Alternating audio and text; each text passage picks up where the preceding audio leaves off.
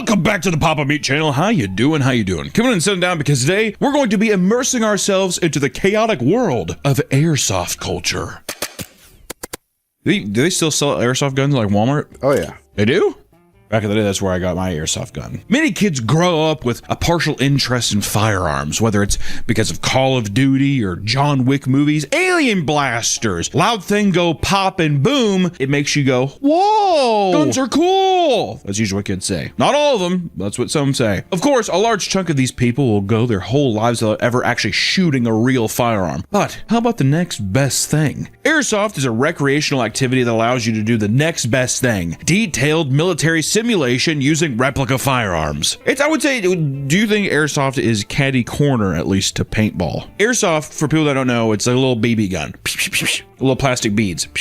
But when I would do it, we would like pretend that, I don't know, you're gangsters or something, my friend's backyard or whatever, right? And then your dad fucking yells at you because he's like, what are all these beads? And they freak out. Okay, who hit my windshield? Who hit my windshield? It'd be like that. But now it's, I would say the main content around airsoft that I've seen a lot recently is like military stuff in that way. I used to love when I was younger. This is like maybe 10 plus years ago. There's an airsoft guy who was like, he's like this Russian dude and he was like a sniper, but he put a camera on his sniper scope so you could see the bead go. And this was like really early on. So you're like, holy shit. And he talked about all these different things, but it was as if it was real combat. Actually, it's very funny. You just see the little bead go and they do like a little Call of Duty hit marker. And just, hit. Or sit there and it's like, guy won't, cheater refuses to die. She keeps hitting him. And the guy's like, wasn't that like the criticism of airsoft? Is that like if you're like padded up, you can't feel it? Well, yeah, that's why people are like, don't wear a lot of clothing. But some of these guns are like strong. You get shot with it. Oh! It's usually much cheaper than buying a real gun and is accessible enough to evolve into its own sport. Though I will warn you, it's not all sunshine and rainbows when it comes to airsoft. Out on the battlefield, you'll find plenty of creeps and emotionally volatile players who will look to harm you or do worse. So, put on your protective goggles and grab some BBs as we fight our way through the airsoft culture, which lately my Instagram feed has been absolutely, flooded with airsoft content. The more I watched, the more curious I became. It felt like it was almost targeted to me. It was like lullabying me into be like, Hunter, airsoft's calling your name. At what point, too? Let me ask you this. This is also coming from somebody who does not know airsoft culture, who doesn't know whatever. At what point is it too late to get into airsoft? As a 46-year-old man, if I got into airsoft, we'd be like, it's too old. Or would they embrace me with open arms, you think? Depends what group. If it's other 40-year-old men, they'll open their arms to you, but if it's children... It's hard to see the ages, because everyone's usually wearing the goggles and the mask and stuff, so it's hard to tell. During the 1970s, a large market of people in Japan wanted to own firearms, but couldn't because of the restrictive gun laws. Toy manufacturers were aware of this and began to produce spring-operated replicas. Would not fly today. Or you better hope to God there's a goddamn orange tip on it or something bad's gonna happen. These new toys instantly blew up and became super popular throughout the Asias. One of the first companies to begin mass producing them was Tokyo Marui, known for its innovative battery-operated guns. While the boom was happening, Ichiro Nagata, a Japanese gun enthusiast, created the first soft air gun, which used a mixture of Freon and silicone oil to shoot pressurized BBs. From there, airsoft was born. It spread across the world for the next 2 decades. Around the same time that airsoft gained popularity, its direct competitor, paintball, emerged. And over the years, as the rivalry grew, airsoft has remained a popular hobby for gun enthusiasts, while paintball is either extremely competitive or it's for your 8-year-old's birthday. Hey, just wanted to take a quick second to thank our favorite sponsor that we do on this channel, Gamersubs, and give them a shout out because we have the best flavor they've ever put out. Are you low on energy? Do you like tasty beverages? Then consider getting raw meat right now. We get enough of these bad boys in your hands, we get to put them in cans and put them in stores, making it easier, colder, crispier, more tasty for you to consume, and oh baby is it good. Also, does your dick get hard over anime girls? I got shakers for that. Hey, shake the shaker like you do your cock and let it explode in your mouth. The flavor's awesome. Which one am I talking about? You decide. Thank you Gamersubs for sponsoring this channel, and be sure to use this promo code, and be sure to tell them I sent you, and support Gamersubs because they fucking rule and they support this channel more more than fucking anyone. Thank you. Back to the video. Paintball to me is like the same as you go to laser tag when you're 10, and then when you're 13, you go to paintball. You know, that's the kind of thing. And then you get fat welts on your legs. Exactly. For all the fatties that they go, like I went to bowling. I'm like, I just want to go bowling. My brother friend's like, we're going to go paintballing. I can't. Sorry, guys. I don't want to get hurt. That kind of thing, right? I've only gone paintballing once, but the entire time I just hid behind a structure and just shot. I'm shot! I shot right there! I got hit in the thigh and instantly, I'm done! I got hit in the foot, and I was wearing like the thinnest Vans shoe, and it just like my foot was swollen, and I was like, ah! And I think I almost cried for my friends. It was a whole, and I was like, no, I tripped, I sprained my ankle. And they were like, dude, you got shot in the foot. And I was like, no, I tripped, I sprained my ankle.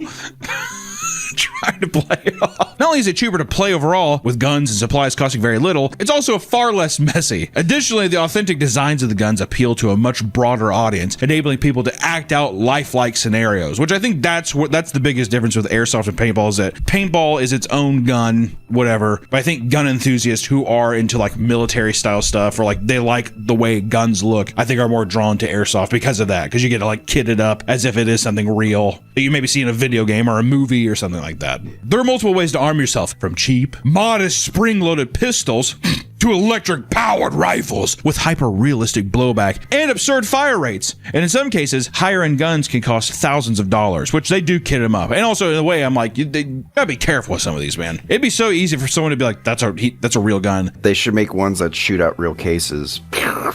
Dude, that was my favorite. There was a Nerf shotgun. You do, and when you shoot it, you click it open, it does ting, ting, ting. There's something so satisfying about shotgun shells, like hitting the floor. Ugh. And you're a kid, you're like, ugh. You grab your chocolate milk. People mess with me. Many businesses offer casual battles on weekends, or for those who want to go beyond, there are realistic military simulations that last several days. Jesus. I know, right? How kind of sick would that be, though? You're like camping, sorry, Mom, I can't come home. It's serious, a crazy battlefield out here. Some events cater to those who want long, hyper-realistic battles to have their own detailed narrative. For example, American Milsim has been around since 2011, putting together battles that last well over 40 hours within abandoned fields and cities, which I'll tell you, it sounds kind of cool. That's kind of sick. Also, too, like, who the business idea for that? We should just do that. We should have people camp out overnight and shoot each other with BB guns. It's going to be a landmine. It's been a gold mine. Other events, like one held in Germany over an abandoned Soviet airfield, had 5,000 players fighting each other over the course of 3 days, where they were expected to cook, camp, and survive on their own. You weren't just fighting against passionate hobbyists. Often, you'll find actual veterans tearing up the field. Of course, if you can put a gun in your hand, a veteran will go there. You know what I mean? If there's some kind of military thing, they will find their way. It's like Field of Dreams. Build it, and they will come. I'm picturing it's like veterans who haven't seen combat. So yeah. They want the thrill. Yeah, I imagine there's maybe if it was playing out like a movie, it'd be the guy who like definitely didn't serve, whatever. He's just like, yeah, this takes me back. And everyone's like, you did not serve any time. He's like, yeah, pretty much, but that's if I could go back in time. It goes without saying, but people dedicated to airsoft can be some of the most competitive and aggressive players of any hobby on the planet. That is why many believe that airsoft is only for World War II obsessed teens or middle-aged men trying to relive their glory days after getting kicked out of boot camp. But in fact, it's actually a diverse group of people who come from multiple walks of life. Bronies and furries, for example, are some of the largest demographics of airsoft enthusiasts. Did you know that? I didn't. Both fandoms regularly host events where players storm rugged battlefields, blasting each other in full fursuits and other brony attire, which I will say, if you're in a big fursuit, you ain't feeling those BBs. Well, that's probably why I like paintball, so you can actually see the thing. But I'd love to do like a fucking...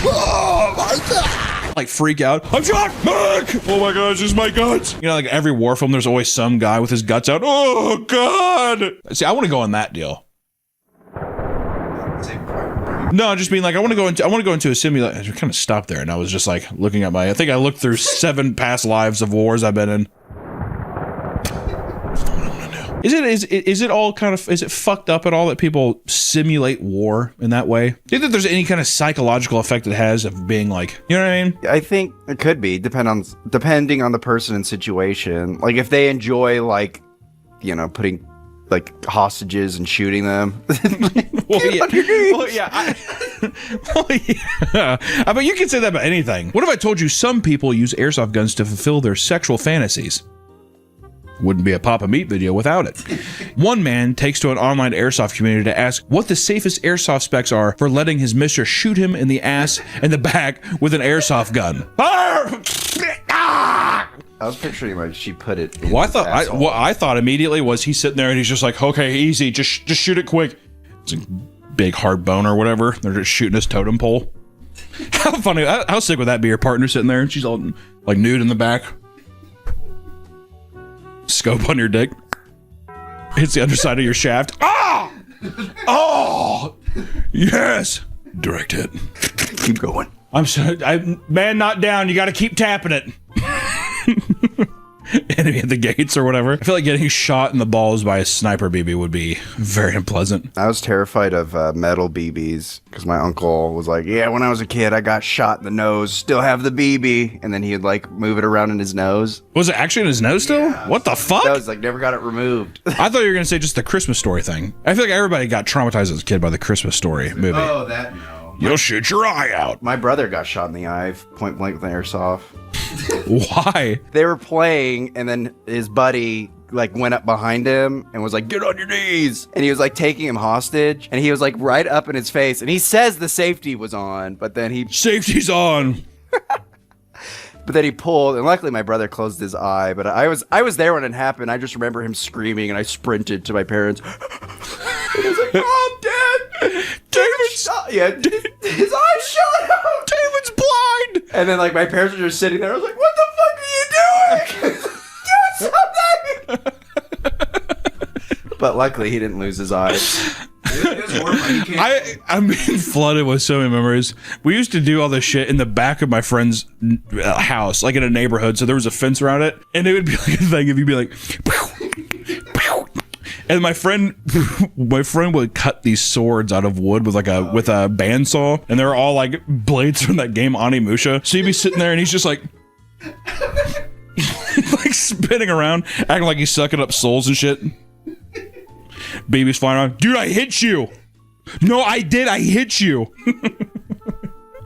Take me back. There are indeed women in the airsoft community. I know. It's crazy. But there's an issue of them being overly sexualized due to their small numbers and the type of person you'd expect to populate a sport like this. There are numerous examples of strange airsoft erotica stories posted online by men that fill the void of their absence in the field. This feels fake to me. Like if guys posting this kind of stories, yeah, I totally got my fucking dick sucked by this super hot chick. Oh, really? What's her name? She just like a nomad. She just left. I don't even know her name. It's a fantasy. They probably saw one woman there. There's like a grandma dropping off her 52-year-old son. He's like, whoa, smoke show. Hey, Linda. He's like, what? 52-year-old guy's like locking hello with all of his beads. Lay off my mom, Jericho. I don't know why, but Jericho. What a great name, dude. I don't think I've ever met a kid named Jericho. That's going to be my son's name. Next time I have a son, Jericho. Daughter, Jericho. At first glance, airsoft can look pretty goddamn cool to newcomers, but be careful, because the average player is only a few wrong moves away from being indescribably cringe. There's a constant argument within the airsoft community, and it's that there are too many people taking things too seriously. It is the biggest complaint that we found within the actual airsoft community itself, of people being like, we're supposed to enjoy this, right? And everyone's like, no, this is life or death, motherfucker. It's that kind of thing. And in some cases, you'll find grown men screaming at teenagers who are new to the sport and simply trying to get accustomed to the new environment. What the fuck you doing, bro? When you're at a gun range, let's say, like I used to do clay pigeon shooting a lot. When you're done shooting, you put your gun towards the ground because you do not wave your gun around, right? That is that's like a shotgun. Even if there's not a shell in it, it's customary to do it to where your barrel's always pointed down, right? Whatever. Some of these videos, it's like airsoft guys being like, go down! It's like, I was just checking something, just checking my battery. No! Like treating it like it's like a real rifle. Which, don't get me wrong, you don't want people just shooting off and hitting somebody's eye, but still, this isn't indicative of the entire community, but can be an incredible eyesore to those who just want to engage in some lighthearted fun, right? You just want to play with your buddies. Nope, not to some. There are tons of posts online detailing people's disappointing airsoft experiences. Many times, they're complaining about encounters where players are role-playing as the ultimate badass while decked out in excessive and impractical gear. This is why I blame what is it? The Expendables. I blame that. I blame John Wick. People are like, you know, it is main character syndrome. Yeah, Rambo, all that stuff. I blame all of those. Despite the stereotypical badass military attire, they find that a lot of these players spend their time endlessly complaining about rules and calling people cheaters. According to one enthusiast, he encountered an insufferable player that dual-wielded Berettas, calling one of them chaos and the other control. That is so sick. That is so fun. This is chaos, and this is control.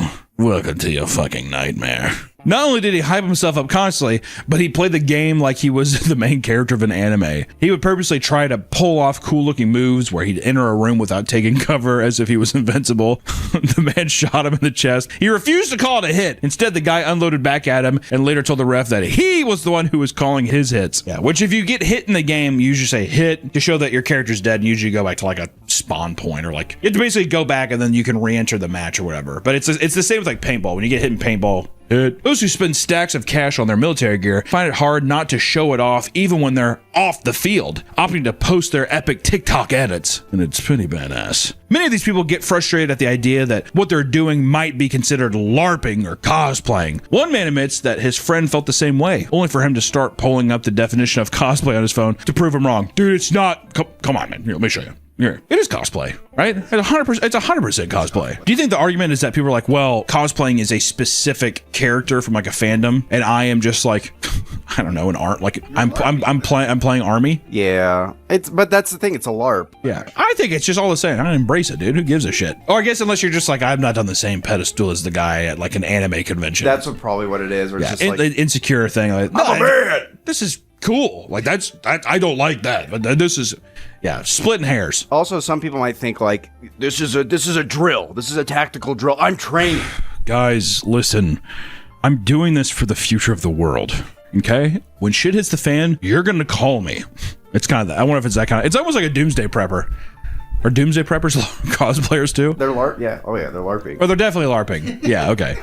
Yeah. I'll tell you what. The doomsday people, if and when the world ends, everyone's gonna be scrounging for those fucking bunkers, and they're gonna say, no. What's worse is that some people try and make TikToks to fight back against people who make fun of airsoft, often looking no different than the people in anime outfits dancing for the camera, right? So they're being like, listen, God, like they're fully decked out, and they're like, I'm not an anime character, all right? So stop comparing me, that kind of thing. I'm a lot cooler than that. There's nothing wrong with being a little cringe. I think everybody is. Everybody's a little fucking cringe. Everybody's got their thing, so long as you aren't feverishly trying to combat it. Right? If you're sitting there and you're just like, I'm cool. I'm a cool guy. That's what I think it comes off as bad. If you're just like, I do like airsoft. What are people going to say? Are they going to be like, oh, you can't, fuck them.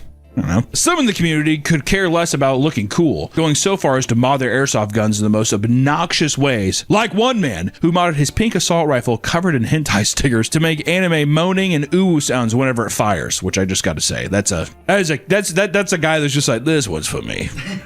This one's for me.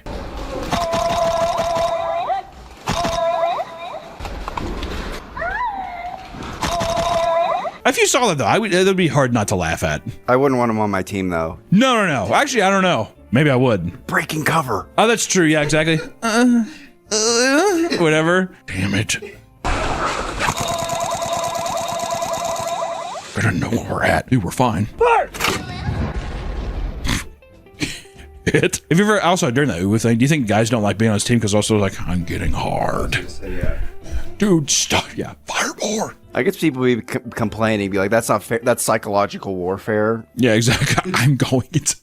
I'm hard and I'm in pain. It goes out saying that there's a ton of emotions flying during an airsoft battle. If you've ever watched airsoft content, you know that it's not all uncommon to witness some airsoft rage. That's primarily all the content I see is the aftermath of some battle and then people getting upset with each other. Something happened within the fight and now airsoft rage happens. It assumes there's just something about the environment there that causes common sense to fly out the window and meathead rage to take over. Sometimes it's because people refuse to call their hits, but other times it seems like people are just maniacs that shouldn't be holding a gun, let alone even just an airsoft gun. One particularly viral moment, for example, is filmed by a man who suddenly decides to full auto blast the back of a teenager before the game even started for no reason. Yeah, a lot of these, which to be fair, a lot of these are taken out of context, so who knows, but I will say it's a thing where there should be no instance where a grown man, even if it is airsoft, just like to a kid, a little kid, you know what I mean? If they're participating in the match, whatever, but just like point blank, it just seems, or it is malicious. It's a fucking cruel thing. Many members of the community are ashamed of this type of behavior and claim that airsoft rage clips make the issue seem worse than it is. That doesn't mean that serious violence doesn't take place on the field. At an airsoft facility in New York, a 20 and 35-year-old player were taken to a local hospital after a verbal altercation that led to a brutal stabbing. Another player was ejected from a local airsoft tournament after attacking someone for shooting him directly in the face. That's what you gotta say too, dude. If people are, it's just so, it's like I wonder how much of this too is just people like, like people are like too competitive and they get mad to even lose. What kind of psychological shit do you think that is? Well, I'm just speculating, but if he got out early in the game, he's like, this could be like a series of things where he gets out. Oh, so you're saying that like it was just one, it was like a domino effect. Yeah. He got that, he's frustrated because he's like, God damn it. He's like, he wants to be, he wants to show off his gear. Yeah, I spent all this gear and I didn't even get to do anything, kind of whatever, so you become frustrated. It's just the fucking like primitive nature in a guy's brain, but then you like run and be like, fuck you! Group altercations are nothing new in the game of airsoft. One of the most viewed rage clips of all time features a kid repeatedly mag dumping someone, which is where you do. In 2020, a group of teens was kicked out of a match after shooting both players and the refs on full auto. Yes, even the refs. One of them uploaded the footage to YouTube, hoping for some sympathy, but instead was met with a massive backlash for their outrageous behavior. Players need to be cautious about where they choose to play, as not everyone is keen on having full-on battle simulations near their homes, or even just the fucking BBs. It's not like when you're done shooting, you go up and you're like, all right, let me pick up my whatever. It's just a fucking mess, right? During a night game, one group of players started dodging actual gunfire after enraging someone living nearby. A local mining quarry regularly rented out in the area to airsoft groups for events and tournaments. This particular game was at night and had lots of loud pyrotechnics going off, right? Just to simulate, I'm guessing, the fire or explosions or something, to make it more immersive for a fun night game. At some point during the match, a man yelled down into the quarry, "Some of us have to work tomorrow!" and claimed he also owned a gun. Not thinking anything of it, the game resumed, and explosives continued to go off until players were suddenly forced to duck and cover from distant pops and bullets flying over their heads. The game stopped immediately, and the staff tried to find who shot at them, but were unable to do so. Thankfully, no one was seriously injured in this incident, but not everyone gets so lucky. At times, airsoft weapons can lead to actual deaths. Sometimes the battlefield itself can be just as dangerous. In France, a player died mid-game after falling inside an abandoned building where the game was being held. Guillaume Lakota was a prominent airsoft player from the French team IS-38 Grenoble, which regularly played at military sim events across Europe, which I think the military sims are like way more popular in Europe. Like I think it's an actual competitive scene over there. So I think a lot of people from different countries travel around and do that. In the summer of 2017, Guillaume was playing a night game held at Fort de Monte Gilbert. I'm probably mispronouncing all this shit, I'm sorry. But it was built in 1870s, and the fort now hosts events and is a popular tourist destination, but was crumbling due to years of neglect. People are just using it to play around. They're not actually maintaining it at all. Sometime during his match, he was crossing a wooden plank that stretched over an elevator shaft, and he lost his balance and fell 4 stories. The 60-player match came to a halt as people rushed to his aid, but it was too late. And as soon as he hit the ground, he died on impact. Police interviewed all the players and determined that it was just a tragic accident, and since then, the fort is no longer accessible to the public. One of the main selling points of airsoft is the realistic appearance and features of the guns. Though they are toys, over 300 people have died from airsoft-related shootings since 2021, which, yeah. Well, I mean, just people, the thing too is like, what might be a toy to you, on hindsight, to other people, I mean, you just never fucking know, man. Whatever. Also, even the guy at the quarry, let's say, he's going around there, he sees like people shooting. It could be friends hanging out behind their house, whatever, on a guy's property, and they see people with guns. There's just all these like fucking terrible tragedies that can happen just because from a distance it looks like a real thing. Who could have guessed that testosterone-filled military simulation nerds would ruin what is supposed to be a fun sport? Some people might try to fight you or induct you into their weird fetish, but know that there are hundreds of groups out there that are completely normal and safe. If you plan on getting into airsoft, make sure you know what you're doing and follow all the rules, because even the cheapest airsoft gun can do some real damage. And also too, enjoy your military sims and have fun with people, but for the love of God, be careful and just plan this stuff. I don't know. It's just a dangerous world out there. Be careful. My God. I'd probably just do paintball. At least it doesn't explode. I guess you still have the rooms. It doesn't fucking matter. I don't know. The safer option is just pretend. Bang, got you. Pretend with your friends and then, in your 40s. Bang, I hit you. No, you didn't. No, you didn't. Yeah, exactly. All right, that's our video today, guys. We'll see you in the next one. Bye-bye. Welcome back to the Papa Meat channel. How you doing? How you doing? Coming on sundown because today we're going to talk about MLMs, multi-level marketing schemes, aka pyramid schemes. And let me tell you, they're everywhere. They're seemingly normal companies that prey on innocent people looking for a job. They promise you all sorts of amazing things like money, flexible schedules, and community, but this is exactly how they drag you in. Not only do these companies ruin people's lives, but they also tend to sell horrible products that nobody even wants. There's not a single good thing about MLMs, yet they've been around for decades and still rope in tons of people every year. From their cult-like mentality to deadly products, the world of MLMs is very vast and deep. First, here's a little context about MLMs to show how crazy they can truly be. In the simplest terms, multi-level marketing schemes work on person-to-person sales, often with the employees selling directly to friends and family. Most MLMs don't have a building they're operating out of, so most people who work for them sell online or out of their own home. The contractors, or distributors, as they are called, are given bulk goods and receive a share of the profits from every sale. A lot of the people who are recruited are expecting to get rich, often convinced that they'll be missing out on a huge opportunity if they don't join. This manipulation is a central part of their recruiting methods. Those who are already in the MLM will often boast about how great it is and say that you'd not only be missing out on good money, but also a great network. Yeah. Something like fucking bullshit multi-grain bars or something. You're gonna miss the Lambo. And honestly, the thing is, like, a lot of us have been buying Lamborghinis since we started. But I guess you don't want that, right? You don't want yours? Oh, man. You don't want the Lamborghini? Okay. It's kind of a high-intense vehicle, and it doesn't matter. A common tactic is to call the person they are trying to recruit bro or hun, depending on the gender. Come on, dude, bro, it's awesome. Hun, I'm telling you, you're gonna love this.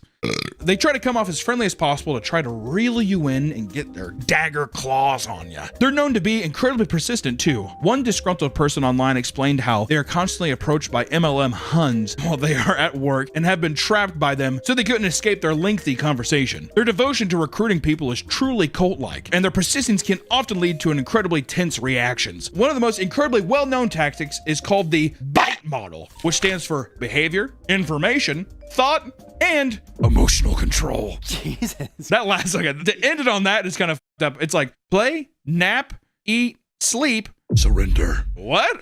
Huh? The whole point of the method is to take full control of your emotions and thinking, forcing you to feel obligated to join. It's a cult. You want to join a cult? It also ensures that you remain in the system because you feel pressured not to let down those around you. Cult.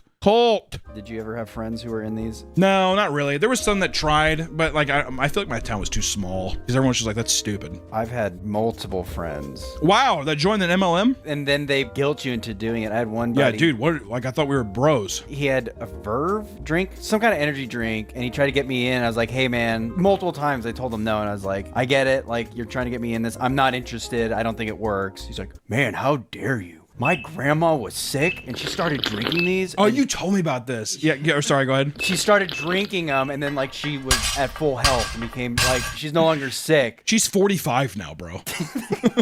She de-aged 32 years. And then we had another friend group. Their tactic was, hey, come over. We're doing like a coding thing. So he went over and then there's like 30 people in this guy's house. A presentation, whatever. Mm-hmm. It was another energy drink thing. Yeah. And then they tried to rope me into it. They said like the tactic is like, tell your friends that you're going to do something they're interested in to get them in the door. And once they're here, they can't say no. Exactly. They're already here. Well, I've already driven over here, so I might as well stay and get this like magical elixir water that this person's person selling. It works! Online, there are communities of people such as the r/anti-MLM and r/hunsnark, where people share their hatred and stories for the exploitative practices of MLMs. In one story, someone shared their experience trying to cancel their monthly subscription to Arbonne products because they were causing stomach issues. When their sponsors saw that they didn't want to re-up on their supply, they began to interrogate the person and claim that she had never heard of anyone else having these problems, so it must be a client-side issue. Okay, so you're a freak. This never happens to anyone else. This is a you problem. So you're gonna ruin our business because, okay, just making sure you're selfish. That kind of tactics I bet you is happening. Not even an hour after their interaction with their sponsor, a close friend of theirs, who was also in the MLM, blocked them all on social media because they were leaving the company. Mature. That is a tick removed. They're very predatory. The whole Yeah, friends dude. and family thing. They all say like, "Don't you want a slice of the pie? You get your friends and family to buy it. Then Exactly. They get Don't it." you want to get on that and get your family? I'm like, your whole family, their whole lives could be changed. It's the overpromise. That's always to me. I'm like, it's just so f***ed up. Your grandma, just that bad foot. Let's get that bad foot taken care of, bro. My favorite too. Serve. They say like, "Don't you want to be your own boss? Work your own hours?" It's like, no, I need structure actually. Let's get you on a calendar, man. This video is sponsored by Fume, the leaders in flavored air. Don't spend the beginning of this year saying, This is the year I finally quit. just for you to go right back into their bad habits, man. Fume is the flavored air device that is designed to help people quit vaping and smoking by breaking the hand-to-mouth pattern. Breaking bad habits can be hard, so don't do it alone. Let Fume help you out. Fume is not a vape, it's not an e-cig, it's just flavored air, which means you can use Fume anywhere. Use Fume as your natural replacement while you're working on improving your habits. With Fume, there's no vapor, no nicotine, and there's no toxic chemicals. And on top of that, Fume is an award-winning device with great flavors like cool mint, peach blush, cinnamon hearts, and grapefruit. Fume is also there for when you're feeling anxious. The weighted, fidget-friendly tool gives you something to do when your cravings are acting up. With its satisfying clicks and snaps, you can fidget with the device to your heart's content. I keep it at my desk without it taking up any space at all, and I love it!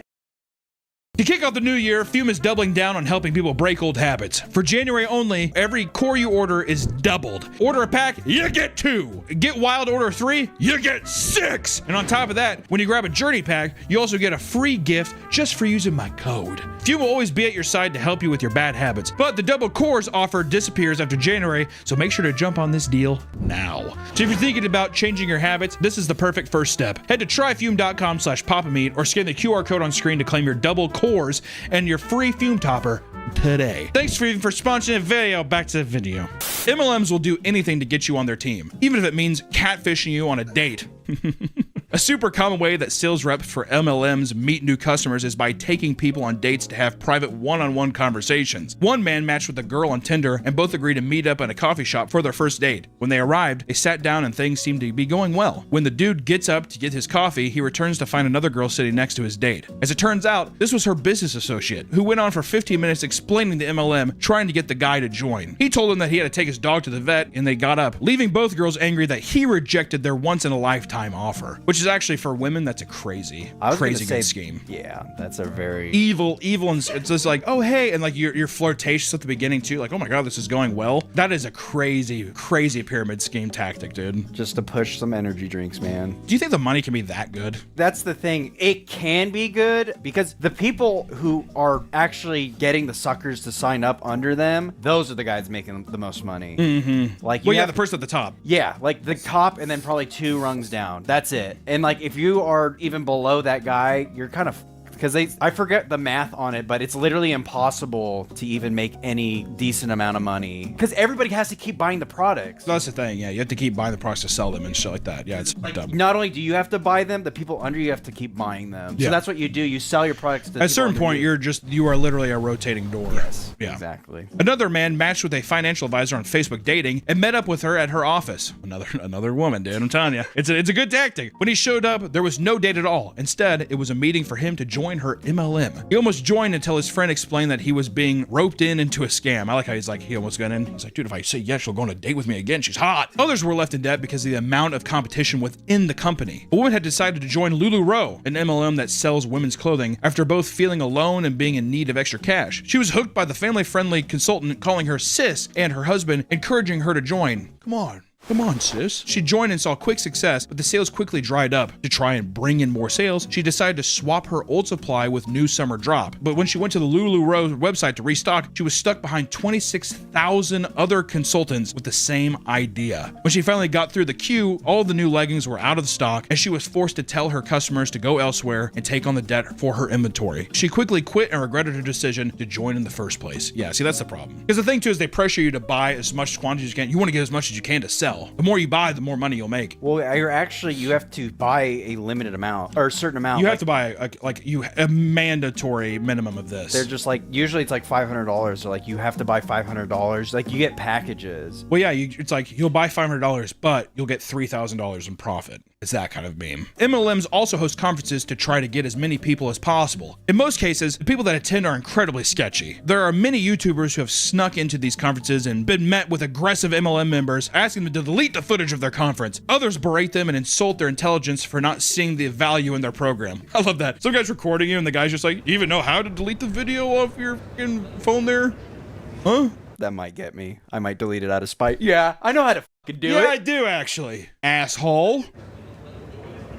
Yeah. He's like, you showed me. Sometimes these conferences don't even take place in large hall. They can be held in small boardrooms or even apartments. There are tons of secretly recorded videos showing awkward and low budget MLM conferences. With even the slightest bit of social awareness, it's easy to notice the awkward, forced friendliness in the room. It really does read like a weird, culty, like almost, it's like a religious experience in a weird way. Brother, how you doing, man? Dude, nice to meet you. Way too excitable. This is just a glimpse as what it's like to be in an MLM and the cult-like mentality that plagues each one. There are no MLMs that are truly alike because they set themselves apart from each other with their own breed of evil. LuLaRoe sprang onto the market in 2012 and quickly grew massive off selling leggings with various prints. In 2017, the company peaked, racking in a yearly profit of $2.3 billion.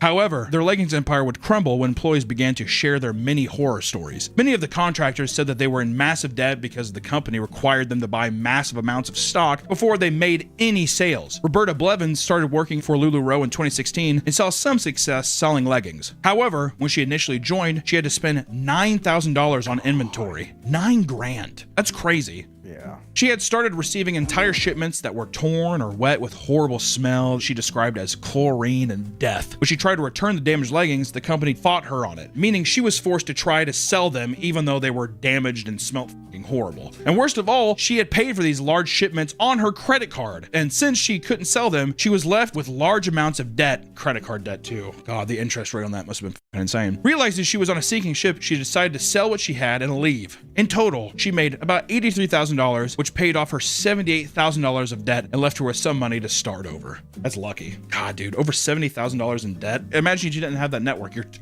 super. That 70 also becomes like over hundreds with that interest building over time. Oh my God. Well, that's the thing. They like probably not every month, but every quarter you probably have to buy a certain amount of product. 100%. And you just get, and then you can't back out because it's like, well, you signed the thing. You said you'd do it. Yep. Yeah. MLMs love to use social media to trick people into believing that their courses are actually successful, which, you know, we've seen a lot of people do like scam sale courses and all kinds of stuff. That's not anything new. I Am Mastery has rebranded 5 different times because the FTC has been constantly on its ass for deceptive practices. Their main product is selling courses that teach people how to invest in crypto and the stock market. They claim that if they follow their course correctly, you could retire in your 20s and make tons of money overnight. That won't happen.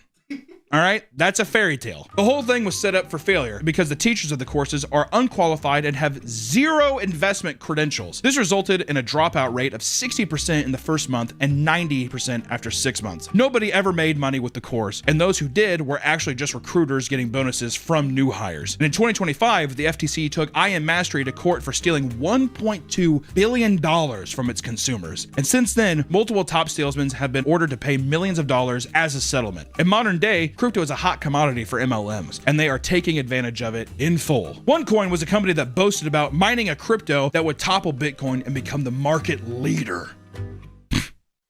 Jesus Christ. People fell for it quickly, believing that they were going to get incredibly rich. However, what they didn't know was that there was not a single coin being mined. Not a single coin was being mined. What was supposed to be about investing was really focused on recruiting new members to the pyramid. The owner of the company, Ruja Ignatova. Yeah. Ignatava. Yeah. Ignatava. Yeah. Ignatava. Ignatova. Yeah. Ruja Ignatova was labeled the crypto queen for her alleged revolutionary coin, but she was nothing more than a thief. In 2017, she disappeared off the face of the planet around the same time the warrants for her arrest came out. She took $4 billion with her, leaving everyone who invested in massive amounts of debt. What a fucking monster. Hope they find that bitch and scalp her. To this day, she hasn't been found and is on the FBI's most wanted list. Please God, put a picture up of her. If you see this woman, dude, the thing too with these MLMs and crypto in general, it feels like the easiest pyramid scheme too, because it is so easy to be like, you didn't believe in Bitcoin and look at it now. I'm telling you, this is the ground floor. And I feel like it's very easy for people to be like, oh, what if this is the next thing? And you have like a huge case of FOMO. Especially as prices of Bitcoin and stuff are going up. You gotta get in before it explodes. Before it explodes, man, I'm telling you. It shouldn't be a surprise that MLMs will do anything necessary to sell you a product. And that can sometimes include smuggling endangered plants to create essential oils. One plant, rosewood, comes from Brazil and is typically used to make expensive furniture. However, if you crush the branches and leaves, you can extract an aromatic oil. The other is called spikenard, which is a root found in the mountains of Nepal. To extract the oil, you must steam the roots and collect any oil that comes out of them. Both of these plants are rare and very sought after for their medical purposes, and many holistic practices pay big money for them. In addition to their alleged healing properties, they are both known to cause skin irritation and, in rare cases, severe allergic reactions. And in 2017, Young Living had to pay $760,000 of fines and community service payments for smuggling rare and endangered plants without a permit for their products. Can you imagine getting into the root game? You're like, dude, I'm getting into roots. But things only get worse from here. You'd be surprised to hear how many people get hurt from these crazy MLM products. The market for weight loss products is so insanely large, and MLMs share a good portion of that market. If you want to get a jumpstart on your healthy habits, then Zingular offers biohacking supplements aimed at helping you lose weight. Zingular? Do you want to take something by a company called fucking Zingular?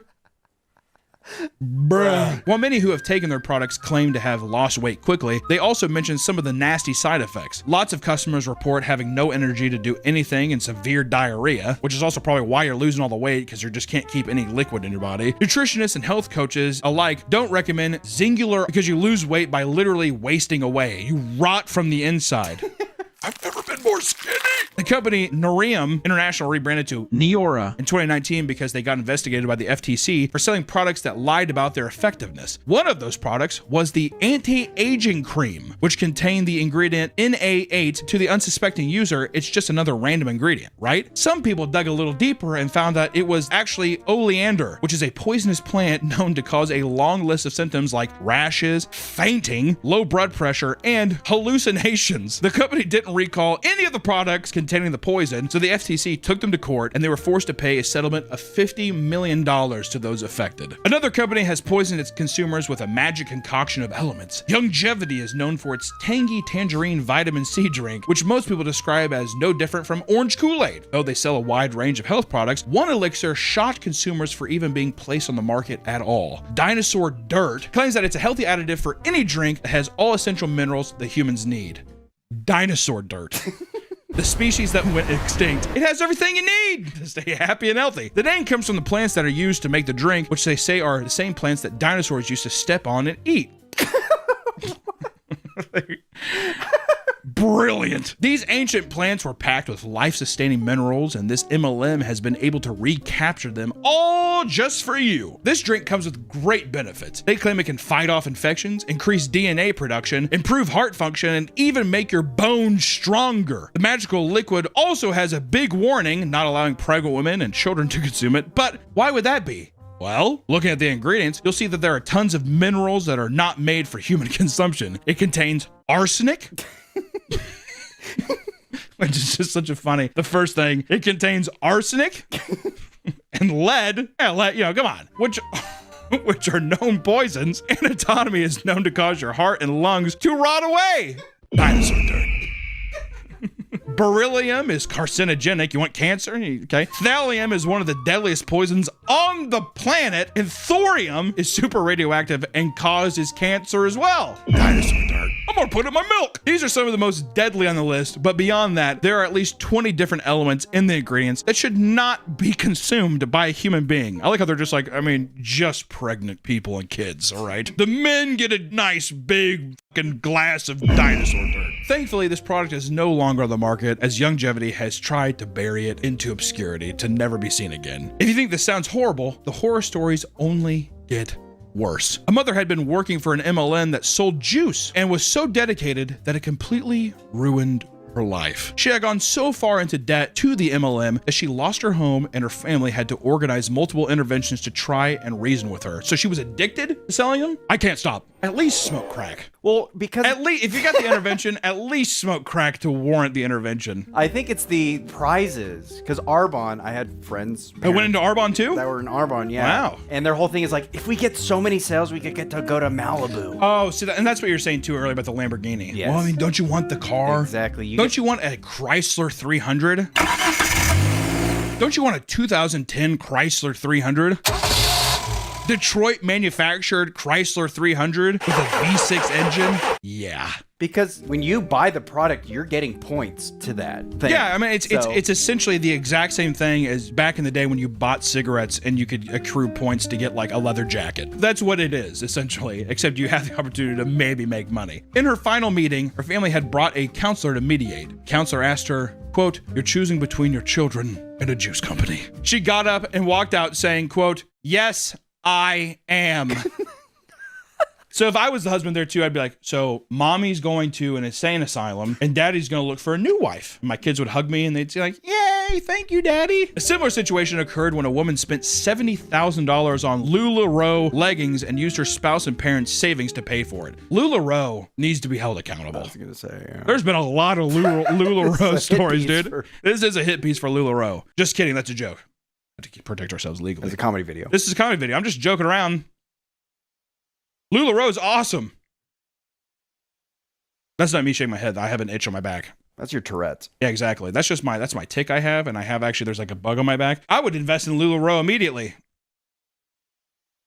This led to her house being foreclosed and her husband divorcing her. Good man. Yeah. After the divorce, she's still doing MLMs and not making any money. The husband now has to give her half of his paycheck and help pay for the mortgage on top of spending money on the kids while she contributes nothing. That went a little based. We definitely skewed a little doom-pilled there a little bit, but that's unfair. Can we agree that's unfair? It's really unfair. But see, that's the thing. If you don't have an income, Yeah. you can't pay, then you get money. Win-win. More money to put into the MLM. Exactly. As we just learned, MLMs not only ruin the lives of the person involved, but also those around them. A woman took to Reddit complaining about how her sister was expecting her to pay for the majority of her wedding because she had drained all of her savings on MLMs. She was scammed by a Girl Boss wellness drink MLM and spent her entire life savings of $25,000 on it. She also wanted to have a dream wedding that would cost around $50,000. Okay, first off, if you spend 25 grand on an MLM pyramid scheme, don't think you're Cinderella, all right? I don't think you deserve the $50,000 wedding, if I'm being frank. I think that's kind of a, hey, we're going to uncle's backyard and we're grilling dogs. It's gonna be brats and burgers, all right? That's gonna be the wedding. We're gonna have monkey bread for the cake, and that's gonna be, hey, Sprite. That's the what? There it is. Was your MLM worth it? Did you like it? When she told her that she wouldn't fork the bill, her sister called her selfish and said she was holding her past against her. I am holding your past against you. Her mother even sided with the sister, claiming the family helps family. Oh, off, dude. I hate that Italian bullshit. There's nothing that will stop these malicious companies from turning a profit, even global pandemics. In August of 2021, an MLM conference for paparazzi was held at the MGM Grand Hotel in Las Vegas, where employees looked at the new $5 bracelets for sale. Thousands of people crammed into conference halls during the height of the COVID, and as a result, 6 people would die following the event. God damn. What is insane is that no legal action was taken against the paparazzi for gross negligence, and they got off scot-free while 6 people just kind of fucking died. All right? And sometimes the allegiance to pyramid scheme products goes too far, and it leads people to tragic demises. In 2019, a Chinese woman died of organ failure after relying on MLM health products to cure her fever. Brand allegiance is too strong. I'm gonna keep drinking dinosaur dirt. These ancient minerals will cure me. The company Nu Skin had convinced her that vaccines didn't work and that fevers were the body's way of detoxing itself. Fevers are good. Good stuff. Because of this belief, she only used Nu Skin health products to treat her illness, and she died after her fever took over her body. Her mentor from the company told her to continue to self-medicate and drink juice instead of going to the doctor. That man should be arrested. After her death, the company said that they would look into what caused it, while her mentor and co-workers continued to use the very products that led to her demise. Jessie Lee Ward was a top seller to an alternative health MLM and fully believed in its properties. She believed so much that she was diagnosed with stage 4 colon cancer in early 2023, and she refused any sort of medical treatment and insisted that her MLM products would save her. Tragically, she would pass away a few months later after the treatments did nothing to stop the spread of cancer. Throughout her battle, she would regularly update her social media audience, remaining staunch in her views towards the MLM. What's fucked up about that is it's just that cult mentality, man. You're fine. Do you believe in this or not? To the point where also she was so sold on it. Yeah. It's so sad. Yeah. I mean, it's very... What? No sympathy at all. Yeah, I guess. We have to pretend to care. God. Sadly, she's just one of many who have fallen victim to the horrible scam that is the MLMs. I hope that after watching this video, you feel more enlightened and equipped to fend off some of the overreaching grasp of the cultish pyramid schemes out there. A lot of the time, I feel like products or people who are selling you on something, it's too good to be true, right? People who are that adamant to be in there, they're being too nice to you. Humans are not nice. Right? You can be passively nice and stuff, but people that are being overly nice and trying to get you in on something, watch it, because that is the door cracked open to an MLM pyramid scheme that is going to fucking kill you. If you yourself are falling for MLMs, or you know someone who has fallen for their schemes, get help immediately. Once again, we will leave a link below. We're doing a lot of gambling addiction and other links here. Here's a link if you do need help, or it's in the description as well. The MLMs and pyramid schemes, I'm telling you, it only leads down a dark road of depression, debt, and in rare cases, death. Not so rare, it fucking happens all the time, so careful. Thank you guys so much for watching this video, and hey, pyramid scheme people out there, go fuck yourself. Bye-bye. Welcome back to the Papa Meat channel. How you doing? How you doing? Come on and sit down, because today we're talking about American retail clothing stores kind of thing. Sydney Sweeney's been in the news lately because she has in this jean commercial. It's good. It's good stuff. And the thing is, oh, Sydney Sweeney has good genes. As in, you know, look at her. She's a beautiful woman. She has good genes. Passed down good genes from mom and dad, right? But people are saying because she's like blonde hair, blue eyes, that people are like, oh, this is like a Nazi commercial, like white supremacist thing, and you know, all this kind of stuff. A lot of hoopla, people being mad, which, you know what, if you want to be mad at it, feel free. But it did get me thinking, not about the race theory stuff or how beautiful and sexy this queen is. It got me thinking, when is the last time I've actually been in an American Eagle? What about every outlet slash mall shopping area where all these clothing stores used to exist, and really in, I want to say, like the 90s and early 2000s were dominant? It got me thinking, are these stores still alive? Are they still fashionable? Because back in the day, you had some fucking American Eagle jeans on at school. You're looking pretty good, right? Mom, I have to go to American Eagle and get my jeans. So today I want to go out and I want to see which of these retail stores that are still alive and kicking are the best. Boots and pants and boots and pants. New shoes. We're ranking all the stores? No. In the area that I live in, Alaska, where I live, in Fairbanks, Alaska, the stores are too far apart. All right, so I thought to myself, okay, what makes the most sense? Let's go to a shopping outlet center, and whatever stores are there will rank, because the big hitters are there. Boots, a Hollister, Hot Topic, American Eagle, Buckle, H&M, Gap, and Aeropostale. I thought that was a Greek philosopher's name. There was Abercrombie. I think Abercrombie and Fitch, I think that's kind of dead. Being a big buff gay guy pretending to be straight to like finger girls in the Abercrombie and Fitch changing rooms isn't cool anymore. First, we stopped at Hollister. What the f does yeet mean? Yeet? Yeah, what does yeet mean? Are you kidding me? No. Do you know what yeet is? Yeah. Back in the day, this used to be the like preppy kid store, like Abercrombie and shit. It's very weird seeing this in here. Couple little facts. I'm gonna give you guys a little bit of facts because we got to keep this educational, right? The very first Hollister store opened in Columbus, Ohio in the year of 2000. The store's design, modeled after a beach cabana, aimed to attract customers to their merchandise. I'm pretty sure Hollister was a copycat of the Abercrombie and the American Eagle vibe, because back in the early 2000s, Billabong and those kind of surfer, cringe, salt life surfer was all over. It was everywhere. Remember that? Yeah. It's horrible. The whole point of the store is to portray a fake beach lifestyle, with employees sometimes forced to dress in swim trunks, and you have to have abs. I never got the idea of people being upset. Well, I think it's discrimination. I'm like, yeah, if I want to pay a buff dude. Sorry, I don't want a fat ass walking around. Would you want me in swim trunks? Hey, you want to get our jeans? You're gonna see me in this video. I am disgusting. There has got to be a change. Something's got to give. All right, I am disgusting. Beyond its beachy vibes lies an extensive list of controversies, such as not making the store's wheelchairs accessible and being against women breastfeeding in their stores. I want to throw something controversial out there. If you're a fucking preggers woman and you want to pop, squat, and plop out your tit for your child to feed in a Hollister, I mean, could you take it to a Starbucks? Is the best place to breastfeed your child a Hollister? Go to the changing room. Yeah, buy a shirt, go to the change room, and let that motherfucker have a little Golden Corral buffet. You know, why not? All right, here's my Hollister bag. We're kind of judging a couple things. One, the ambiance of the store, the customer service, and also, last but not least, how fat phobic is the store?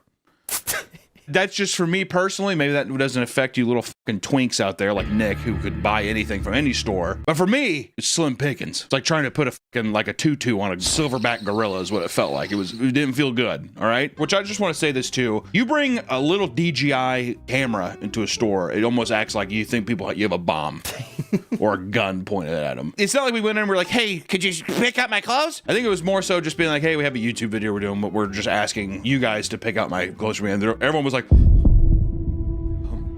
well, at least a select. The first one, she saw me, and one, she was like, nothing in this store is gonna fit you. And then two, she's like, I don't even have design sense. I'm not sure I have the best style sense. Come on now, you work at Hollister. I get what I look like. Humor me. I'm trying to spend money in your store. Am I not? She was sweet, but at the same time, humor me with this. Like, I'm buying shit. So the first thing she picked out was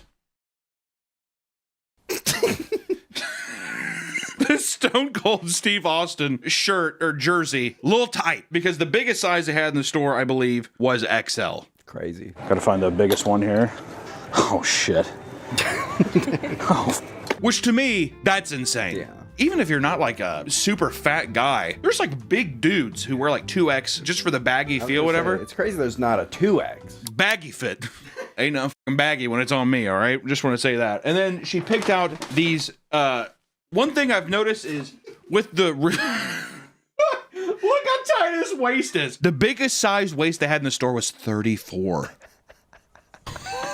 That's crazy. 34! Oh, we're gonna be cutting off some circulation, boys. This is a haunting reminder, children, to really watch your diet. Stay away from alcohol. It's a big thing. Okay, so this is the camo shorts, which also pop and rap getting into country has made everybody want to like stylize hunting gear and shit. It's just kind of fucking lame.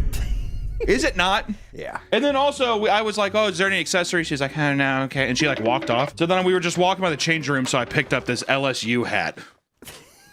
I'm not really an LSU fan, but there was just a lot of random college vintagey designs. Like, this is a 2003 LSU hat. Hollister had so many dice motifs. Oh, yeah. Forgot about Nothing. This is the first outfit of the day. This is what she put together. This is the fit. Allison, 3, 2, 1. You look like your name's Kyle. Okay, so it's already Hollister coded. I can't believe they sold that shirt at Hollister.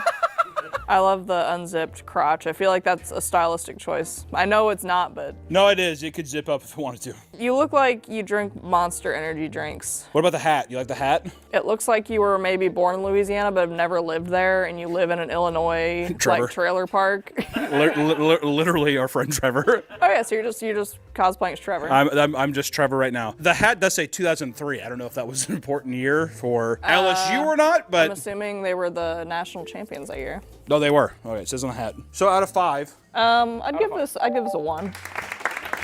Also, isn't that like a Bible verse on there, like Austin 3:16? Sweetheart. Yeah. I don't want commenters to say I'm mansplaining, but might have to. Yeah, this is Stone Cold Steve Austin. What's 3:16 then?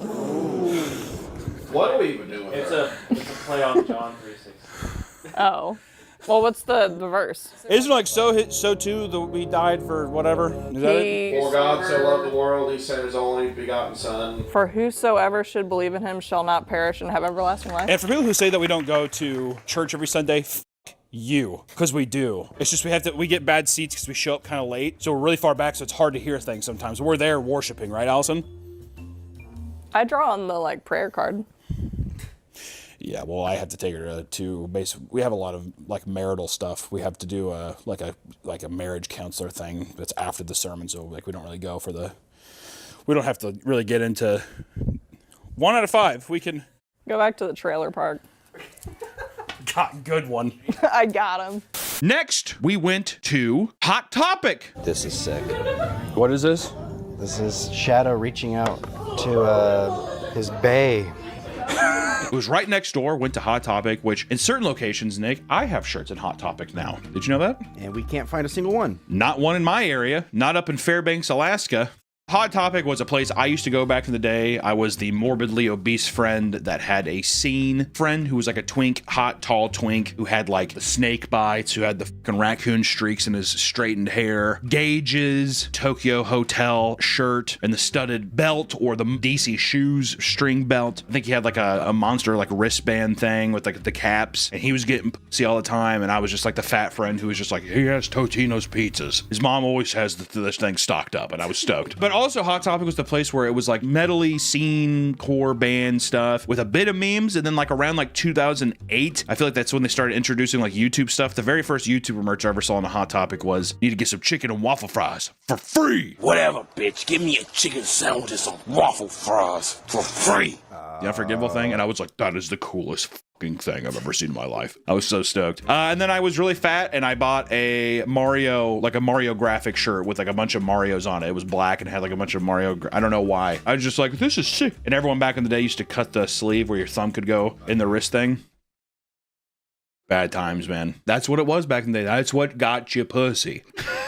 Not I, but still. Little factoid about Hot Topic. Back in 1988, the first ever Hot Topic opened as a teen accessory store in malls across America. It soon became the #1 store to buy your favorite band's t-shirt. And as of today, Hot Topic makes most of its profits from online store, averaging around $300 million a year annually from its online store. That still surprises me. That's crazy. That surprises me because when we went in there, I would say 90% of the store was online, like Has-Been Hotel Amazing Digital Circus, stuff where I'm like, you can just buy this from them. Like, you don't have to go to Hot Topic. You can just buy it from like Glitch's fucking website or Vivzy Pops. You know, I feel like it was just a lot of, I don't know, weird stuff. And they had a bunch of anime bullshit. I digress. Skibbity toilet. There was a Skibbity toilet thing, and I was like, this is clothes shop. Clothes shop. And you know how fucking, to know that there's Skibbity toilet and there's gonna be a fucking Meat Keenan shirt.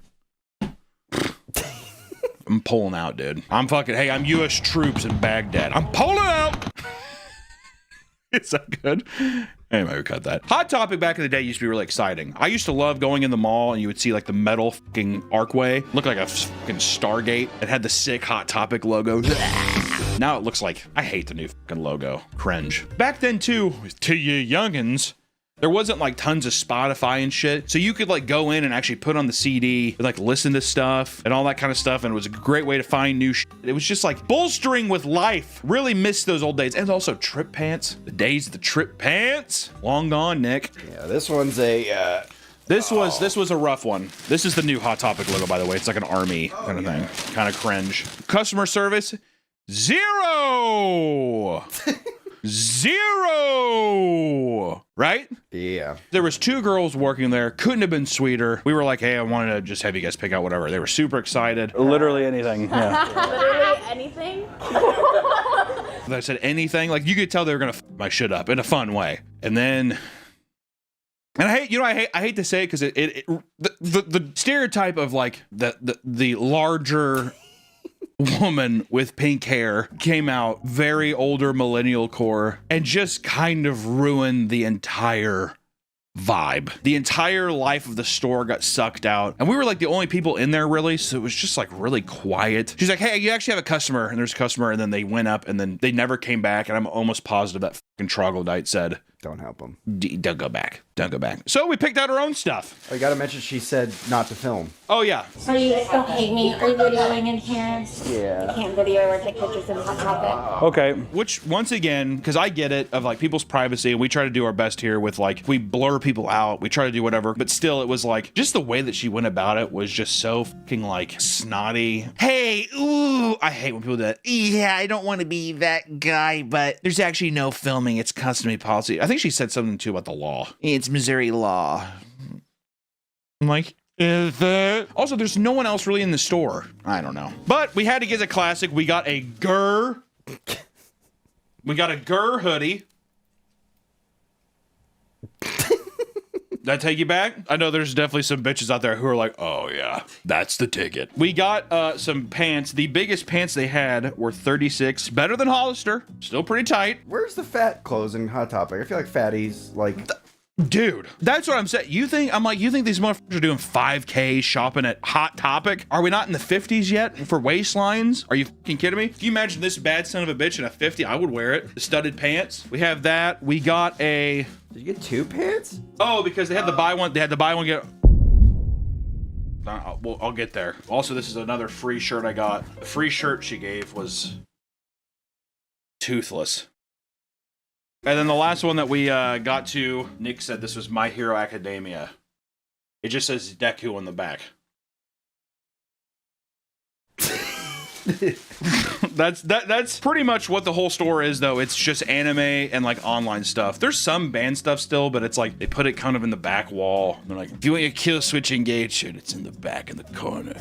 Please direct yourself to the skibbity toilet stuff in the front. The One Piece items, please, in the front. Thank you. So then they had a deal going on where if you bought something, you got 2 items for free. Initially, I was like, I don't actually plan on wearing any of this. So no, I just don't want to have to carry it around. I'm good. I don't want it. You guys can have the shirts. She made a big point to really shame me for not wanting to get the free items to donate them. I'm picking up so much clothes that it's just for a video. There's school down here, man. They need it. I am gonna drop it off, yeah. Well, do you want to get some more? That way you can go donate. It's free, 2 free things. I'd rather someone get it and not miss out on $100 or more worth of free stuff. Newsflash, was gonna donate all the items anyway. We do stuff whenever we do like food challenges. We usually donate to my local harvesters here in Kansas City, local food shelter thing. Really good stuff, and we were gonna do the same with this, and that was gonna be the big reveal at the end of the video. But, oh yeah, he bought all this stuff, how he's not gonna wear them, and we're gonna give them away. But she's just like, yeah, well, if you're not gonna sign up for the point, and that's another thing too. All these places were so adamant to get your phone number, email, so they can give you fucking points. Alrighty, what's a good phone number for you? I don't want to give my phone number if that's cool. Do you have any family or friends that have their number in there? That way they get your points and your free stuff? No.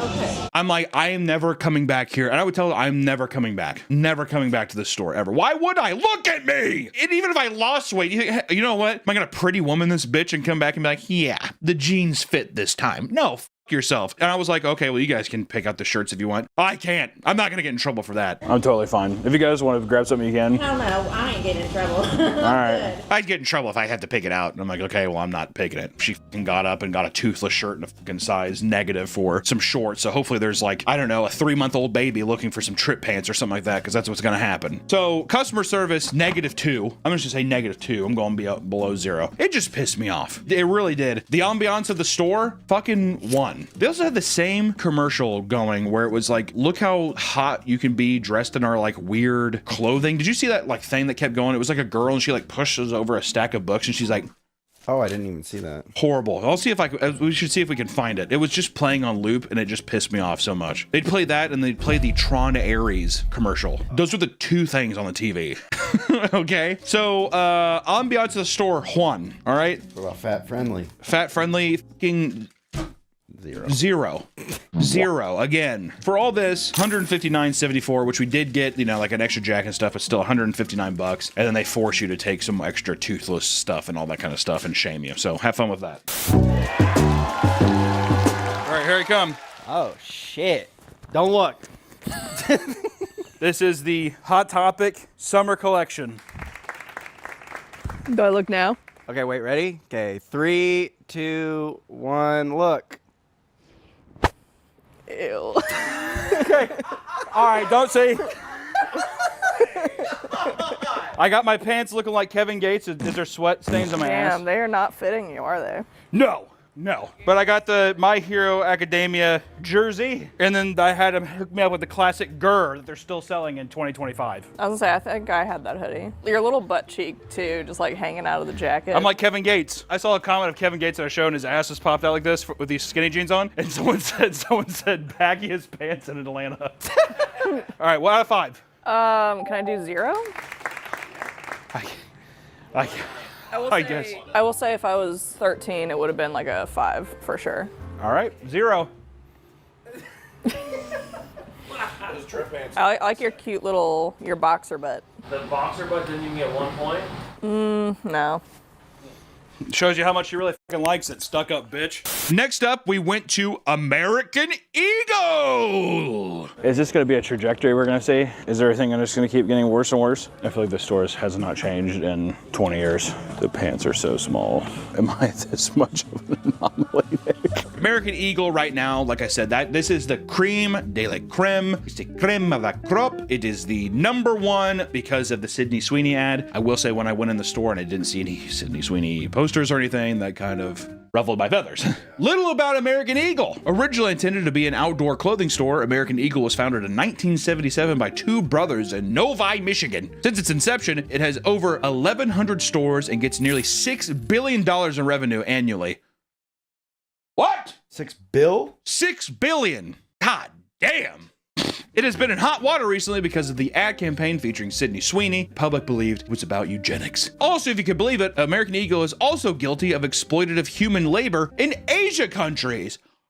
What? I went into American Eagle and my God, was it a nostalgia trip. I used to go there with my cousin. Once again, never really able to fit in anything. Also too, here's the thing. You can't be a big fat can wear like light blue jeans. Maybe if you're a girl, like girls with like thick thighs and a fat ass and like a big pussy area kind of thing, they can pull it off because people are like, damn, you're throwing around a lot of junk in that trunk, that kind of thing. But like seeing like a 12-year-old boy with like a fat thighs like that, like walking around, it's like big game hunting for pedophiles is what it is, all right? I wasn't about to do it. But going into American Eagle, it hasn't changed. It felt like I stepped into it 20, 30 years ago. And that to me, I kind of like that it was a relic. Ambiance already, I'm gonna give it 5 out of 5. Smelled good in there too. Really liked it. Cheery environment. Made me feel like I was back in like 2002, a year after when the nation was healing. That's whenever we got to our customer service right away. Boom, I like that. I like when I walk in a store and someone says, hey, how you doing? And then I say, not bad, man. I'm trying to get an outfit going here. I wonder if you could help me. And what does he say? Absolutely, I'd love to. But boy, Jesus, he was great. He had a little pep in his step, didn't he? We kind of gave him the challenge, whatever he did. I haven't really made an outfit in a while, but I can try. And I just knew he was gonna kill it. I haven't done an outfit in a cool minute, so I gotta see what we have. He's like, what size are you? Didn't even look, he knew. Biggest size goes to the lowest jean. The jeans here he chose, light blue, 3830, we're getting bigger. These I was able to squeeze into a little bit, but still, like I said, if I was a fat 12-year-old, I'd be Files Playground, I'm telling you. They were kind of the kings of the like pre-ripped jeans. I still don't really know if I understand or like that. I don't know if I like that, but he was on a rampage. He was like, here, what about this? This looks good. And he gave me this thing, and it's a Bud Light, a nice Bud Light graphic tee, which I do like. Bush Light graphic tee, and it has the trout on the back. Once again, the Southern thing. People are gonna pretend that, you know, they're like, yeah, I don't really care about the Southern, whatever. I like the Bass Pro Shop feel of it. And then he was like, you need a fucking hat, and he gave me this little guy. Yeah. Boom. How nice is that? I walked out of that fucking dressing room. I was like, I feel like a fatter Post Malone or like a Luke Bryan. This feels the most right. Little country boy action. I was gonna say, you look like Post Malone. I had some help. Don't act like you ain't it. Do I feel like that? It takes two to make a... Yeah. Got really quiet. I like wanted to get some fucking boots on and be like, where I come from, it's cornbread and chicken. You know, I want that kind of shit. He went up, he was like, how was everything? I was like, unbelievable. I did show him a pic of the fit though with it all in because it's a little small again. He did, ooh. Pic of the fit?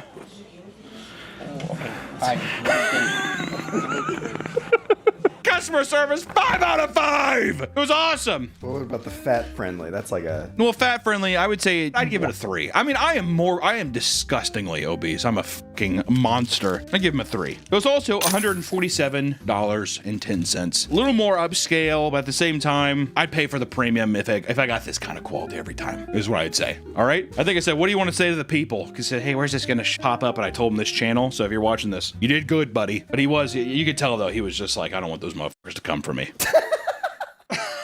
Yeah, because Nick was like, you got any socials you want to plug? And he's like, nah. Nah, I'm good. You want to shout out your socials? I thought that was pretty funny. So American Eagle, honestly, so far, I would say it was the most pleasant. Felt good in there. Felt damn good. I liked it. This video is sponsored by Helix Sleep. Sleep is so important to your health and productivity, but many of us may be getting this part wrong from the start. If you're too hot at night, or if your mattress is old or damaged, it could seriously be impacting your sleep. And it may be time for a Helix Sleep mattress. Helix has 20 unique mattresses, all set to serve a specific purpose. And before you get a Helix Sleep mattress, they have you take a sleep quiz to find out the perfect blend of what you need. Are you a side sleeper? Do you have back pain? How firm do you like your mattress? The quiz is very quick, but it takes your answers to these questions that recommends the best mattress for you. I got the Dusk Luxe for my particular needs, and I've been getting deep, restful sleep each night. Deep sleep. It is amazing how much sleep can affect your mood and energy, and all it took was a few minutes to find out what I needed to upgrade my life. And now, for those dealing with the back-to-school season, Helix also has kid mattresses that are stain repellent and hypoallergenic, ensuring everyone in the house has a good night's sleep. I love the new Helix Sleep mattress. It was so cold and scary on the floor in the basement, and now with Helix Sleep mattress, there's no bugs, there's no shivers, and there's enough space for Jacob and I to share. Hi, I love my new Helix mattress. It's super cool and comfortable, and there's lots of room for me and Harry. Thank you, Helix. Get the sleep you deserve. Head to helixsleep.com/PapaMeat to start sleeping in your new mattress today. And as a Labor Day exclusive partner offer, Helix Sleep is offering 27% off the entire site. Thank you to Helix Sleep for sponsoring this video. Now back to the video. This is Sydney Sweeney's home turf. This is American Eagle, baby. Allison, 3, 2, 1, go.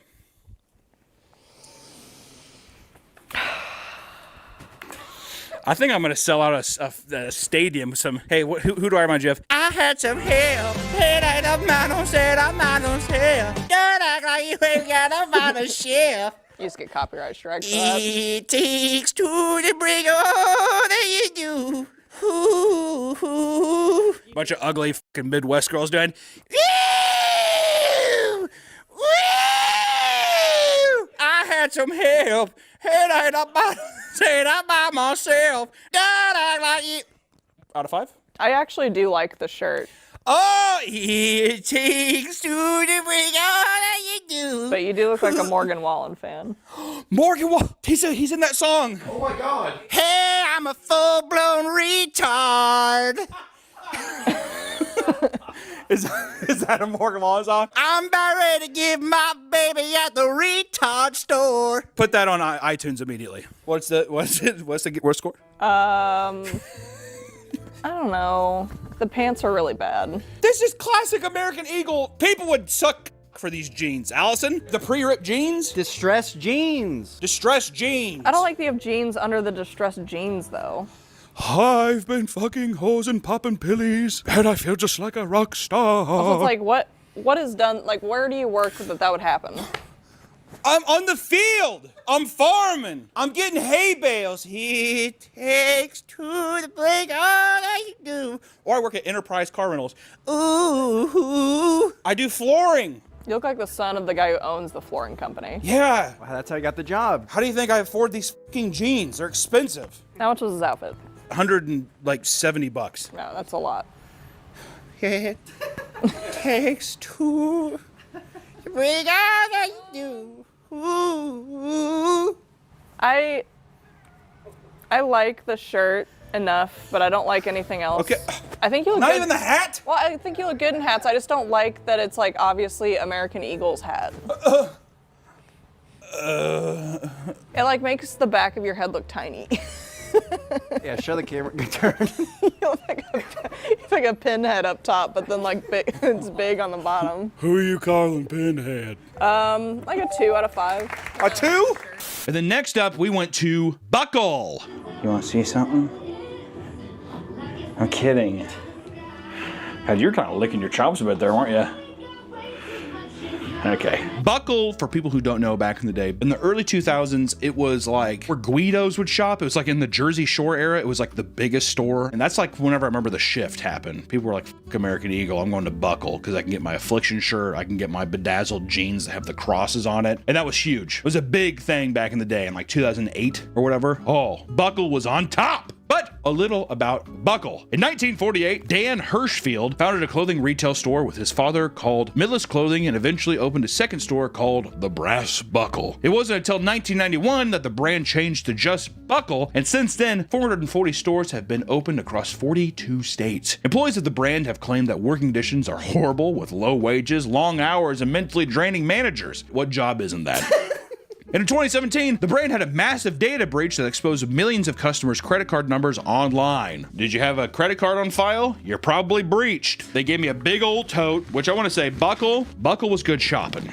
Can we at least agree there? Buckle was good shopping. We had my boy Gabe. His name is on the name tag Gabriel. I would have liked to say Gabriel more than Gabe. I was wearing a Soul Ring shirt from Magic the Gathering. He said, I love Magic. I haven't played in a long time. He's dressed up like a cowboy. The whole store is now like cowboy stuff. Ariat. It's like all just cowboy shit, which I think that's just the fashion thing right now. But this is like cowboy type stuff, I think. Like more like the plaid button-up shit. The gay stadium jeans, all that kind of stuff. That's what it was. My boy Gabe gave us a 6-star customer service treatment. I'm gonna say 6 out of 5. Ooh. He was that good. He was shopped around the store. He was like feeling me out. Size waist, 60, 63, 62 waist. I'm like, hey, yeah, Gabe, pretty much. And he sat there and he did me up right. Well, first off, he came up and he gave me some Chelsea boots. And I look damn good in these Chelsea boots. I'm not thinking about getting a pair. They're a little snug, but I'm happy with them. They look good. And then he dressed me up. He said, hey, why don't you try this guy on the back? Gave me a darker tone because he knew that, listen, you think this big fat bastard wants me to walk around in white and red? Here's the thing for you twinks again. White and red is a death sentence for us fatties. You see everything, all right? But the dark tones get to hide it all in the abyss. He even gave me,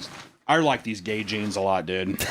Like nice dark gay jeans. This is what I would do if I was like secretly having sex with a man. I met him at like an Olive Garden. This is what I would wear. I like that a lot. And then he topped it off all. He said, you know what? These are gonna bounce good off your eye. He didn't say that, but he did. But he did say, I think this is gonna go well, and it did. It did go good, didn't it, Nick? A nice baby blue shirt. I would have never picked this out in my life, but he made the right call. Good job, Gabe. Here's the problem though. I got the most stuff here. Also got a pair of shoes. He's like, well, what's the occasion for dressing up? And I said, I got a date at Texas Roadhouse. Where are you going on your date? Texas Roadhouse. Texas Roadhouse. Do you want to look Western? Hell yes. Are you trying to tell me this isn't a date at Texas Roadhouse kind of thing? He nailed it. Nailed it. But we did spend $300.94. All right. But to be fair, the boots are what really got us. The boots alone were over $100. So you take those out of the equation, you're looking in the same ballpark as everyone else, like 140 range. But I will say you got to do the boots. Also, we made a rule where it was like, if they suggested something, they're like, I think this would look good, you had to get it. He was trying to give me clothes too. He was a little show pony, wasn't he? He was insulting my style. There we go. Do the same thing for you? Oh no. Oh yes. No. Hey man, you gotta look sharp for game day. You're saying I don't look sharp right now? I got sweatpants, a hoodie. You gotta look sharp for game night, man. Oh, I'm looking sharp. Well, I mean, you looked homeless. Our job is to entertain people, Nick, not look. Are you wearing this? You're wearing the same outfit from yesterday. Yeah. You didn't even change clothes? I rolled out of bed because my alarm didn't wake me up, so I was kind of panicking. We need to take you back and have Gabe treat you right, dude. All in all, though, the ambiance of the store, 5 out of 5. Can I say that? Every person in there was smiling. Even the older woman who was dressed like a fucking like rock star or something. She looked like somebody that would be at Woodstock. Like not hippie, but just like cool. Like a cool older woman. And she was nice as fuck. Everybody was nice. The fat phobic or fat friendly, 5 out of 5. They said they had sizes up to 5X. I was just like, sir, you have yourself a customer. Is what I thought to myself. I mean, all around, I don't think I could mark it down for anything. I really don't. He did get your name wrong. Let's drop the customer service down to 5 then. Instead of 6 out of 5, we'll drop to 5. He kept calling me Nathan. You need shoes too, Nathan? Nathan, what shoe size do you wear? Nathan, does this fit? And I was like, I didn't know he was talking to me. And he's like, Nathan? I'm like, uh-huh. Hunter. And he's like, oh, that's right. But you know, it's those probably he's helped so many people. He probably got mixed up. Let's boost him back up to 6. Okay. Let's boost him back up to 6. Come on, he did a good job. He was trying. He was trying hard. Not only was he trying, it seemed like he actually cared. The American Eagle guy was cool, but it was the first time where I was like, it feels like this is a store that I would want to keep coming back to. Clothes are ugly as shit, but that's not what we're judging, right? Because I wear death metal shirts and all that kind of stuff, so it's not my cup of tea. But if I heard a guy be like, yeah, I got a credit card actually at the Buckle, I'd be like, I get it. I fucking get it. This is the Buckle summer outfit, stylized by Gabriel at Buckle. Allison, go ahead.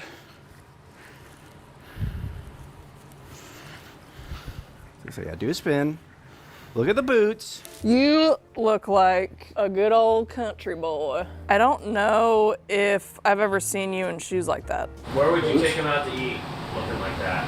I would take him to Denny's or like this, Denny's? Where would you take me? I need you to tell me right now where you look at me. Where would you take me? Where would you take me to dinner? Maybe Texas Roadhouse? Ding, ding, ding, ding, ding. That's what we said. That's what we asked Gabe to do. Date at Texas Roadhouse.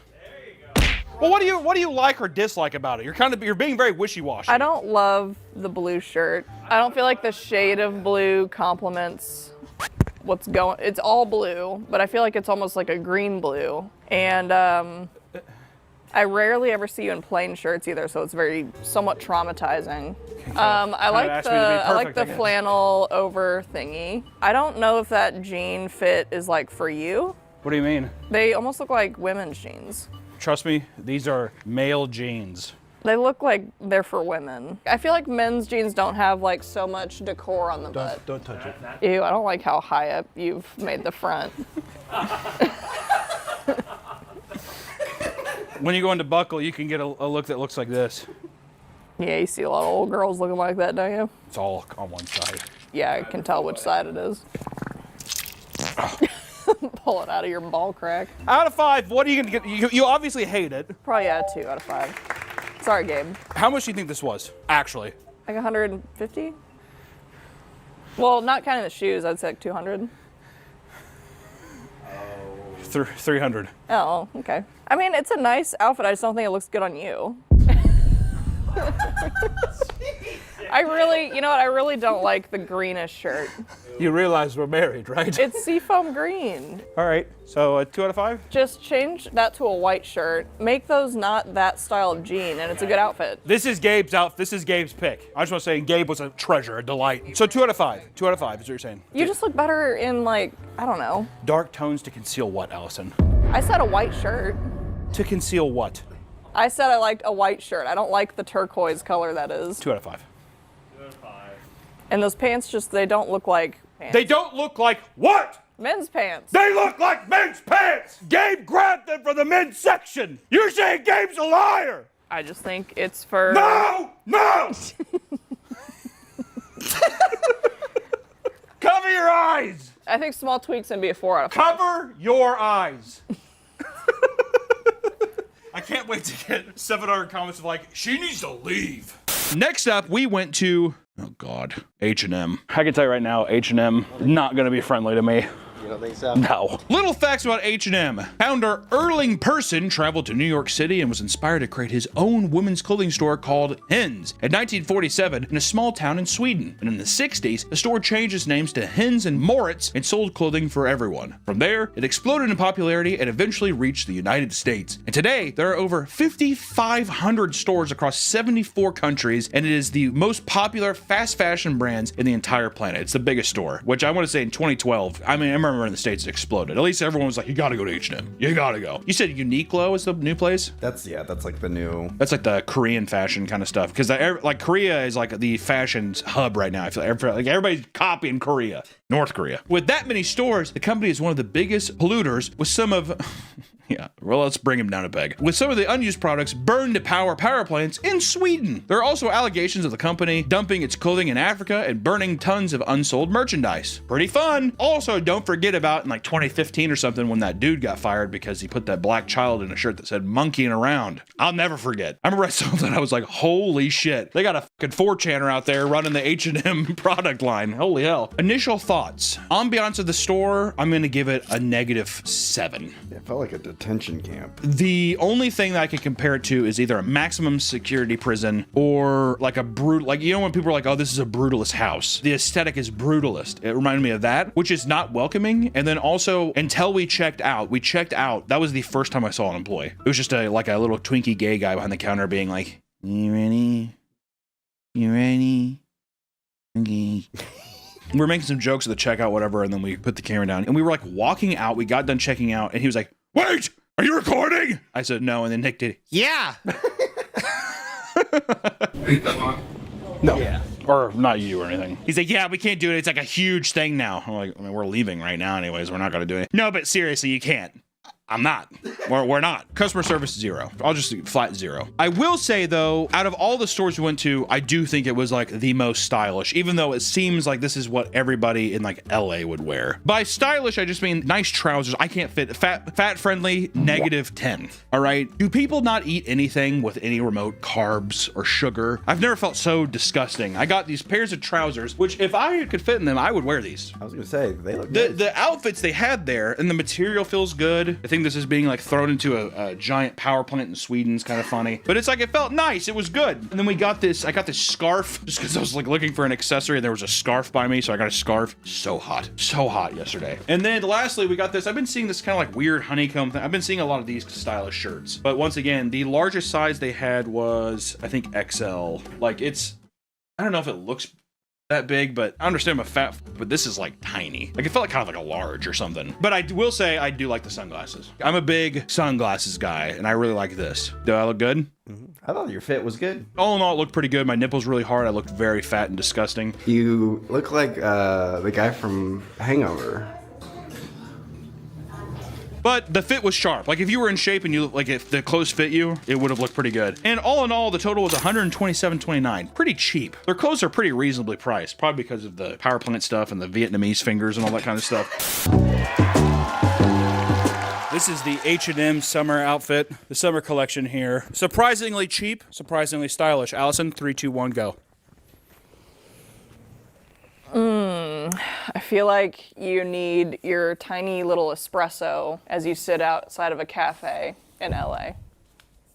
It's kind of surfing though. Out of 5, Allison. Out of 5. I mean, I don't love this outfit on anyone, even women, so I'm gonna have to put it down with the opposite side of the same coin as Kyle, so probably a 1 out of 5. This does feel like every LA person, when it's like, I want to dress nice, they wear this stupid fucking honeycomb shirt and trousers. I actually like trousers. I wish I could fit into trousers more. Trousers with like death metal shirts or something would go kind of hard. Also looks like a bitch. She thinks she's really unique and special, and she's on her vacation to Vermont to see the fall colors, but she thinks she's the only I love one wearing the leaves. outfit.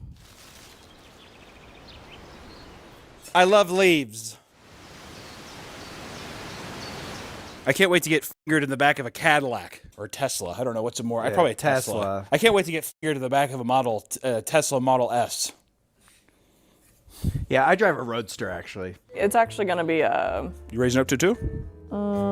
If I'm getting fingered in the back of a Tesla? Yeah. Probably 0. I hate Tesla. All right, we'll keep it a Cadillac then. We'll keep the 1. All right, I'll do the Cadillac. We'll keep the 1 point. Range Rover. That's more what this outfit is. They don't actually care about the environment. They love. Yeah, a you Range can see Rover. me. You can see me putting up like bags from Trader Joe's in. Here, call my name as if I'm like loading bags. Brittany.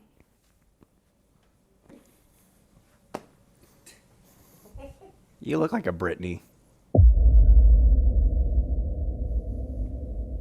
Brittany's his dead name. Oh.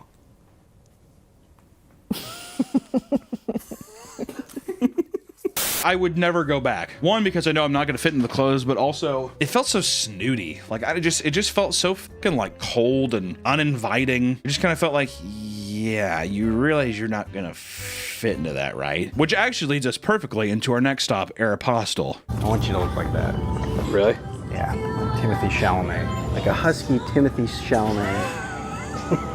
I would rather someone just call me fat than say husky. It's like the most insulting. I'm just gonna keep this one brief because we didn't get anything in there. Aeropostale is like just another kind of Hollister thing, same kind of shit. We went in and they were like, nothing is going to fit you in the store when we asked the customer service.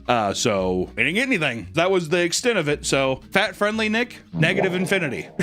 Customer service, I give it a 4. I was gonna say they. I appreciate the honesty. I appreciate the honesty of them being like, seriously, dude, it's just like the sizes are really small. It was nice. I appreciate it. It hurt. It hurt. But sometimes you need that tough love. Actually, you know what? Customer service, 5 out of 5. Save me some money. Ambiance, I would say it's a 2. It's kind of slow. It's also tiny. Tiny claustrophobic store. Kind of felt like a children's store. It did. It felt like, and also just like a bunch of meme shit, like a SpongeBob shirt where it was like, it's just, I don't understand the streetwear kind of aesthetic. I don't know if that's still super popular or not. I feel like that was like a 2016, 2015 thing. But I don't know. It felt like a children's store. If Hollister is for like high schoolers and maybe college kids, Aeropostale maybe felt like middle school, like junior high. That's what I would say. So all in all, it is what it is. And then the last store that we went to was Gap. If I was just, God, 70 to 100 pounds lighter, I think these places would be kind of awesome.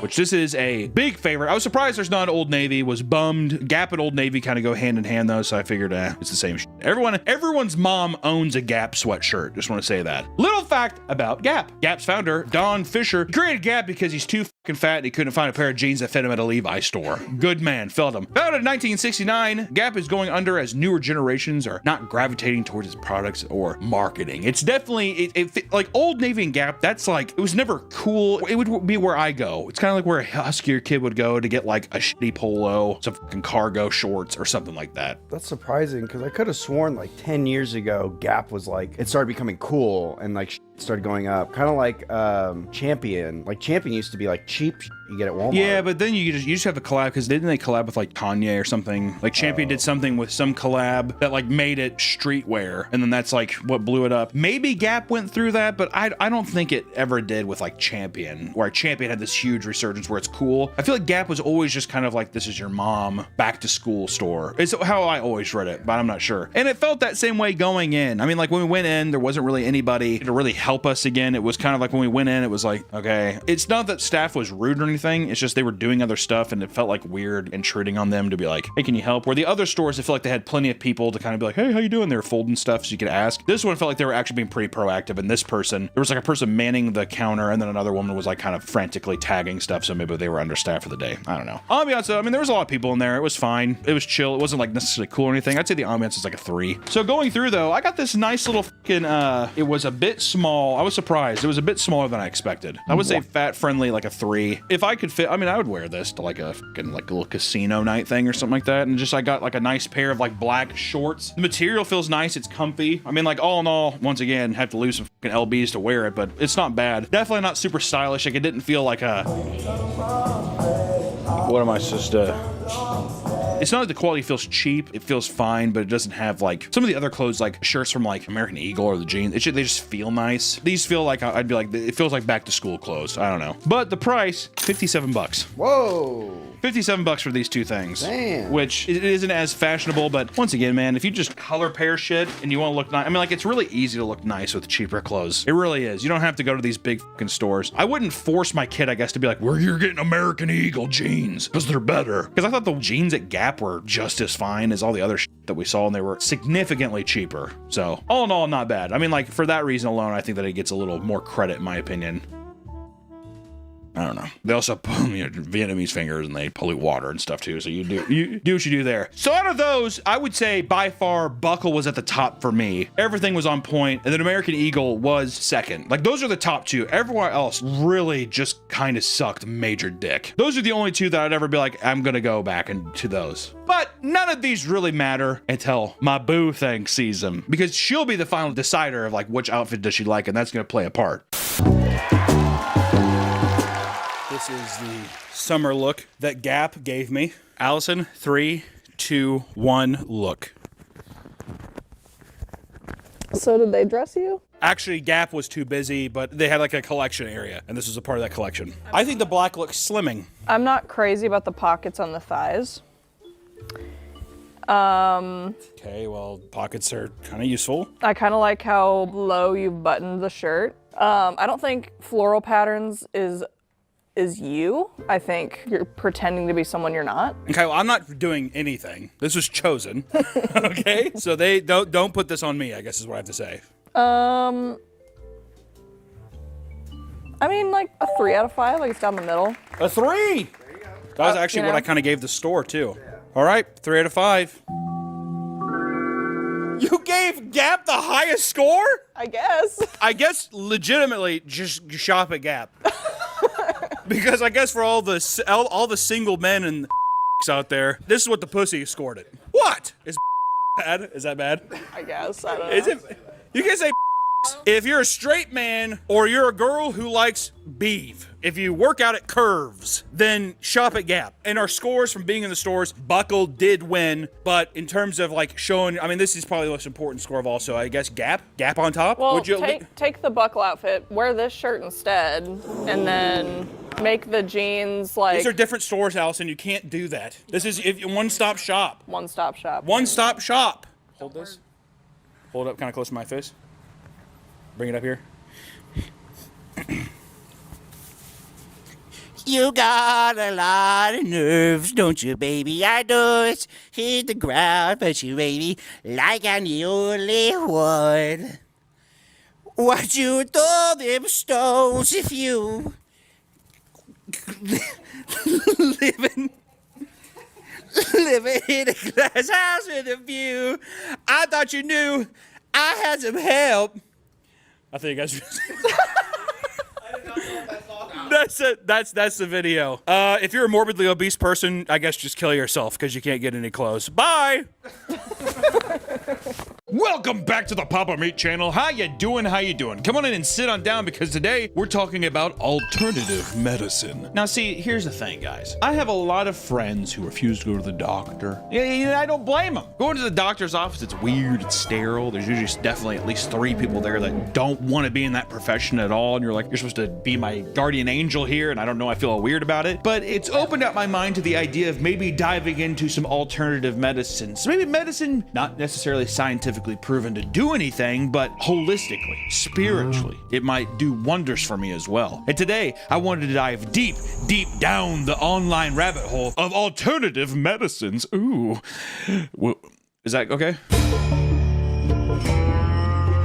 But you're probably wondering, Hunter, what exactly is alternative health? Well, let me tell you. Alternative medicine is a term used to describe treatments or cures that have no scientific backing, like traditional medicine, but rely on testimonials, anecdotes, spirituality, religion, superstition, or supernatural energies to promote their effectiveness for their healing powers. Which it's also known as like pseudoscience or new age medicine. You've probably seen it thrown around, or maybe you have hippie mom or crazy mom, I don't know, however you want to describe her, who maybe throws these terms around. I don't know. Don't shoot the messenger. A lot of alternative medicines are traditional or cultural, but there are new alternative health products and tips popping up every day, most of which have no proof they work and are just plain dangerous advice that is thrown around online, which makes it kind of funny and also makes a lot of the proponents of these people just kind of little goobers. Little silly goobers out there, right? And let me tell you, I am not the pinnacle of health.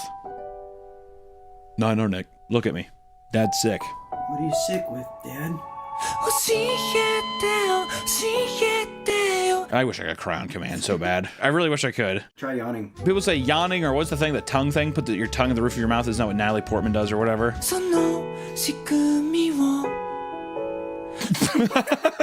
I thought I was gonna just say, wait, we want to thank today's sponsor, which is GamerSupps, one of our favorite sponsors. And I got a beautiful thing to say. My flavor, raw meat, is back in stock, baby. Ooh, it tingles the senses. It makes you a better man, a better woman, dare I say. The best thing about GamerSupps is, one, you help little old me, but also it's sugar-free. It's keto-friendly. You know, they have non-caffeine options. Maybe you don't want to be all jazzed up in the night. Maybe you just want some nice taste brewing around your mouth. Well, GamerSupps is here to help. And like I said, my flavor, raw meat, is available right now. So go try it out and let me know what you think below. I appreciate you GamerSupps so much for sponsoring the video, and back to the video. Which, because alternative medicine is a new way of thinking, people are also very susceptible to getting in information because they don't trust big government hospitals where people spend a lot of money, like the biggest scam on earth, which is health insurance. The deductible I have on my health insurance makes me want to jump off a f***ing bridge. And then I would be in even more trouble from the damage I did from jumping off the bridge. I'd be paying even more out of pocket, Nick. So now you have people like alternative medicine gurus and other people selling kinds of products and practices on online courses or weird medicines. Would you put Liver King a bit in alternative health? He's on the list. Oh, he's on the list. Oh, I'm excited. Spoiler. Yeah, a little spoiler. But it just leads people, you get like people like the Andy Elliots, you know. Is Shannon Blake back on this list? Well, she probably believes in alternate. Yeah. You're damn right she does. She's going to have to pop back up on the list sometime. Alternative medicine gurus prey on the fears people have of modern medicine and doctors by providing them with an alternative to having go to the doctor. So people who don't want to go to the hospital, people who don't like doing these kinds of things, they get their health advice on Instagram. Because they know better than the doctors. Because they do know better than doctors, because maybe a guy has a cool tribal tattoo. Maybe he's a skinny old guy and you're like, he's really old and I'm really fat and look how skinny and healthy he is. He's got to know something, right? And I don't want to say that all of these people are bad. Probably the majority of them are just giving like healthier lifestyle tips, right? I don't think everyone who believes in alternative medicine is a fucking monster or anything. We will be going into some people who are a little gooby, but we're also going to be talking about some people who are just doing better practices, but maybe they're just kind of funny. I think that's fair. But worst of all, peddling alternative medicine can lead people to delaying treatments for diseases and illnesses that are very easily curable. So it's just like maybe believing in some of this stuff could be a very simple fix with where modern medical practices are at, or even like medical technology, but because you maybe believe in something. Isn't that what happened with fucking Steve Jobs or something? Even Steve Jobs, the co-founder of Apple, died due to not receiving treatment for a very treatable form of pancreatic cancer and instead tried alternative medicines that did not work until it was far too late. For 9 months, he refused to undergo surgery for his pancreatic cancer, a decision he later regretted as his health declined. Instead, he tried a vegan diet, acupuncture, herbal remedies, and other treatments he found online before finally having surgery in July of 2004. But it was too late, which, you know what, that's fucking admirable. Steve Jobs being a billionaire and being at the hub of technological civilization is just kind of funny. On his deathbed, he was crying. Please, please. On Steve Jobs' deathbed, that motherfucker was like shaking, he had like apple in his hand, he's like, now, Tim Cook, whatever you do. Oh, this is so good. God damn it, that's good. He says, don't make another color of the iPhone. And I loved how that was like a huge practice with his forever. And as soon as that bitch died, Tim Cook's just like, we're going to do the whole goddamn rainbow. Because he's gay. Is he? Now that we know what alternative medicine is and health gurus and all that kind of stuff, we can actually start diving into them, which I want to dive into my favorite one first. Perineum sun exposure, or more commonly known as butthole sunning, which is fun. I'm not flexible enough. This is why I'm in hot yoga right now, dude. I see people doing this kind of stuff with their back, you know, just also that rock would be hot. I bet you that person's back is scorched right now. Can you imagine that? There are several versions of this, including Yanni, your vagina, and ball sack sunning, but they all follow the same basic principle. You lay on the ground, on your back, like a baby with your legs in the air, and you spread your asshole so it can be sunburned. Like a banana chip. Every time I see banana chips, I always want to eat one of them, but then I look at it, it looks like an asshole, and I'm like, do a little scratch and stuff. And I'm like, They claim that because your asshole doesn't get as much sun as the rest of your body, spreading it towards the sun for only 30 seconds is like the equivalent of giving yourself 8 hours worth of sun exposure and vitamin D. Put your legs up, have your asshole wink at the sun for 30 seconds is the same as being outside for 8 hours. We have a guy here who's going to tell us a little bit about it right now. Okay, here we are, guys. You guys ask about the butthole sunning all the time.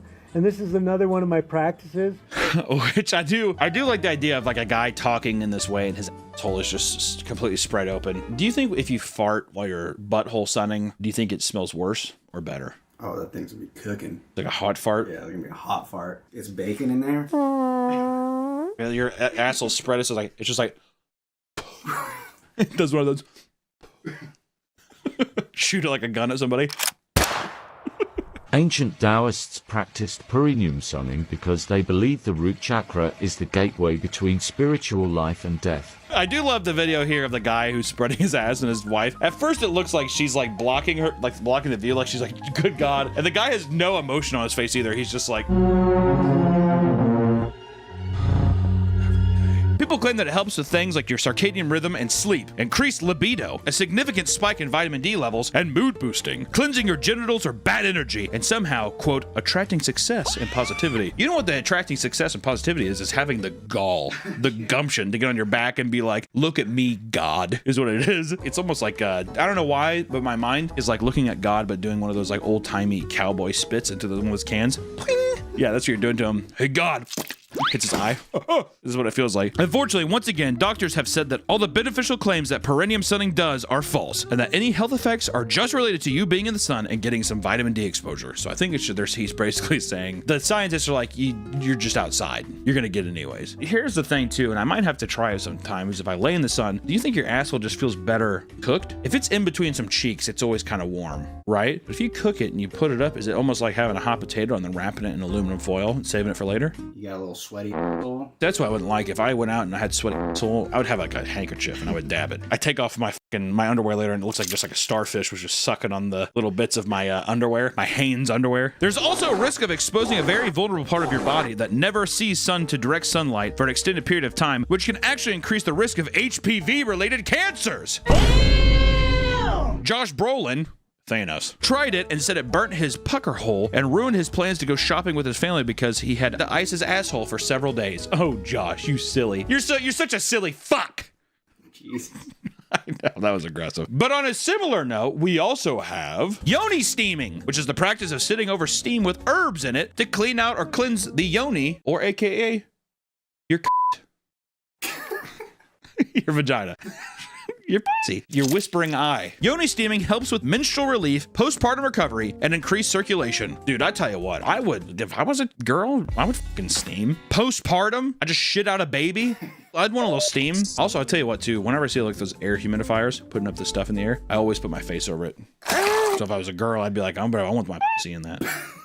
I want that in me. I want that in me now, is what I'd say. Get that in my guts! What's up, ladies? I'm Tiara, and today I'm going to teach you how to yoni steam. I really don't like when people say kitty tip. Just say pussy. Kitty tip, steam before your cycle to reduce menstrual cramping and lighten flow. What if I want heavy flow all the time? Then you are the minority. Hey, ladies who like a heavy flow like they mans, rise up. There are a variety of ways to yoni steam, but today I'm going to use my seat that's on my website, prettykittyllc.com. All right, I gotta tell you, the VHS filter they have on this video, and then it's just like on a rug. And this looks like a torture. This is definitely either a BDSM thing or a torture chair. Just a toilet seat chair on carpet is just foul. On carpet is just wrong, dude. Gonna have a couple hound dogs over there sniffing around. Better not bring the basset hounds over. Woo. After you bring your water to a boil, you can go ahead and pour your herbs in and let your herbs simmer a bit and come to a boil. You're making kimchi? Doesn't it look like kimchi a little bit? A little kimchi steam in your pussy? Why not? Just the amount of carpet in this video as I'm just like, this is just gotta be the smelliest house. Just steam all in the carpet, dude. I mean, just baked in. The guys from Febreze come over and they're like, I don't think the 99.9% of odors getting destroyed in this house, dude. Looks like bone broth. A little bone broth in your pussy. And it doesn't need to be too hot. You want to make sure that it's tolerable enough for you and your kitty. I want to see people who are like, the steam, I'm putting it in me. They take a little baster, a little turkey baster, that'd be me. If you did this to your asshole, would that be any different? Because you have chronic diarrhea all the time. I don't know, when's the last time you've had a solid poop? 6 months. Actually? Literally half a year? You serious? Yeah. Why don't you eat some fiber? Right? Won't doesn't that get your shit a bit thicker? Fiber loosens it. Oh, loosens it. I don't know. Fact check. Yeah. We don't have internet. Yeah, no wonder you're issue. But there's also the yoni egg. Another yoni treatment being peddled is the use of something called a yoni egg. Is it yoni or yanni? I kind of like yanni. I think it's Laurel. I like yanni though. We're gonna say yanni, which is just a rock you shove up your cooter. I also like cooter. I prefer cooter over kitty. If I'm being honest, I just don't like kitty. They are believed to enhance sensuality, strength, and healing. They are made of various crystals like clear quartz, rose quartz, and jade. Each crystal has its own specific use. They are used to strengthen the pelvic floor muscle, increase natural lubrication, and increase sensation during intercourse. Natural lubrication, you know what that means? No. I don't either. But some of the cons of the yoni eggs is that sometimes you can have risk of infection and painful sex. Also, they say if you're pregnant, do not use a yoni egg. I say if you're pregnant, you gotta use a yoni egg. Use a yoni egg as soon as you can, all times, every time. You're supposed to walk around with a yoni egg in you? No, you're like supposed to lay down and like, there's a video of a girl saying your body needs to accept it. Don't force it in. What videos did you watch for this video, dude? I think it's the 4 basic yoni egg. You downloaded it for this video to watch? Yeah, she does it on TikTok. Also, she like puts it in through her pants. It kind of looks like a butt plug. I think my dad had some of these. My dad had a bunch of yoni eggs, but they're strung together, and they were just in his sock drawer. I don't know why. Maybe my dad probably has something. It's not, yeah. Once it's in, you can start with some pelvic rocks. Inhale to lift your egg and rock your pubic bone up. Dude, sometimes I wish I had just a cooter, dude. Well, if I had my yoni egg would be like a dinosaur egg. I'd be like, and all my gutty works falling out with it too. Jesus. I don't feel particularly good. We could cut that out of here. Which, if you are wanting designer yoni eggs, luckily Gwyneth Paltrow with her company Goop sells yoni eggs for $66. Which I found a better deal. You can get a 3-pack for $77. You can get 3-pack for $77 from where?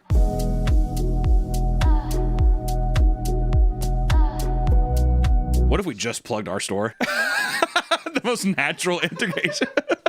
But Gwyneth Paltrow's company was fined $145,000 for false claims that it was good for you and that it did anything. In court, they said it didn't. So I don't know what I'm supposed to tell you. I still advocate the yoni eggs though. Gynecologists and doctors tell people not to use them because they can be dangerous and can actually damage pelvic muscles, which is the opposite of what they're claiming to strengthen. They're saying, oh, put some eggs up your yoni. Hey, put some eggs up in your kitty. Meow. I also read somewhere that like if you have vagina-itis, don't use a yoni egg. What the fuck is vagina-itis? A type. Laurel. Really? Yeah, I dated someone with that. We don't have to include that. You actually didn't even need to say that right now. My God. It's very painful for her. Which Gwyneth Paltrow's company Goop has sold some of the most interesting products, including a candle called "This Smells Like My Vagina" and a $15,000 gold vibrator. I'm not gonna lie though, the sensation of some gold, huh? Something my mans can't give me. Got a gold dick? Well, unless you're a gold member.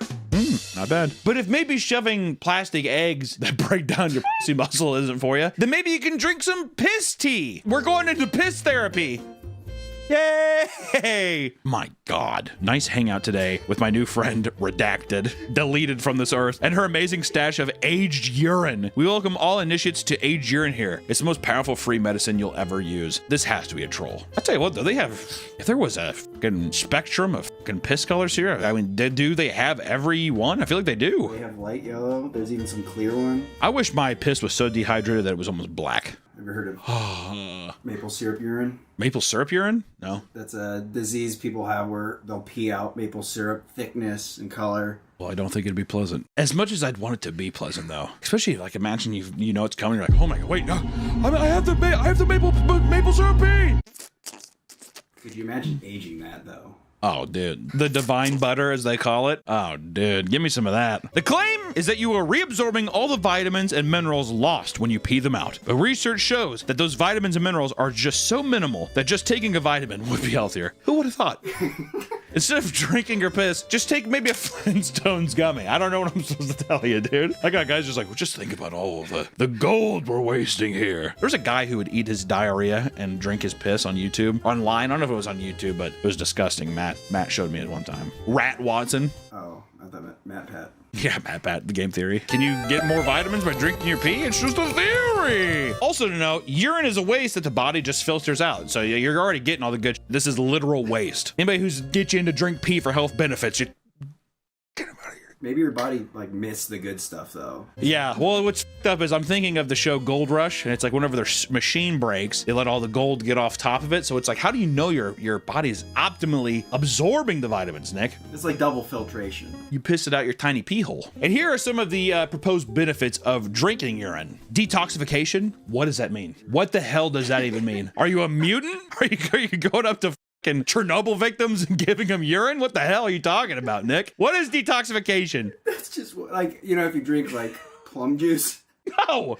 What are you talking about? If you drink plum juice, what is toxified, dude? I want to know. It's releasing the toxins. Releasing the toxins in your bodies. Yeah. That does not seem right. I don't know if I agree. All right, immune system booster? Maybe. Well, probably because it's like you're drinking something so horrible for you, your body's working overtime, and they're like, we need more men. We need more men. And healing properties. On the list, it just says healing properties. They're like, wait, there are some healing properties. We're not going to tell you which ones, but there are ways to heal yourself from drinking piss, so just let you know. Skin health. Dude, drinking urine's going to make your fucking skin brighter. You're going to glow from drinking it? Yeah. No. You're gonna glow like urine. You're gonna glow yellow. It's like jaundice. Maybe it speeds up the process of jaundice. You get all yellowy, huh? Why this guy practices urine therapy. Even the way he drank at the beginning does not make me think that it's... If a guy is advocating for it, by now you should be used to the taste of piss. Also, that has to be Gold Peak sweet tea. That is rancid. That is brown. Look at his face. He's like... He's like, you actually lose your sight. Drinking 3 ounces of aged urine is like eating 6 pennies. Today we are talking about the ancient art of Shivambu, aka urine therapy. If you're in good enough shape and you're kind of older, people will listen to whatever the hell you have to say, don't they? Because they're just like, what is his secret? It's like the idea is like, he probably just didn't eat bread. You know what I mean? Motherfucker was probably like, I think I'm gonna skip soda. Now this therapy is not right for everyone. It's very esoteric and it takes a Jedi mind trick to get over your conditioning, your industrial age school system. Get over your conditioning, dude. He was like choking back tears drinking it for the first time. It's not for everybody. And it's probably because everything tastes like piss and smells like piss. How much of this do you think it's also people just doing something odd and then being able to like relay that to someone? Like they don't actually have any benefits. They're just like, yeah, I'm drinking piss right now because it makes me feel pretty good. So they're just doing it for attention? Or just like individualism. Oh, probably. You know? But again, doctors advise against doing this because it can be harmful to your blood and kidneys and can reintroduce bacteria and toxins into your body that your kidney already filtered out, which the detoxification is intoxication. And there's also a thing called urine injection therapy. Urine injection therapy. This is where you eat a small amount of something you're allergic to and then pee it out. Then you inject that pee into your muscle. I literally thought this was a troll. I was like, no way, this is real. Apparently this is very real. And in 2009, a Bolivian woman died trying this. That's like if we gave Harry some shrimp and had him piss it out and put it to his fucking bicep. Why would you do that? My God. Jesus Christ. 1 second, sorry. Next up, we also have coffee enemas, which I've heard of coffee enemas. You shoot coffee up your butthole, it gets to your bloodstream faster. Why not, dude? I will say though, people make weird parties out of it. I don't like coffee enemas. It's like, do it by yourself. Which coffee enemas are promoted as a way to heal toxicity in your colon and help with chronic gut issues. I thought it was just to get you zapped up in the morning. Apparently there's some good stuff here. The process involves brewing a pot of coffee, mixing it with water, and blasting it in your asshole.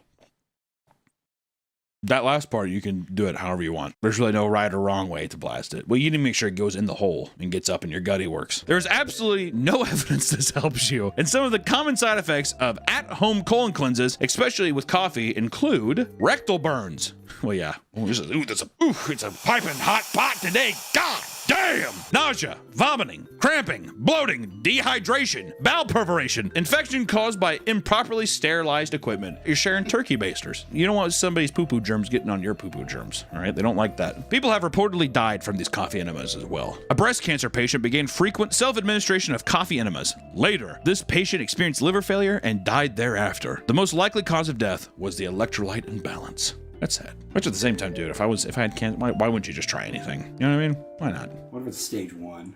I'd still say it's cancer. I don't think there's any form of cancer where I wouldn't be scared. I like how you're like, what if it's stage 1? Oh, you're stage 1, so you don't have to have the charity then, right? I don't have to give you a check, right? Because you have stage 1. Is that what you're like, Nick? You're a monster. I'm just saying. You better hope that you don't ever get stage 1 because you were getting a rude letter in the mail.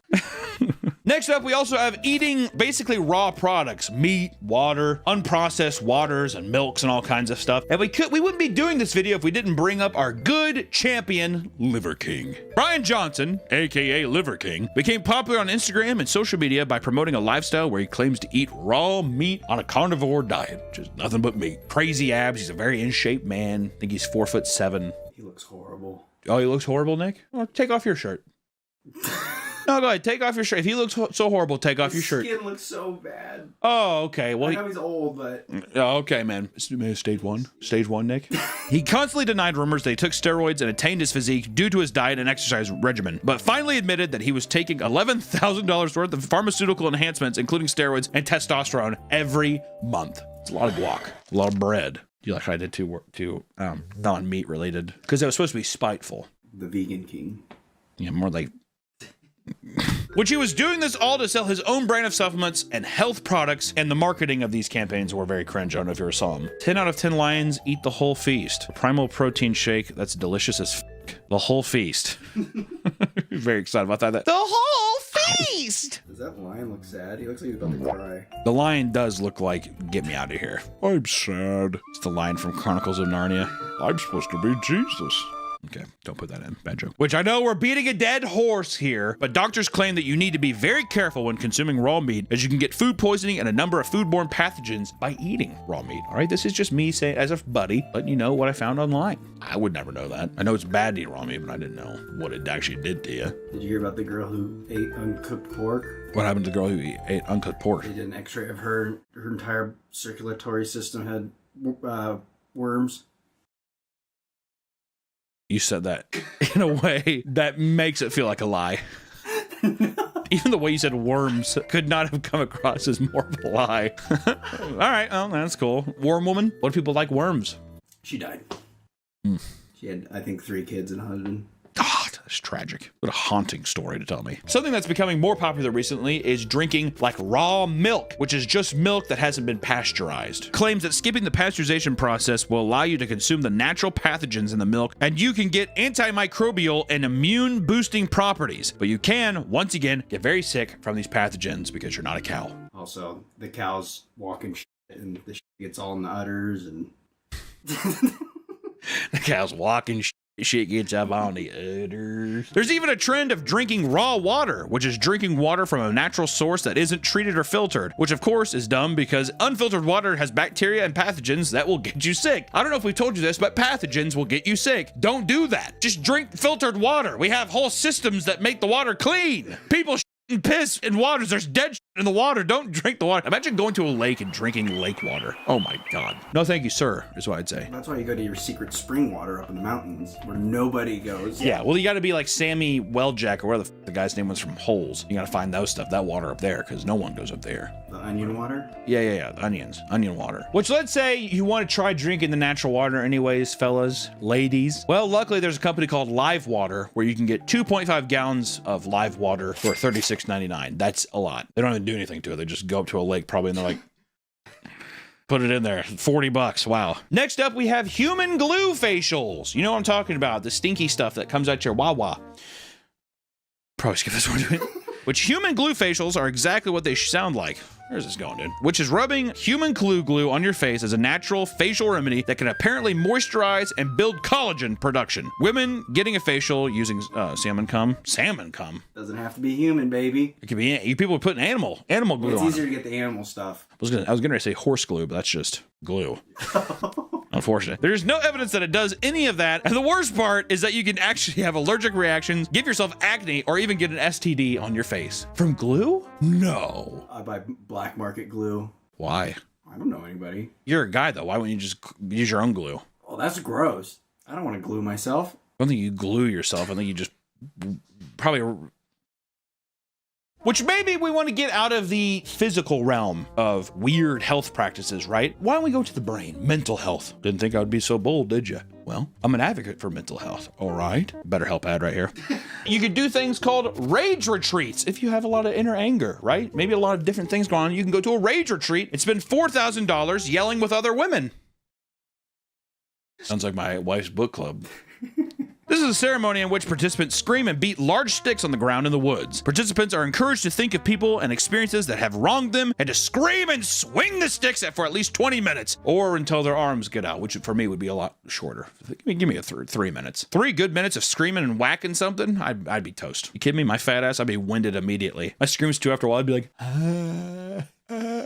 Hey, you know, there's nothing wrong with going in these retreats and doing this kind of thing. I just think it's kind of funny. Going on top of a mountain and slamming sticks around like a fucking caveman and screaming out into the void, you know? But sometimes, yeah, if it's good for you, then I say do it. If you got $4,000 lying around, that's what you want to spend it on, I don't give a fuck. Do what you want. All I'm saying is I would buy a sick race car bed. Why don't they sell adult race car beds, Nick? They do. I have one.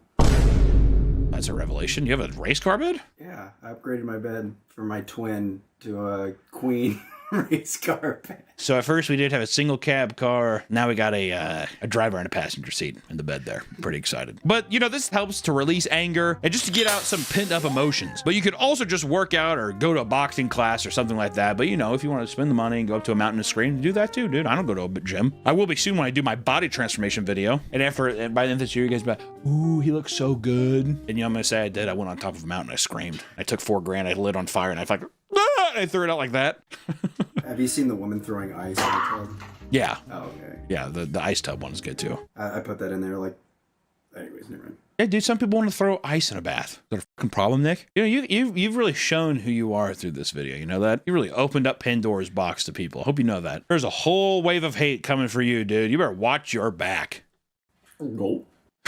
But there's also spiritual energy camps as well. Spiritual energy camps are another way to release emotions that promise to help heal your ailments through spiritual ways rather than conventional medicine. Sometimes you gotta ask God. I do. I talk to him sometimes. I say, Hey, God, put that beam down on my head. Yoga Prana Vidya offers a 2-week energy healing camp that claims to cure various cancers, diabetes, relationship issues, and hearing loss. The most tragic of them all. What was kind of funny is YouTube had to put a warning saying AIDS can't be cured. YouTube AI, whatever, is just like, there is no cure for AIDS at this time. Yeah, fucking Yoga Prana Vidya is just like, God damn. AI. The camp teaches you how to heal various factors of your life through the use of energy without touching the body. They also claimed a patient went in with a wheelchair, but by the end of the camp, they were able to walk on their own. Dude, religious people have been doing that forever, and I believe every single one of them. And you know, we have testimonies from these guys, right? This is heaven, and this is the only one place in the universe. I was living in a myth, and this is reality. Your healing started the moment you registered. Definitely not paid actors or delusional or alcoholics. I don't know which one. Which I want to say meditation and breathing exercises. I used to meditate. Used to sit in the shower and just kind of sit there. Well, I never did this. I know that people always think about this, but I just would sit and think after a while. And then my demons were too loud and they scared me, so I stopped. I just like the idea of some guy just being like, there's some bad people were talking back to me, so I cut that out. Which maybe you don't want to deal with the weird piss stuff or spiritual stuff, so then we get into biohacking and technology. Biohacking is a loose term that involves optimizing your lifestyle and diet with the little changes that can make you a healthier person. Sounds right. Sounds good. Remember the vampire we talked about? He was cool. He is definitely biohacking. He's definitely biohacking, and he has his olive oil, snake oil. I want to get a bottle of it and cook me some sweet potatoes with it. So I can stop doing that, dude. If I had snake oil, my burst wouldn't sound like that. Is alternative medicine Tums? Urine Tums? Yeah, my urine Tums that I have a bucket of Tums that I piss on and I eat them. It helps my heartburn and it gets rid of all the gutty work acid that I have. It'll only run you through a morning routine of one of these biohackers. TikToker Primal Health Guy seems kind of normal at first, and then he says he'll sit outside and ice his balls. Then I'll sit outside or at the kitchen table while I ice my balls and do a face cold plunge. Already off to a good start. If any of my friends started telling me I've been regularly waking up early and icing my balls, I would just have so much respect. That's insane. That's like an ice bath. When people tell me they do ice baths now, I'm just like, way to follow the trend, dude. Why don't you ice your balls? Just your balls, too. Look real weird. Then he says he uses a bidet and squatty potty before sitting in an infrared sauna suit, which I will be an advocate till my dying breath. A bidet should be in every house in America. If I was president, that'd be rule number 1. Practice what you preach, dude. Where's our bidet? We have a bidet. We just haven't hooked it up, Nick. Don't push me on this again, okay? We're gonna get it in when we get it in. My asshole is dirty. No, I know. I go in your bathroom after you. Let me tell you, I can tell that asshole's dirty. Good God. Don't want the water bill going up so high because I feel like you let that bidet ride, dude. There are also grinders. And I'm not talking about the homosexual dating app where you can elicit sex in public places with random men. If I was gay, I'd be on it. I just flashed my user. These grinders are people who enhance their bodies with do-it-yourself cybernetic devices or by introducing biochemicals. Like one guy here is getting night vision eyes. The grinder injected chlorophyll-like substance called Chlorn E6 into his eyeballs. Following the procedure, the grinder's eyesight improved at night, but the very next day, his eyesight returned to normal. That picture is crazy. Also, does that not look like Jesse Plemons? Oh yeah, it does. That looks just like Jesse Plemons. I was more focused on the... Yeah, the guy getting the syringe, I was actually like, I don't want to look at that. Makes you think of like some Clockwork Orange shit. Which then next up, you could also human glue retention. Am I right, boys? AKA NoFap, which also NoFapping is a form of biohacking, boys. Okay, I know we've already went over looks maxing, and we have a bunch of edging, gooning, munting, and all kinds of stuff, but still, there are some very clear benefits when it comes to human glue retention, like clear skin, increased testosterone, weight loss. I bet my ass is beating my dick every day, dude. Increased muscle mass, physical rejuvenation, and a deeper voice. The joke. Okay. But because one might develop erectile dysfunction, premature ejaculation, or retrograde ejaculation, which is when human glue travels back into the bladder. Ooh, I don't know if I like that, dude. That's like the forbidden Cinnabon factory right there or something. I don't like that. Biohacking, people usually end up with some kind of gimmicky thing or trying to, you know, like we've done with the human vampire, make themselves not necessarily immortal, but live way longer than what humans should. But you do have to give them props for trying, right? I'd say that with everybody here. Unless you're a scammer type. Anybody just being like, I'm just going to try holistic, dude. The doctors. A lot of them are actually kind of like wholesome. Like there's one called the Earthing, where it's just you go out into the dirt barefoot and just stand there. Yeah, I think not all of this is bad. I mean, like if you're earthing, you're just walking around without shoes on and stuff, being more connected to the earth. How the fuck is that ever a negative? That's like some 1960s old man shit. Put on some goddamn shoes, you fucking hippie. Biohacking also includes red light therapy, ice bath plunges, and meditation. Meditation's just in all of these, dude. I will say I want one of these masks. Imagine like walking up to your spouse in the middle of the night, looking out, they probably think that they're getting fucking abducted. And there's also Neuralink. Elon Musk, the founder of Tesla and new owner of Twitter, is a big supporter of biohacking and created a microchip for your brain called the Neuralink. The idea behind it is that you would be able to use your brain to perform actions and connect wirelessly to technology, so you can just think about things and they would happen. Kind of like cyberpunk technology, but definitely not gonna work. No way it's gonna work. Very, very doubtful. It would also be used medically to restore vision to blind people or help paralyzed people walk again. Not gonna work. Snake oil salesman. I would rather just go to the yoga thing. Did you see the testimonials, Nick? Play the testimonial again. I'm okay now. There's no dizziness. Pretty hard to argue with that. They ran tests using monkeys, but all the monkeys ended up dying. Elon Musk claimed that none of the deaths were due to the Neuralink, and they used monkeys that had terminal illness, stage 1 monkeys. But reports came out and former employees revealed this was a lie. Many of the monkeys that had died were healthy prior to the surgery. One monkey, in fact, had a piece of Neuralink break off in its brain and they needed to euthanize it, while another just started shoving its head into the floor for no reason, and her health deteriorated so rapidly that they had to euthanize her as well. Despite the failed test, they implanted the chip into a 29-year-old quadriplegic man named Nolan Arbaugh. He said he could not feel the chip, and that the first night he had it installed, he spent all night playing Civilization 6. There are also videos showing how he can move a mouse and click just with his thoughts, which is actually pretty interesting and sweet that a guy can just play 6 if this is actually real. Move around, do it, whatever, and play the game with just using his mind is pretty sweet, but I feel like we haven't had it in a human's brain long enough to really know what the side effects are going to be. Have you seen the procedure, what it's done? Elon Musk doesn't want to have a human do it. It's a robot that drills a quarter size of your skull out of your brain, picks it up, injects the Neuralink, and then they super glue your skull back. So you just super glue it. You have these quarter size holes. And you're saying like you could get 6 of them? God. Quarter size hole, and then also they're sponsored by Gorilla Glue whenever they're done. The robot like wakes you up, you're like, and they're just like, we just want you to know that we're using Gorilla Glue to put your skull back together. Okay, back to sleep. And they like hit you with a Looney Tunes hammer. Conk! Which, you know, this is the conclusion of the video, is do your own research. Do things that you're comfortable with. Be sure to just look into things. Don't just take one person's advice. Ask some professionals too. Doesn't mean everybody knows the right answers and shit, but if you're gonna do some alternative medicines, do something that's good for you and not gonna just put you in a bunch of danger, all right? Okay. Please listen to me. All I gotta say is thank you so much for watching the video today. If you're an alternative health guru, please hit me up and get me in one of your programs immediately. I'll talk to you next time. Bye-bye.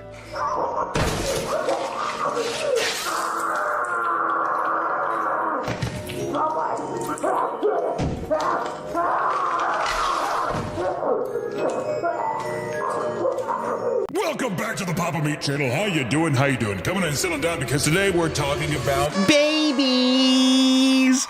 And I'm here with my beautiful wife. We love babies. We actually just had our first child recently, and we will be revealing. Well, today, first off, I just want to say we're talking about gender reveals and how fun they are. Definitely not a waste of time and totally stupid. I too love burning down national forests. Oh, yep. And at the end of this video, we're going to talk about the gender of our own baby. But you have to wait till the end after you smash a like and subscribe. We're going to reveal our baby's gender, its possible future gender, and its name, or its future dead name.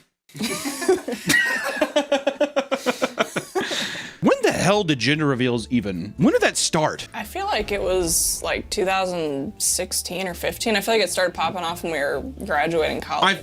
2008. I was saying, Really? 2008 makes sense to me because that's like when social media was really picking up, and I could see that's when people were like, what's a fun way I can tell someone that it's a boy or a girl, right? And I think ever since then, I think that's also the point when this nation was divided. Between boy or girl. I think that people introducing that into people's lives and force feeding us gender reveals is the bullet wound to our society. No, I'll say it. We just keep fingering that hole, don't we? Today's video is sponsored by Upside. Upside is the free app that gets you cash back on daily essentials like gas, groceries, and dining. There are over 100,000 places on the Upside app, meaning cash back is always around the corner. And there's plenty of ways to earn. The best part is, we're talking about real cash back. No confusing rewards, points, and credits. Just money transferred to your bank account. Ooh. Each week, $1 million cashback is being earned by users of Upside. All you have to do is claim an offer on Upside, pay with a credit card or debit card, and follow the steps in the app to get paid. Upside is super easy to use. I claim my rewards when I go out and get gas. It has been worth the extra few seconds it takes before I drive away. Thanks, Upside! Top Upside earners are making as much as $300 a month. To find out how much you can earn, click the link in the description to download Upside and use code PAPAMEAT to get 25 cents back for every gallon on your first tank of gas. Or you can scan the QR code here to claim your offer today. Thank you so much to Upside for sponsoring this video. I'm back in the video. It used to start off with a simple, a balloon pop. But over the years, these gender reveals just keep getting more and more outlandish, more outrageous to try to farm them likes and have people, it's a little pick-me situation, right? Families wanting to make sure you know that we're better than you and we just had a boy or daughter. Spitting in the face of all of us common folk. Isn't that right, Allison? It's true. Which is why when we did our baby reveal, which I won't tell you the gender yet, once again, but we did blow up 3 Bugattis filled with the colored dust. So it did start a massive field fire. Don't talk about stop. Seriously, fucking stop with that because lots of crops were lost. Stop. Do you know our lawyer said this? We can't. Stop. I would be so nervous that I would punch you right in the face, or you slip and you punch the baby gut. I feel like I'd be so nervous to not hit you in the gut. That's exactly where I'd hit you. If you did this to me, you would punch me in the face. You'd be like, I slipped. And I'd say, guess what, lawyer up, bitch, I'm taking everything. I like how you assume I'm the one boxing. Well. Okay. I thought he was actually gonna nail her in the face. Why are you going for another one? The second swing was too much. The second swing, she was like, you did it. He's like, what if I can frame this as an accident and I don't have to? He was looking right at her and he was like, oh, maybe he was mad it was a girl. Oh, God. Hey, who isn't disappointed with that, right? The tantrums people throw when it's a girl. There's some good tantrums. If you were to have a child, let's say we didn't already have a child, which is definitely, like we said, it's at the end of this video, please watch. Would you be disappointed if it was a boy as a girl? Because I feel like the whole thing is, the meme of it all is boys want boys and girls want girls. That's primarily true. Yeah.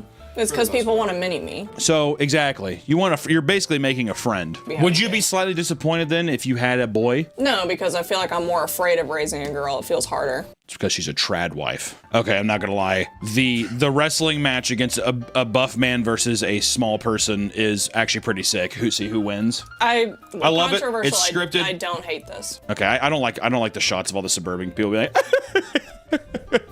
She doesn't look impressed at all. This guy in the back, he doesn't even know anybody here. He's just like, I'm just walking down the street and decided to pop by. If I was walking down the street and I saw that, I might take a peek. Oh my God, yeah, definitely. I'd be selling tickets to this bitch. Are you kidding me? Hell yeah, dude. Actually, if every gender reveal was just this, I would love that. You see the guy smashing the stone colding the beers though down there? You know what? I like how elaborate it is because That's just fun. you're gonna see a lot of critiques from me today if it's just stupid smoke or whatever. Well, you can tell they have a sense of humor too. It's not like I see that and I'm like, I'm glad these people reproduce. We need more people like this in the world. We need versus a guy who's just like, I blew up I'm gonna shoot this water bottle. They let the cousins that have been beefing do your gender reveal. It's like the frogs who start fighting each other, but there's no damage. This just looks like a legitimate fight. I don't even think. Yeah. Well, I feel like someone's gonna get knocked out and they're gonna be like. They've been beefing. Well, it's like one clearly has to lose, like on purpose. I don't think that's how they're doing it. Yeah, I think they're just Whoever like wins. That's the gender. Well, you better hope that pops out that same gender, or else there's gonna be some serious consequences. Hey, what is this one? Aw. Gingerville cake for a penguin. I like that. See, if it's for an animal, that's fine. No, dude, kill the animals, man. Oh. I bet penguin tastes good. Probably. Really fatty though.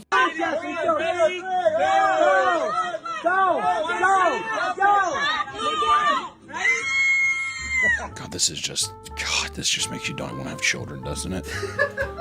It is a good. It's a good birth control Look video. at that. Are you fucking kidding me? I don't even know what I would be able to do. You know what? If this is you, which also this is definitely going to be your build soon. You're going to be wearing that cargo it's not. jacket. I've been running. Big frumpy ass. Oh, hell no, you haven't been running, dude. Also, my Got that style- sweet potato body. I'm telling you, My style my being ass would be. boyish is better You than wouldn't even believe how acrobatic I'm going to get when I do a front flip over that fence and you never see my ass again with that kind of. Ugh, there you go. Oh, there goes the balloon. It'll pop in the atmosphere. That'll look kind of cool. For who? Also, was that mom? That mom was getting ready to lay down the law with that kid. Here's going to be a controversial statement for us and the viewers. Would you spank our child? No, but I'd probably remove him from the situation and I'd take care of it privately. Oh my God, what the fuck does that even, are you gonna kill this child? I will snuff out the problem, quickly, secretly. Are you guys gonna do a family channel when the kid arrives? Oh, absolutely. You better believe I'm gonna do if I have a kid, if I have to be put through that hell and I don't get a profit off of it with a family channel, absolutely. We're doing Ryan's Toy Part 2. Mm-hmm. And what I'm gonna have my kid be like, why is Ryan's Toy he's so old? These toys are for people like me. The only time that smoke is appropriate is whenever you have an old shit kicker and you burn it out in the driveway, revealing you're having a daughter. This is some Look at good that guy. He's like, Yo! Dude, Caleb, stop! You're burning out the tires, man. I bet they're gonna name the kid Crystal or something. Oh, this is definitely a stripper name. It's not even pink anymore. It's red. They're giving birth to the devil. That's what they're doing. Yeah. Oh! Oh, okay. Oh my God! It is the devil! So it's gonna be a goth girl. Yo, Lucifer, gonna name my baby Damien, bro. Her name's either gonna be Rose, Emerald. If it's a boy, it's Damien. God, this suburban energy, dude. This suburban energy is Yeah, insane. The khakis, the tucked in shirt. God damn, dude. She's hit it like once and she's about to piss herself. Oh, there it goes. How did they not pop that after beating the shit out of it? You'd be so crazy. You dumb son of a bitch. You know what I think? There should be a law, and this is going to, once again, controversial opinion. I think that if the balloon floats away and you're doing the gender reveal thing, you got to just abort. Yeah, well, I didn't want to say the word, but I think you just got to cut it. To me, that's an omen from God. Yeah. Somehow, they're just like, give this one back. Oh my, this is a very average Nebraska gender reveal. All right, go out there and get the $150,000 tractor and bring it around. We're gonna see if it's a boy or girl. What do they dye the corn? It's gonna be corn related. They're from Dang, you Nebraska. think they'd have enough kids already?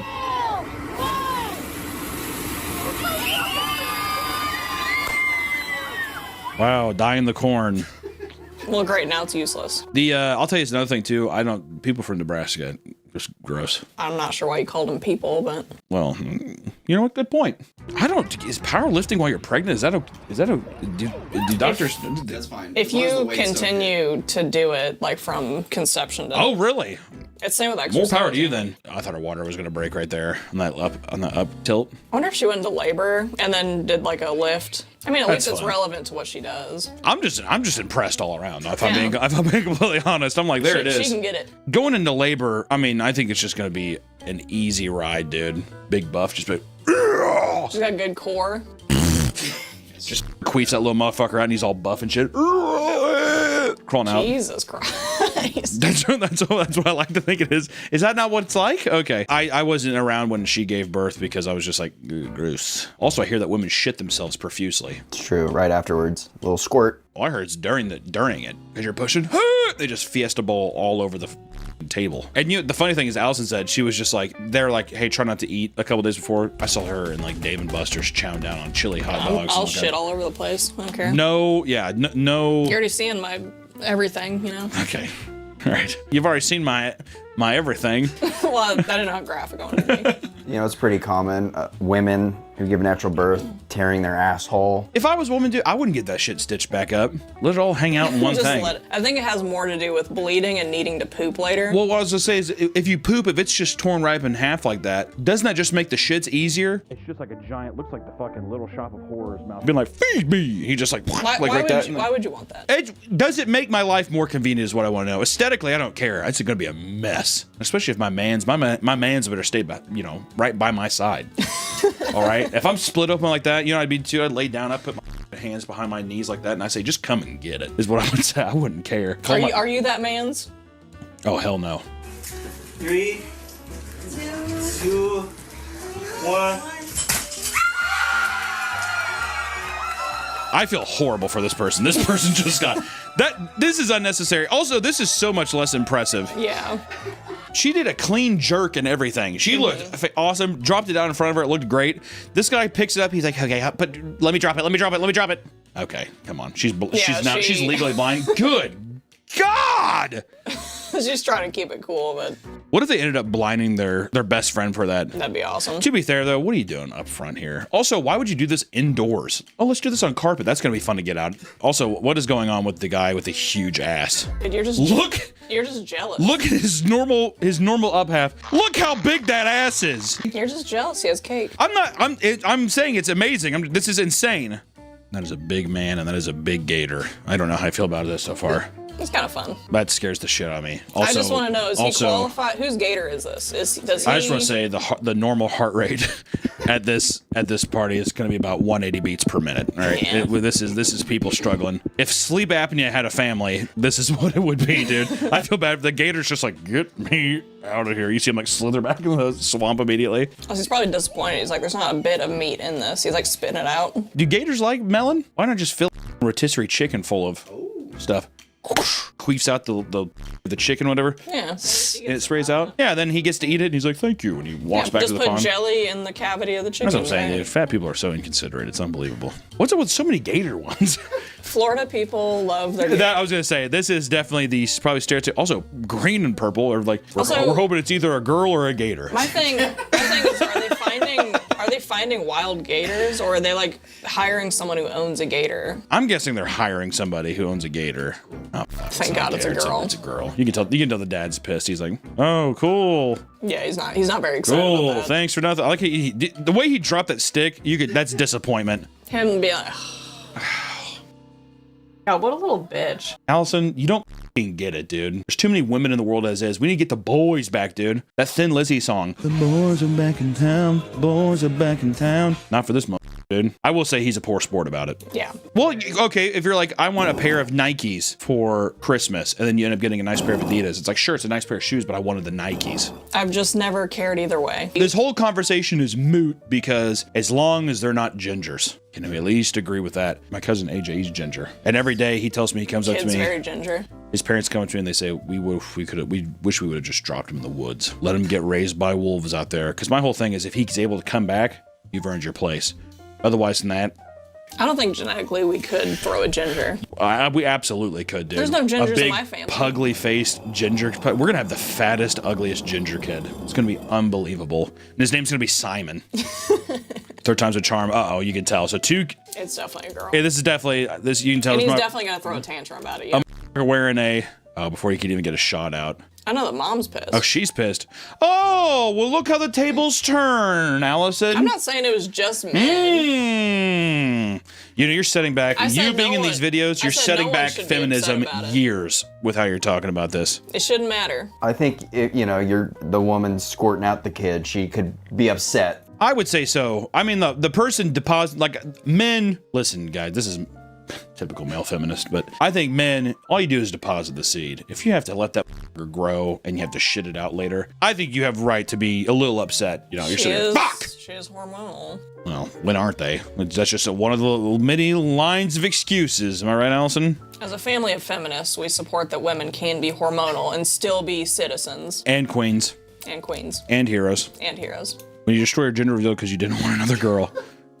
See, this is, I think that this is a good reaction. Normal. Tear it all up. Damn, now the kid's getting in on it. There you go. Get the kid, get everybody involved. There you go. Chaos. There is too many women at this party, though. That is a lot of, that's a family of women.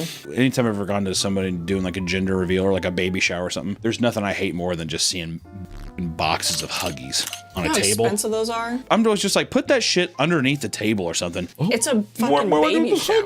It's for I don't care. babies. No, to me, I'm like, this is what I think. This isn't the boys' baby. Let me explain. Baby showers and up until the kid's 8th birthday is all about the parents. I'll say that every time. Because guess what? Those kids aren't going to remember any of it. And this is just you being like, I have kept this thing alive. I'm getting ready to go on this excursion. So to me, I'm like, all the baby shit, put it in the underneath the table. We're going to use it definitely. You don't remember your 4th birthday? I don't remember my 4th birthday. I think that's just a you problem. Do you remember your 4th birthday? You want a job? You want to keep your job? Do you remember your 4th birthday? 5th birthday. But you don't remember your 4th? I don't think so. Or your 5th or your 6th or your 7th or your 8th?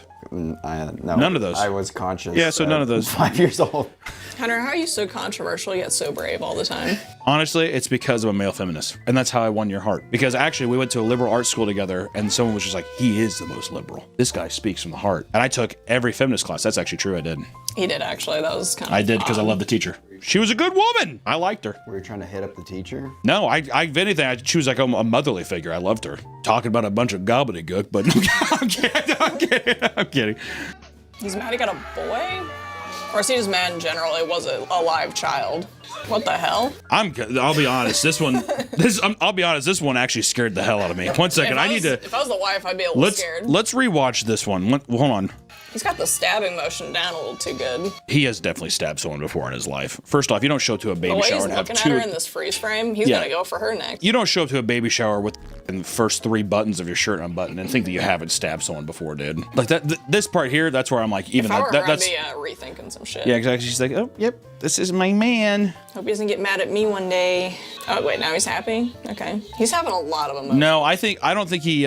I think what happened was I think he was mad, but I think he came back at the end because he's just like he caught himself and he's like, oh, just. He's like, oh, I'm on camera. Whatever, but he's definitely gonna go to the bathroom and that shit's gonna get destroyed. Fuck. Okay, at least I feel like this is like he's just speaking from the heart. He's praying right now. Especially with her holding a baby girl and another baby girl. I do feel bad for him because they're just like, Dad? This one doesn't piss me off for some reason. I think it's just he's not being mopey. He's just like, what do you do? You know what? I like it whenever there's not a giant crowd. If I saw that and I knew it was a friend, that's fine.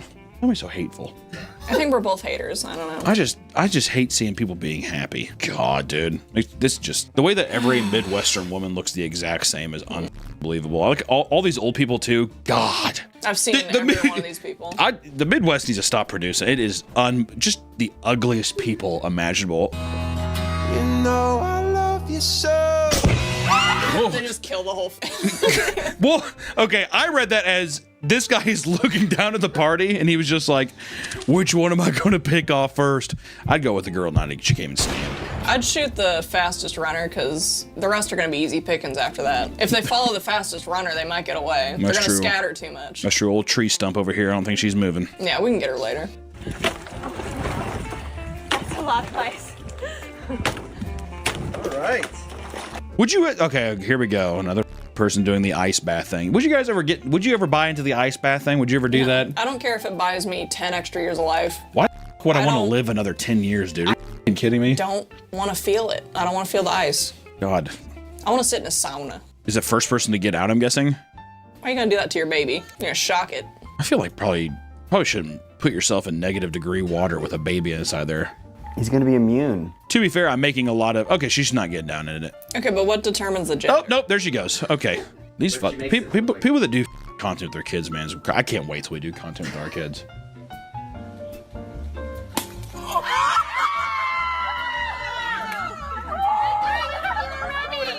I mean, they know the gender, so. I like how you can tell he's just like, seriously, babe, Rebecca, bad throw. Seriously? You know I could have, everyone, you know I could have smacked that thing like out of this universe, right? Okay, just making sure. Why is she apologizing?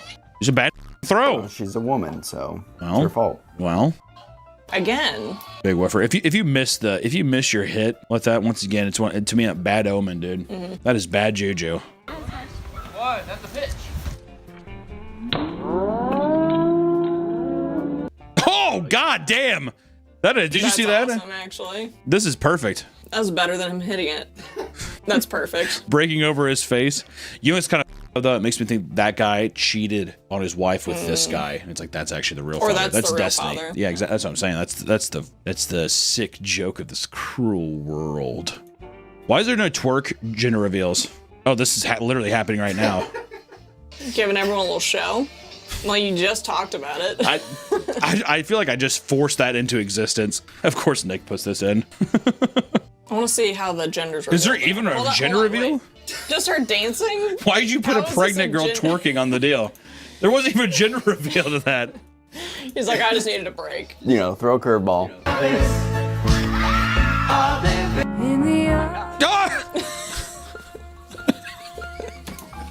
Poor dog. That it is kind of funny that immediately showed the priority of like she's like I've had this dog for so long I'm done to be with like it. yeah exactly I got my own baby bye bye. Is this Austin McBroom's gender reveal? Well, it's Logan McBroom. I guess he has a brother. They look the exact same. This has to be. Is this seriously not Austin McBroom? It's a McBroom, so maybe it is Austin. This also seems like something fucking stupid that he would do. How obnoxious, dude. That's gonna be a fun mess for the whole neighborhood to clean up. Thank you. Yeah. Thank you so much for that. Thanks, dude. Appreciate you. Why is there so many? Does she have 3? I think she has triplets. Oh, ow. All right, go. I like how they're confused there. They're like, it's a boy. She's like, no, actually, so this is a multi-tier. So you have to connect the dots. He's like, so what?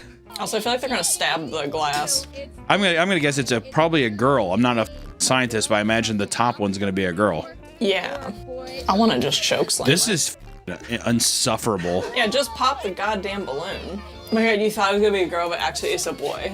I'll tell you right now, I would never hold a pregnant woman. I just let her drop. I would like a sack of potatoes. Absolutely not. You know why? Because I forgot what movie it was. Wait, hold on a second. All right, so these people didn't realize that I don't think these trucks are gonna stop. Margaret, it's been a good ride.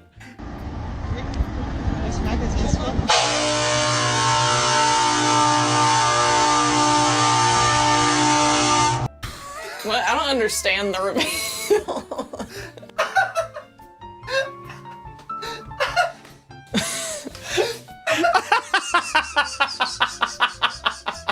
Someone needs to explain it to me. I think he's pulling forward to see which one, and then whichever one's the gender reveal, he blows his horn, whatever.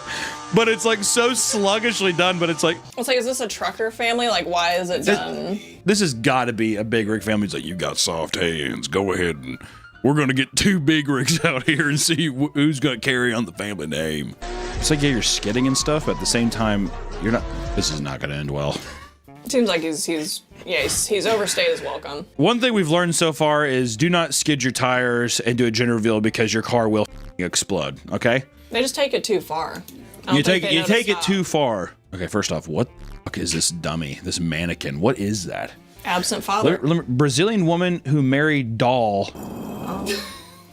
Oh, it's not even for a real human. Thrown gender reveal party for her second ragdoll child. Morris said their inanimate daughter is due in December and revealed that her name will be Marcella. Who hurt her?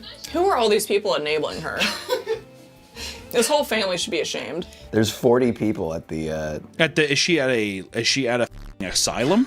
Is she at a Brazilian nut house? And everyone's because then I'd believe it. But I wonder how big she made the hog on that doll. The doll does have a. Oh, trust me, dude. I know I know the doll has a hog. I'm wondering. I'm like, do you think she's like he's modest, or do you think she's just like a leviathan? Go!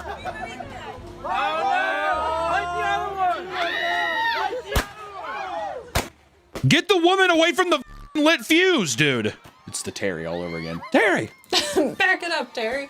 Bag up, Terry. Put it in reverse, Terry. Oh, Lord! This is 100% going to start like a fire. So, oh, no! Jesus. Yeah, I mean, it was on a stable surface, so I don't know what went wrong. Here's my favorite stamp. Officials released video from a gender reveal party that ignited a 47,000 acre wildfire. This is why this shit, we need to stop this. Also, can you imagine being born and being a teenager and be like, yeah, when we were revealing your gender, it caused a 47,000 acre wildfire. The kid whose parents caused a 50,000 acre wildfire is definitely is fentanyl addicted for sure. Oh my God. The man who caused the fire pleaded guilty and was sentenced to 5 years probation, and he was ordered to pay $8 million in restitution. He's never paying that back. No, I'm going to say that the guy who decided to explode something on dry grass, I don't think he's the smartest book. He's like, I don't think I got it. I feel like sometimes quantities like that are more of like warning other people about like, hey, if you do this. Well, they're garnishing his wages for life. That sucks. Grandma killed at gender reveal. A soon-to-be grandmother was killed at a gender reveal party in Iowa when she was struck in the head by a shrapnel from a homemade pipe bomb. The family accidentally constructed the pipe bomb when they were experimenting with different types of explosive material for the gender reveal device. So they didn't even realize that they made a pipe bomb. On the day of the reveal, the 6 family members gathered and placed gunpowder at the bottom of a homemade stand that was welded to a metal base plate. Oh, bro. The intention was for the gunpowder to shoot the gender revealing powder out of the top of the stand. Instead, the stand exploded, which sent metal pieces flying. One of the metal pieces struck the 56-year-old victim from 45 feet away. Too close. The victim was pronounced dead on the scene when police arrived. Yeah, you think? She's dead. I mean, you know what? All this death is getting me scared. We should just tell people now what the gender is. On 3. Okay. So, boy or girl on 3. Ready? 1, 2, 3. Boy! It's a boy!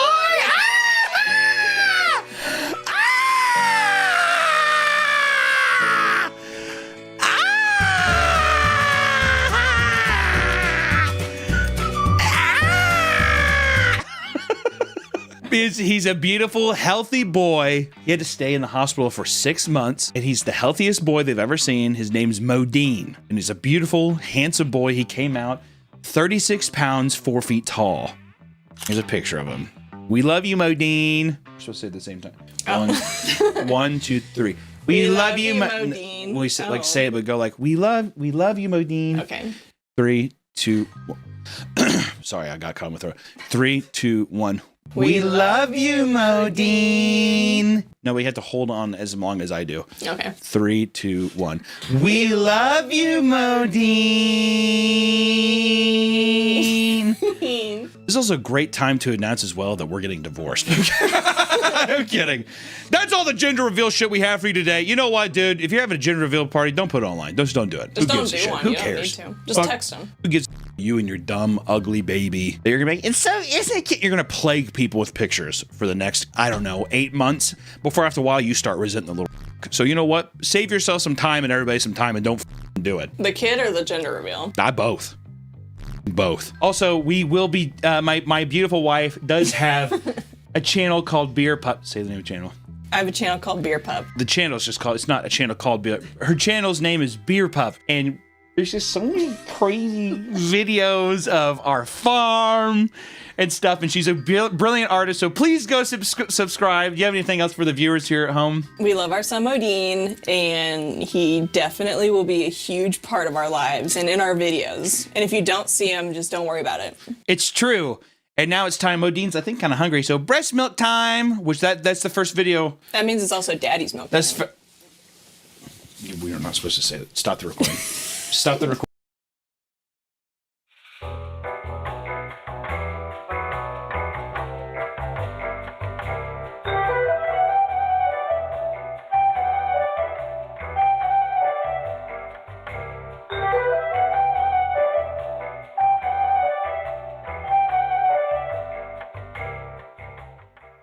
And the princess lived happily ever after. The end. Another Terrence, Hunter, please. I mean, I think I got a book about, like, we have the frog book, or we have... No. I want something spicy. Spicy how? With a strong female lead. who's not afraid to be a boss bitch. Oh, and a handsome young man who can take our damsel under her arms and seduce her. Oh my God, Terrence, stop! Enough with that. Come on, I'm sitting right here, man. Sorry. If I get you this book, will you just please go to sleep? Yes. Oh, please. Okay, fine, I'm going. God. Just try to get some sleep beforehand, please. Will you try? I'll try. Okay. God, Terrence. You gotta work on this shit, man, for real. You gotta... Sorry. Now for a little me time.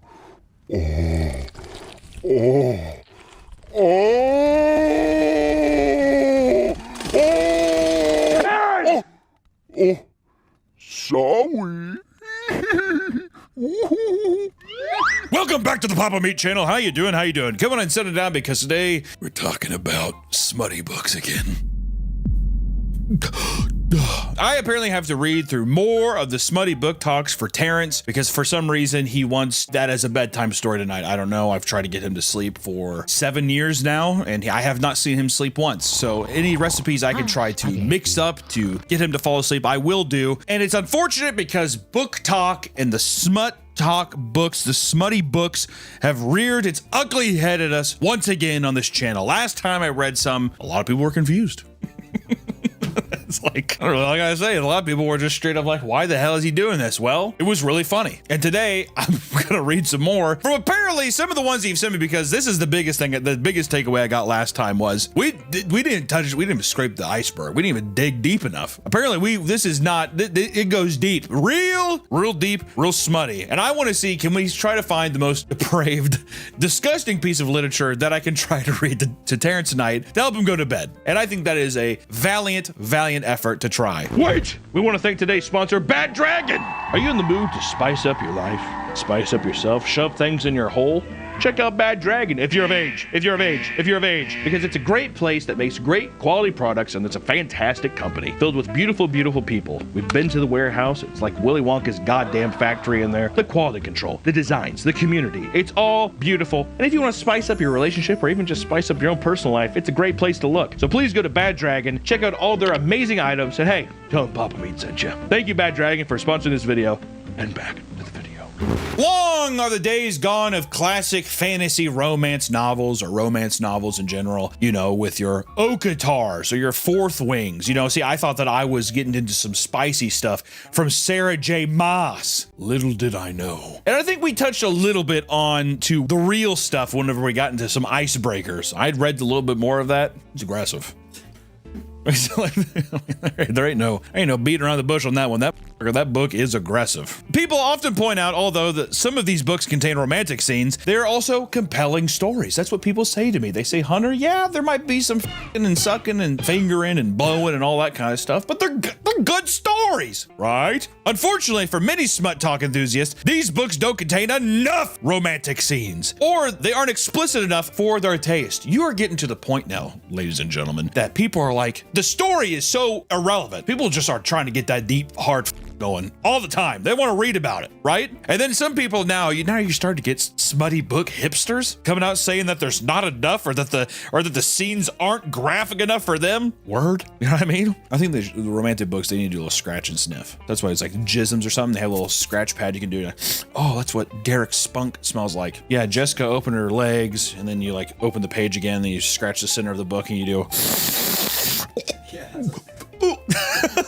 But, my friends, this is where the amateur writers step up and they claim their throne as the most devious, most vile, most explicit, dare I say most sexy writers of them all. And with spicy books on high demand, all of these authors are getting book deals. And let me tell you, they're selling copies, okay? You'd be a fool. If you're a writer right now, just fucking make some real quick, dude. You know what I mean?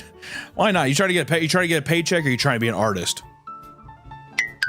And now you no longer have to scour the internet to find fan fiction with steamy love scenes. They're all front and center at any local bookstore. Barnes & Noble is basically a little fucking shop now. The wall that is the romance section at Barnes & Noble is shocking. All right. I mean, I thought I was in, where's the Great Wall of China at? It's all over. All right. Well, it looked like that. So let us dive back into the world of spicy books, smutty stories, and see if we can't find the most depraved, most evilly delicious. I want pants, basically is what I'm saying. But I'll pants by the end of this episode, Nick. I'm myself. Starting off first, we want to get into, if we're going to talk, I guess, genre here. For some reason, I don't know if for some reason, I guess it's kind of obvious. Sports smutty books are very, very popular, okay? And one of the biggest genres right now, it's called jock fantasy.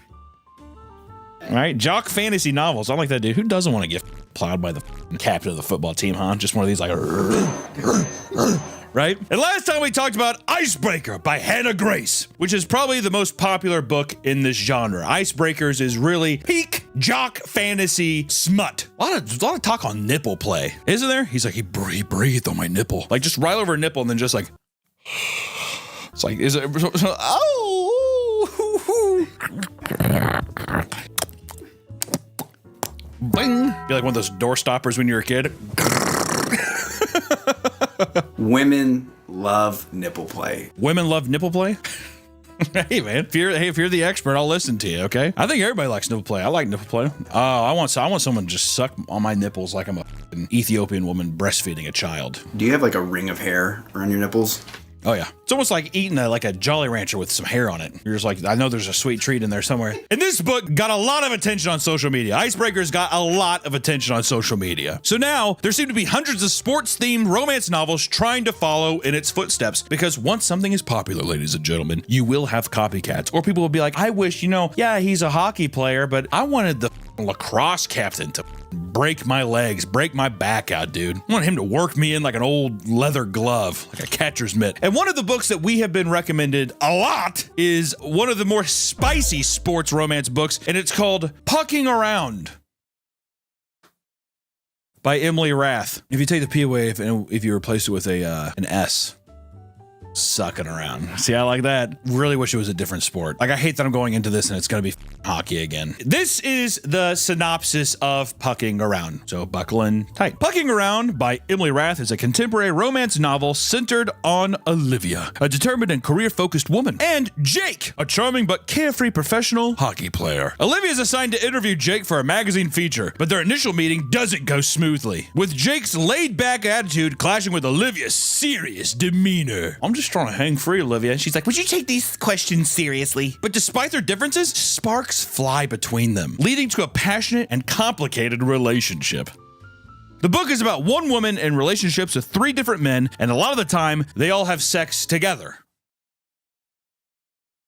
That took a left turn real quick. That turned into a NC-17 version of Bridget Jones' Diary is what that turned into. So they're running a train on Olivia.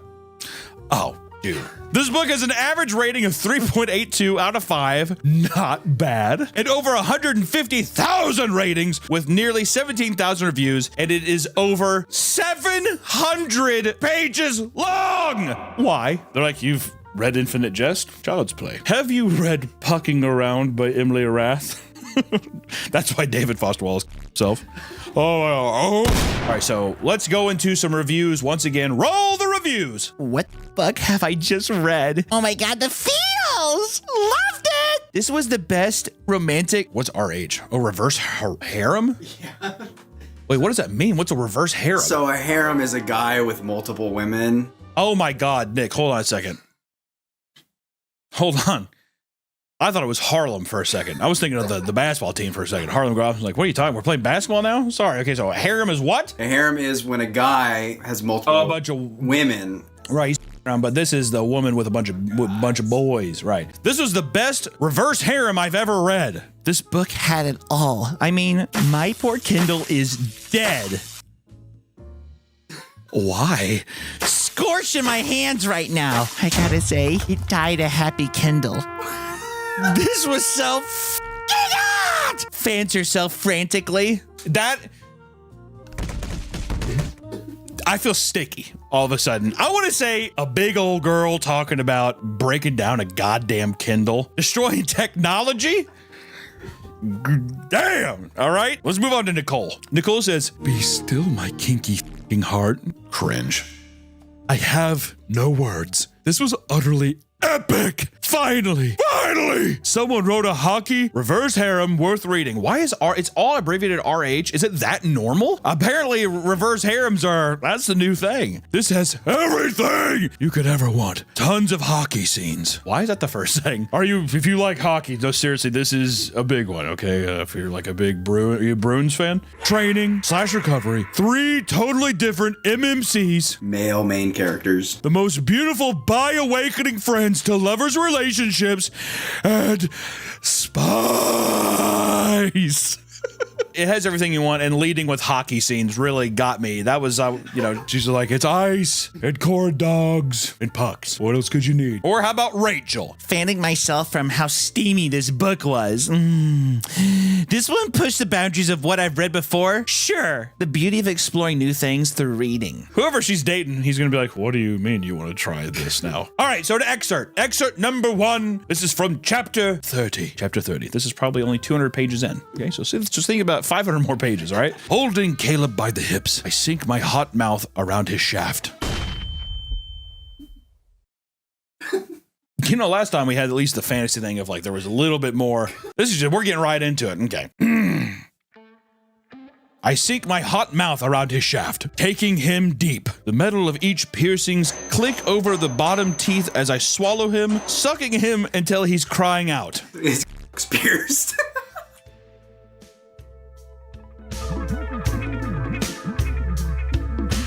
Love.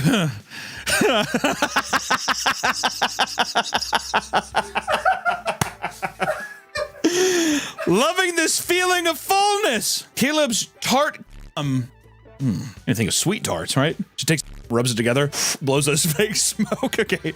Caleb's tart coats my tongue, and I know he's at the edge of release. I slip my hand inside his pants, cupping his balls. He gags me on his tapping the back of my throat as I choke, loving every second.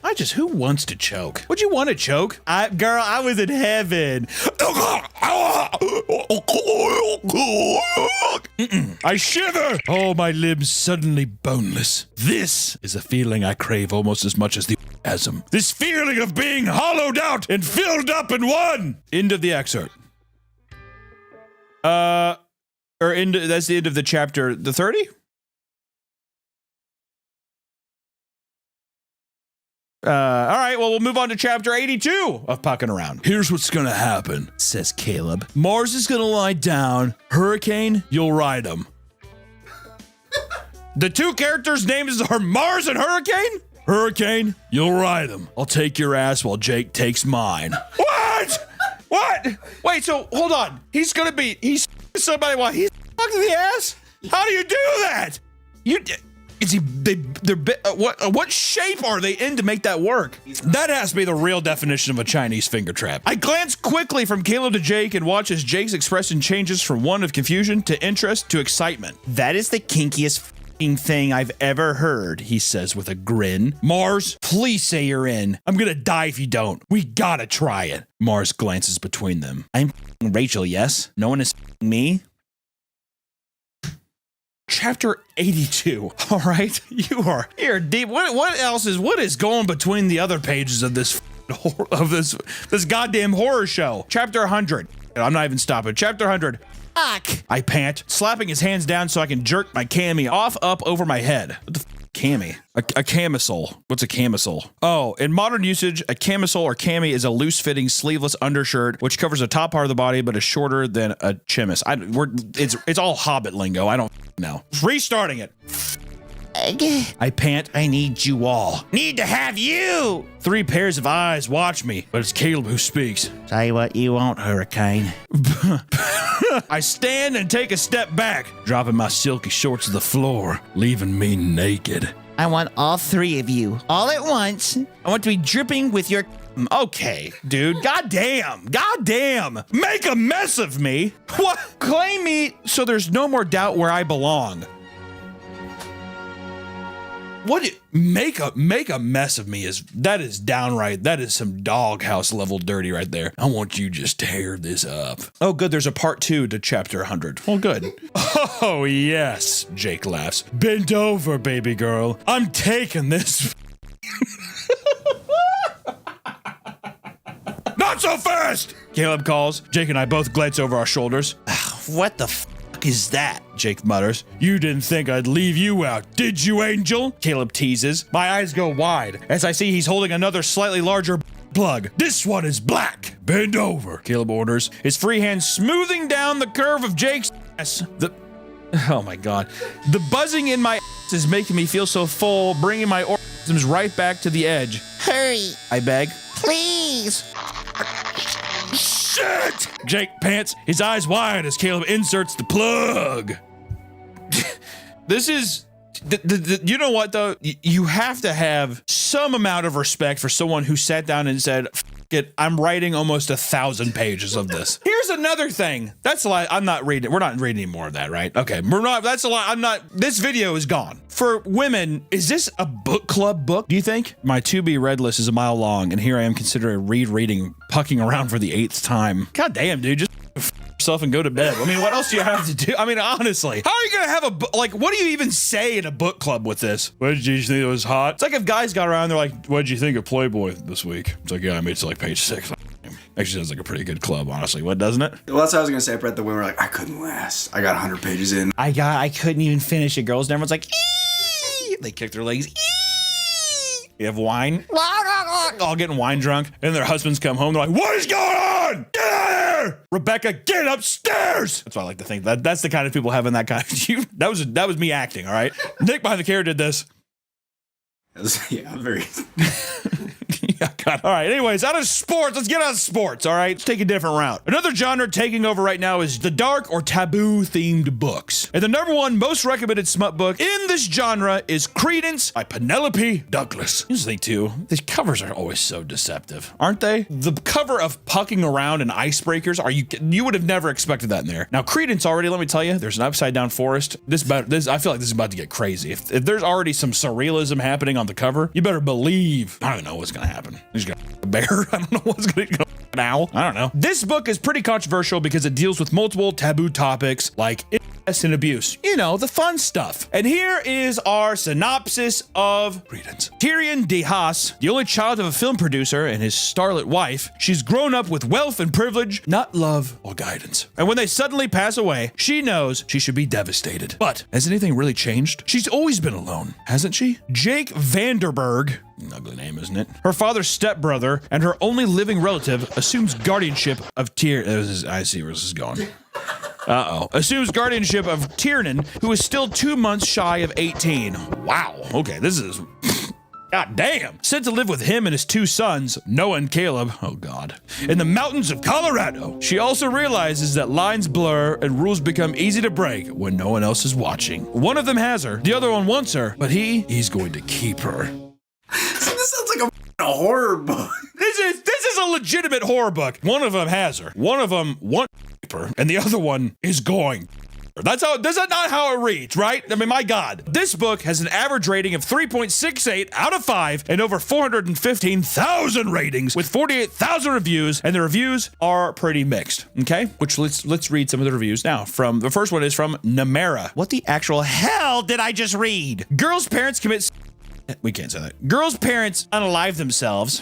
Girl is placed under care of her father's stepbrother, who lives in the mountains of Colorado with his 2 sons. Girl spends winter hopping from one of their beds to the other before falling in love with the one who's a psycho. Martina, I'm free! Worst experience of my life! Alexandra, people liking this book should be studied. Glinda! If a genie gave me 3 wishes, I'd use all 3 of them to make sure Penelope Douglas never writes another book ever again. Wow. Not only does she have a lot of books, I will say that is one of the more overwhelmingly negative of the comment sections, because usually girls are just like, it's too wet, there's not enough towels. You know what I mean? That's usually how it all goes. That's pretty much what happens. All right, so let's just get into the excerpts. Let's just dive in ourselves and see. We're gonna start in chapter 23. Caleb stands in the dark corner, his jeans unfastened but still on as he watches me. I hold on to Noah as my body moves up and down the mattress with the thrust. Caleb eyes on me, turning me on even more. My contracts. I don't blink. Look at me, Hector. And my body tenses, every muscle tightening as I come. I cry out, looking at Caleb as I shudder and shake, his eyes not faltering as his brother me. All right, at least the brothers aren't right? Not yet. Noah. I lean forward and take Caleb in my mouth. Okay, so now the brothers are tag teaming their cousin, correct? Okay, I'm making sure. Just wanted to make sure I got that lined up perfectly. His long, thick muscle, hard as a rock. I fist the base because I can't take it all. And suck him slow and gentle, licking and teasing with my tongue. Our moans fill in the room as the winter rages outside. Using my good arm. Does she have a gimp arm? Yes, so. She's like, you can give me that. Let me reposition. Diving back down, I sink my mouth down him farther and farther, feeling him tap the back of my throat. There's a lot of that's like a verbiage. Tap the back of my throat. That's how you know he's big. That's how you know he's big because he's tapping it. Because his hard muscle, as she calls it, is able to go down. It's able to wrap around. It's able to do. Hey. Knock, knock. Hey, I'm here. I'm big. He jerks. A strangled groan leaving his throat. Ah. Noah digs his fingers into my hips, humping me from the bottom, and I know he's about to come. But Caleb grabs me and pulls me off his straining, kissing my mouth fierce and hard. Come here. Bro, get off her, bro. It's my turn. Then I feel it, him, behind me, between our legs. His fingers press into my other place. I tense up. I'm down with a lot, but I don't think this is a good idea. You can tell like a millennial of this, and she was like, I move on Noah, holding Caleb's eyes as he taunts my ass, working the tip of his finger inside me. I'll swallow, tighten it up, but he moves my hand to my tell me to prime myself. Goddamn, you better prime yourself real quick. This is called oil check. Slowly, I relax, and after a couple minutes, I start backing up into it. My is building again. That hat, like, can we actually read any remote part of that? That has to be all bleeps. We can put it up on the Patreon uncensored, but this has got to be. How do you get turned on knowing that it's two brothers? Well, let's skip to chapter 26. And I guess some context here is the main character is sleeping. He climbs on the bed, hovering over her on his hands and knees as she sleeps, moving his mouth but unable to voice the words "pretty little." Okay, all right, man. Climbing off her, he watches her face as he gently pulls her shorts down, watching her face as he slides his hand inside of her panties. Okay, there's no way we can read this. Okay, no. I'm not reading the rest of this one. He's just her while she's sleeping.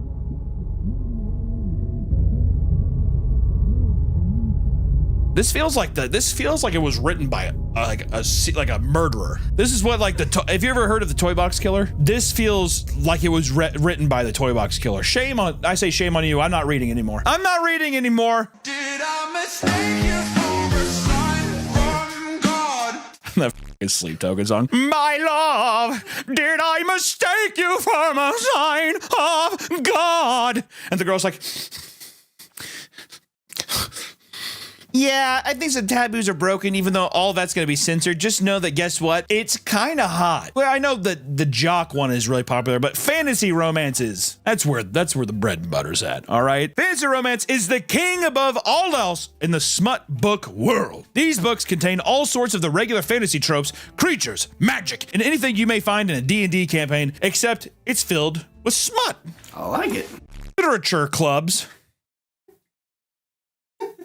will rate these on their wet-o-meter. Okay, let me reread that. Literature clubs will rate these on their wet-o-meter and typically read these much over the books based in reality. Okay? So the previous two, they won't read, but myself and the other admins of Book Group 18 Plus created our own scale that we call the wet-o-meter. How much, how different can the wetness be? Don't get me wrong. If anything, it feels like the Charlie moist meter. Anything, there better be, she's just like, it was sludgy, thick, and it was just sticky. Okay, so wet-o-meter. 1, clam jammed. 2, is that a tingle? 3, bites bottom lip. 4, nips perking up. What? The nipple thing. God damn. 5, mildly moist. That's 5 mildly moist. You're halfway up and it's just like, it's like chapped lips. 6, clench before drench. 7, juices are flowing. 8, we have splash down. 9, fuck, I broke Bob. What's Bob? Bob, you know what we're talking about. You know what we're talking about. And then 10, I flooded my basement. awesome. One of the books here that is consistently getting a 5 chili peppers rating or a solid 10 on the Wedometer is A Ruin of Roses by K.F. Breen. Once again, it's just like these all look like Hot Topic covers. Like, you know what I mean? A Ruin of Roses by K.F. Breen is a dark, spicy fantasy novel that follows Finley, a young woman who accidentally stumbles upon a forbidden forest and is captured by Nifane, a powerful cursed dragon prince. The book is essentially a spicy retelling of Beauty and the Beast, where she becomes trapped in his castle and must navigate a dangerous, secretive world while trying to break his curse. And this book has a 3.81 out of 5 average rating with 55,000 ratings and almost 5,000 reviews, and many of the reviews are conflicted as well. Also, I really like how in the last book, whatever Cadence, the amount of ratings on there, people were just being like, Beauty and the Beast retelling, check, but much spicier and kinkier. Smut, check. Funny, check. Strong heroine, check. Explicit sexual scenes, Marquise, terrible writing, excessive vulgarity, and Beauty and the Beast is twisted beyond recognition. Claudia! Okay, how do I review this? This was ridiculous. Take Beauty and the Beast, but make it into A, smutty, B, more smutty, C, foul mouth, and D, with all the singing furniture becoming horny. If you don't think Belle walking to the castle to get a full-out or kind of funny, then maybe this isn't for you. But if that's amusing, then hello, join in. The reading, not the pervert. Let's get into the excerpts here. Without further ado, let's start beating around the bush. Let's get into it. Chapter 1, right off the bat. All right. Lava spilled out and dripped down to my sodden core. I couldn't stop a moan as an intimate presence feathered across my skin. It was incredible. The best thing I'd ever felt. Reaching down into the very center of me and pulling out a raw hunger I didn't want to shy away from. Desperate desires fitted through my head. Of touching, of tangled bodies, of the taste of a hard sliding into my mouth. See, it's like it has you for a second, and then it all of a sudden... Hello? Yes, there's mice inside my walls. Of the taste of a hard sliding into my mouth. I just, what you think is that romantic? Not if you say it like that. How would you write it? How would I write if I wanted to be like, I don't know, I wanted every piece of him. Inside my mouth? I wanted him inside my mouth. I wanted him to impregnate my tongue. Me, this incubus was a strong mother... I do like how it's written. Now, see, now we're getting to like creepypasta territories. I've read enough creepypastas now to be like, yeah, here we go. I've never felt something like that. Don't unzip your... Do not unzip your jacket. It's getting hot in here. It's not getting hot in here. I had to ignore the sudden brain-fogging desire to drop down right now and spread my legs, begging to be taken. Old girl's just trying to get her nut. Also, I thought it'd be, yeah, unappealing that'd be. Dominates me! I pushed it away with everything I had, ignored the sudden wetness between my legs and the unyielding desperation to be taken roughly. God damn, dude. Someone hit me! Have him pound that big into me over and over again. Finley, isn't it? Why did that rough voice suddenly feel like a sensuous lick across my heated flesh? I hated that I loved it. Hated that I suddenly craved his kisses between my thighs. His fingers banging into my slicks. Wait, what? His fingers banging into my slick X? It felt like his magic was...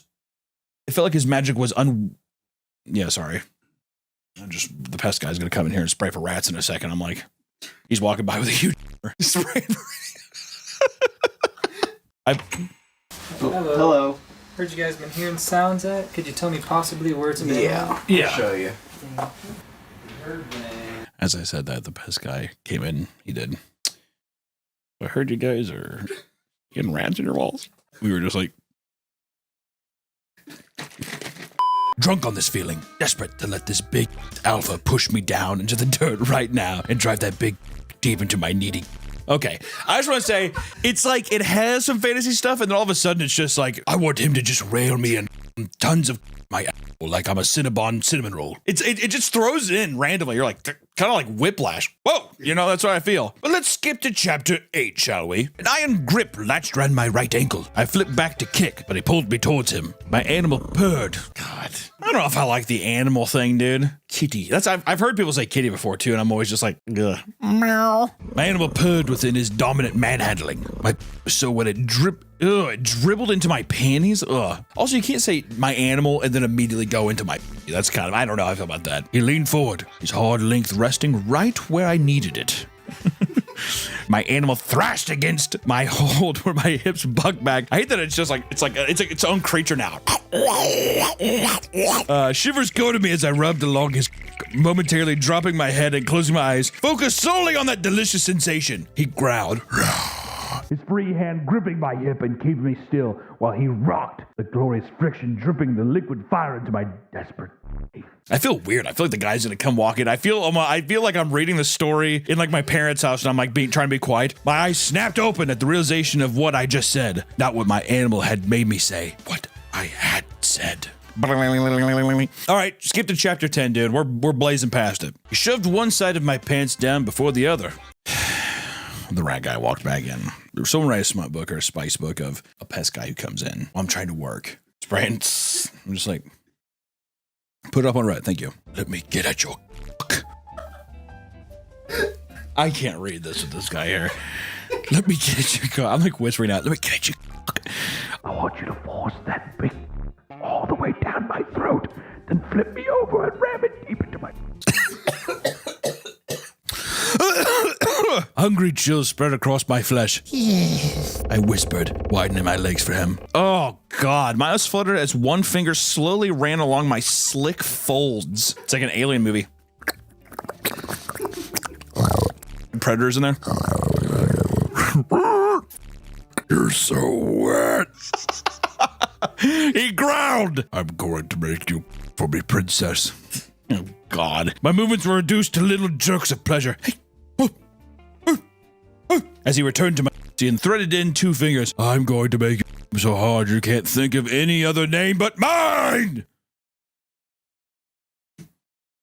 The fantasy setting and then having the dialogue be so innately human is ruining it for me. I don't know with this one, dude. Chapter 16. When he didn't answer, I returned the favor from the other night and ran a finger up his crack. I don't know if any guy's just like, whoa, you know, you paying cash or card? And she's like, Visa. My ex used to like a ass tickle and sometimes a poke when he was getting a job. Do not talk to me about other men, he growled.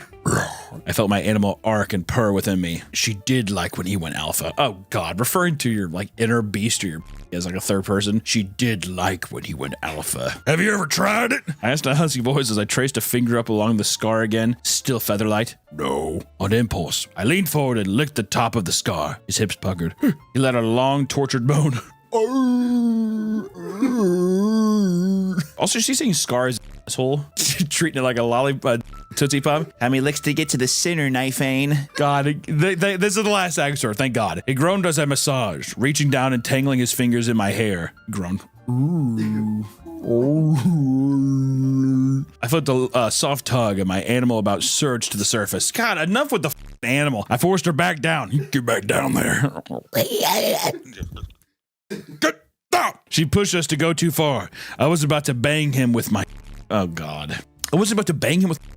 Why does that just read so? That's not weird. That's just aggressive. God damn, dude. It's like I'm like in a boxing match right now. His fingers in my hair turned into a fist. He held me firm, and I moaned within that hold. His breathing came fast. Mine was faster. My neck swelled. So wet. So desperate for him. I couldn't wait.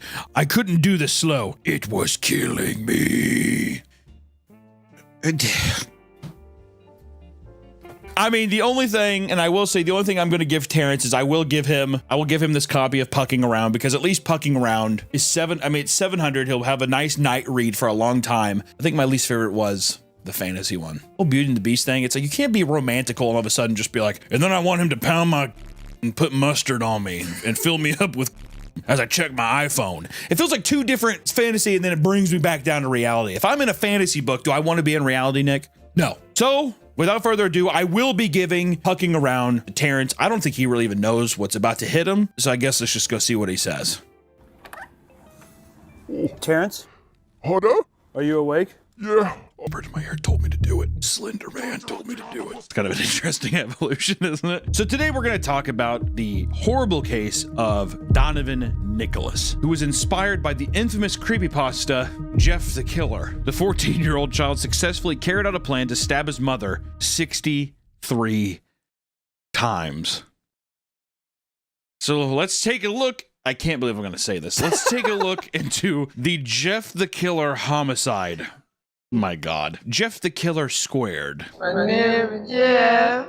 But for people who don't know, who don't understand the reaction to this, maybe you don't know who Jeff the Killer is, which before I read the story, I didn't know how infamous he was. You've maybe seen this picture. You maybe have seen it. It's pretty famous. It's in terms of like meme culture, everything. This has been around for a long time, but people might not know the story wrapped around it. Obviously, we're not going to read the whole story, but I at least want to give you an understanding of what the story is. A little beat for beat. Let's just see what happens. Which Jeff the Killer is an old creepypasta entry that came out around 2011, right? I mean, like that's like the birth of creepypasta era. We did a video on Creepcast about it, and if you want to hear the whole story, you can go there if you actually want the entire story in all of its perfection. Also, maybe listen to it on Spotify. I don't know. But here's a quick summary. The story revolves around Jeffrey Woods, a 13-year-old boy who moves into a neighborhood with his mother, his father, and brother, Lou. Anytime you see a character who's like, I'm 13, I just moved here, you definitely know the author is 13 years old. Just that's a rule of creepypasta. Or it's maybe even like an 11-year-old who's like, man, when I'm 13, I'm gonna be a grown-up.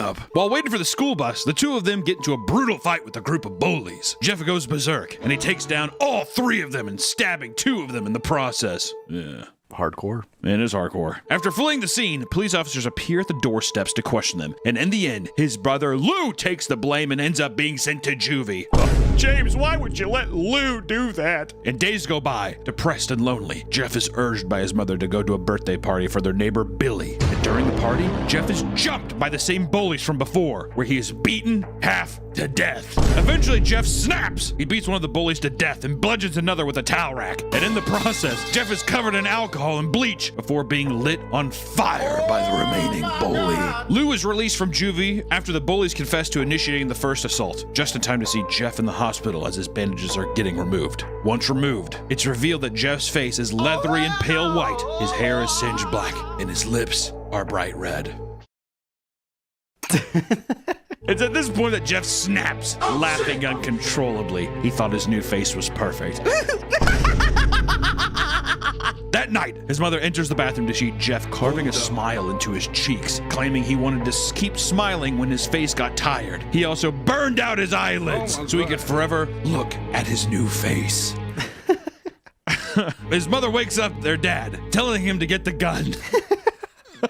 Jeff overhears this and guts them both with a kitchen knife. The story ends with Jeff entering Lou's room holding a knife and telling him just to go to sleep. And that's the story of Jeff the Killer. I'm paraphrasing a bit, but that's pretty much it. You get a little bit of the Joker in there, you know, very why so serious code. It's cool. It's one of those things, Jeff the Killer, it's out of date, it's cringe. At the same time, it's internet history at this point, right? I don't think we know who wrote the story. Editor, is there something like that? If so, I want to get in contact with you, seriously. If you're out there, there's some stuff I want to talk to you about, for real. And this story, this epic piece of internet culture was enough to inspire 14-year-old Donovan Nicholas to stab his mother to death in excess. It's insane. It's insane what people gravitate towards. And here's the thing too, I want to get into this before we get too far into the video, because like I said, this is a serious matter. I'm not going to be joking about all that. This is real shit that's happening. This is a obviously mentally disturbed person. I don't want people going into this thinking that like, you know, it's like the whole thing like GTA makes people dangerous. I don't believe that. I think mentally ill people latch onto anything. If it wasn't this, it would have been something else. He could have read a comic book about He Jeff could the have Killer. read a fucking comic book about something. Exactly. So I just want to say, mentally ill people will latch on and do. If it wasn't this, it would have been something else. If you're mentally ill and you're reading comics, talk to a therapist. I don't know what I'm supposed to tell you. If you're mentally ill, stay away from creepypastas. Hey, if you're mentally ill, don't unlock the beast with creepypastas. Okay, whatever. Let's talk about Donovan Nicholas a little bit, his early life. Donovan Nicholas grew up in a farm country in Ohio. He was a quiet kid, but intelligent nonetheless. He had been dealing with loneliness and depression from a young age, encountering feelings of worthlessness, and grew older. According to one of many doctors that evaluated him, he, quote, reported feeling isolated and separated from those around him for several years. By 6th grade, these feelings had escalated to the point where he was having thoughts and engaging in self-harm. He told the doctors that there was no support when it came to finding medical treatment, so he tried to tough it out on his own. Donovan had been living with his father, Shane Nicholas, and his 40-year-old girlfriend, Heidi Faye Taylor, as well as their 2 children. According to Donovan, his relationship with Heidi was strained beyond belief. They were constantly getting in fights over the littlest things. Donovan's real mother lost custody of him at birth, which Shane believes caused a lot of this tension between the two of them. Because Shane traveled a lot for work and the other kids had moved out, Heidi and Donovan were often around each other the most. Donovan details that Heidi despised him, referring to him as a waste of space, and often treated him unfairly by constantly screaming at him for whatever reason she could find. Regardless, Donovan never responded with violence and was quite harmless. His father could recall enjoying fishing trips with his son, who hated the idea of catching them and seeing them suffocate out of the water. innocent boy wrapped in turmoil. It's one of those things too where if you're a little sponge when you're younger, you could see the Jeff the Killer thing and just be like, that's me, you know? That's what happened. Through assorted text conversations with friends, it became clear that Donovan was becoming increasingly more fascinated with dark topics such as death. I feel like that's normal for 14-year-olds. Yeah, dude. Start having those panic attacks where you're up at night and you're like, when I died, is there even anything there? Or everyone goes through that phase where you kill animals. In these conversations, he started bringing up his idolization for character Jeff the Killer. Okay, first off, I just want to... If my friend was like, you guys just think Jeff the Killer's cool?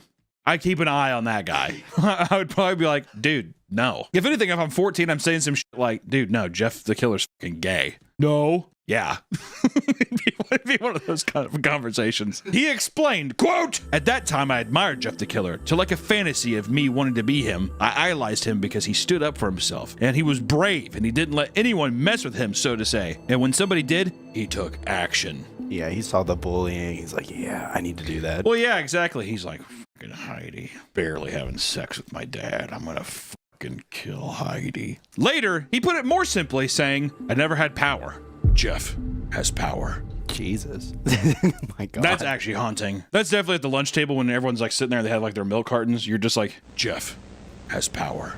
Okay. I guess I gotta go back to social studies. Take care, Donovan. Like just dead spread off. Despite his own words, Donovan eventually began engaging in lengthy text conversations about how he would successfully get away with killing people. Never did that as a kid. The 14-year-old thing of like, death or whatever. You get a little more edgy, you get a little more grit. Like back in the day, it was, I saw a video, I think it was called like One Man, One Hammer. It was like a Russian video of a dude beating a guy to death with like a hammer. It's like one of those old like live leak videos or whatever. Or like One Man, One Jar. Yeah. Right? Squat and pop. You know what I mean? You do that, but never am I like, guys, I seriously think I could get away with it. I don't think I've never had one friend say that. And if you did, everyone's usually like, what the f are you talking about, dude? And then probably throw a gay thing in there. Dude, you're being gay. I think one time, not kill someone, but in 6th grade, I told my friends, like, I really want to burn the school down. Bruh. And he just got quiet. That is a fucking weird thing to say. I think we were just venting about class. Also, your school's made of like stone. Right? Burn it fucking down. This hell institution. I was friends with this guy. He died when I was like probably like a sophomore in high school, like a freshman in high school. Mm-hmm. He was like a junior or senior, I can't remember, but we would go to his D&D groups, and he was like a real rebel. He hated the jocks, and he like would stand up on those lunch tables, and he would like kind of just make fun of them in front of everybody. Basically started dating this one hot chick, but basically found out that she died. She was like poor. They lived in the same trailer park, and everyone was blaming it on him. And then he had to go into an alternate dimension and play Master of Puppets. Did you not know I was talking about? Well, I was like, what are you talking about? You're just like behind the camera, like it's like so clearly Eddie Munson. He had D&D campaign and everything. Well, I knew. I was like, is this from a movie? What is this from? I've never seen that season. Okay. Dude, I have not seen the season. Whatever. Where am I at? Apparently, he was known to mimic the look of Jeff the Killer by wearing his iconic white t-shirt and black pants, as well as dyeing his hair black. That is iconic. A Hanes white t-shirt. He's doing a fucking Charlie. Oh, he's like doing Moist? a Charlie outfit. Probably just looks like a Moist Critical fan. Yeah, I love him so much. As time went on, Donovan's interest for Jeff started to take a life of its own inside of his mind. He relates it to cell division, detailing that he began growing into two people, with Jeff being his bad side and often spoke to him.